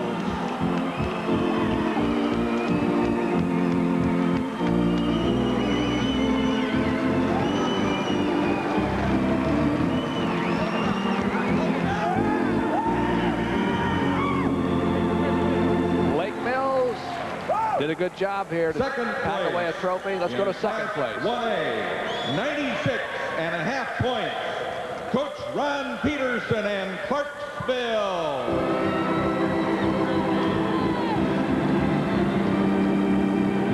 Like we said, Ron Peterson's really done a nice job at Clarksville, and it's a year in, year out. Clarksville is really tough, always challenging Lisbon. Lisbon was just too good on these 3 days this year. We noticed that Clarksville had a lot of people out there. They had a good balance. And our Class 1A champion, 1990, 158.5 points, Coach Brad Smith and Lisbon. It's the Lisbon Light Show, but they're actually more than just the lights. There are plenty of good wrestlers on this Lion team. And tonight, Shane Light won his 4th state championship as an individual. And there goes Brad Smith up on the shoulders of some of his heavier wrestlers. You notice the small ones stay out from under. All right, let's turn now to Class 2A.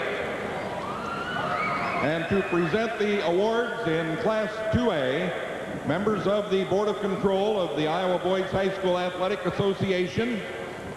To my far right is Doug Williams, Superintendent of Schools at Gilbert. In the middle, representing the Iowa Association of School Boards, we have Cal Leonard of Holstein. And next to Mr. Leonard is the athletic director at Atlantic, Roland Dyer. In Class 2A, third place, if they'd come forward now, they had 52 points. Coach Jay Llewellyn and Parkersburg.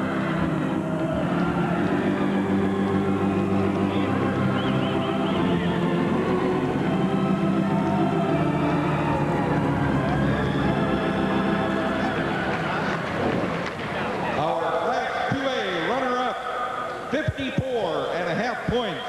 Coach Mike Allen and Grinnell.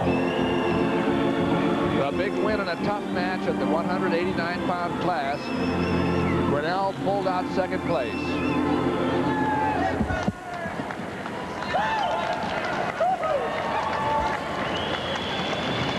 And the Class 2A champion, 73.5 points, Coach Arlen Severson and New Hampton. New Hampton goes to the top step. AA state champions. They had it wrapped up coming into the final round.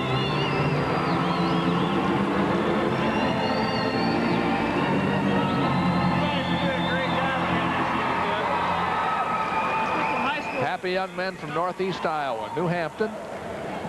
To present the award. Now we go to the in Class 3A. Large schools. 3 members of the Board of Control of the Iowa High School Athletic Association. To my left is Perry Egan, Principal of Schools at Oskaloosa. In the middle is Cal Leonard of Holstein, who represents the Iowa Association of School Boards. And to my right is Dave Bechtel, representing the Department of Education. In Class 3A, 3rd place, Coach Don Huff and West Waterloo.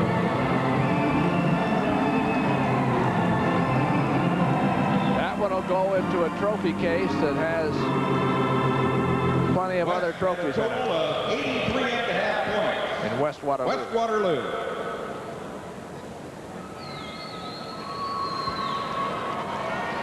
We showed earlier, West Waterloo has won more state championship titles, first places, than any other school in the history of Iowa wrestling. And Lisbon just moved in to number 2 spot with 12.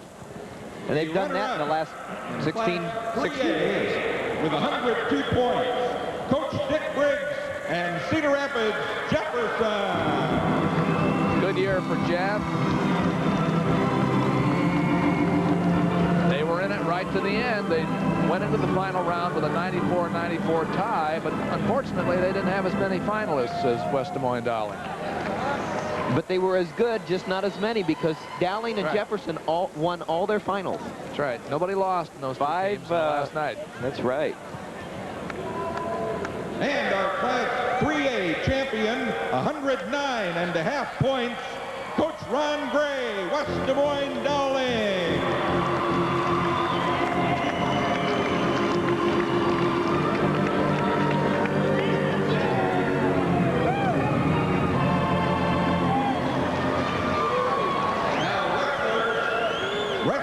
Both teams and individual champions, West Des Moines Dowling. See Jeff Thyler there, straight in the middle of the picture. 3-time champion for Dowling. Please go to your mat. But there was a lot of talent on that team, a lot of commitment as the season went on. As he said, they wrestle some of the best competition all over the Middle West. They do. They go to Kansas City, they go to Minnesota, and they really do a nice job. So the 64th annual high school wrestling championships are now history, and we thought it was a terrific meet. We had some good matches along the way. I thought it was great. Every year, I just think it gets better every year. And we, as we say, we have to say farewell to Morning Sun. Every once in a while, a school leaves to become part of another school. In this case, it just disappears, and kids go elsewhere. It's been a great program, and I just pay tribute to all the people in Morning Sun for supporting it. You deserve it. And we want to say thank you, of course, to Dick Trotter and Dean Borg, who have done so great a job over the years as floor reporters. While they scramble around here and get a lot of information, talk to a lot of people. They know a lot about the sport. And once again, the team champions for 1990, Lisbon in 1A with a huge score, New Hampton in AA, and West Des Moines Dowling in AAA. We hope you will stay tuned for our evening program schedule, the Cream Farewell Concert, a unique film which captures the music group Cream's 1968 farewell concert at London's Royal Albert Hall. And that's next here on Iowa Public Television. And Tim, it's been a great season again. It really Look forward to seeing you next year. We'll have a lot of great things for you at home. I hope you enjoy wrestling here on Iowa Public Television.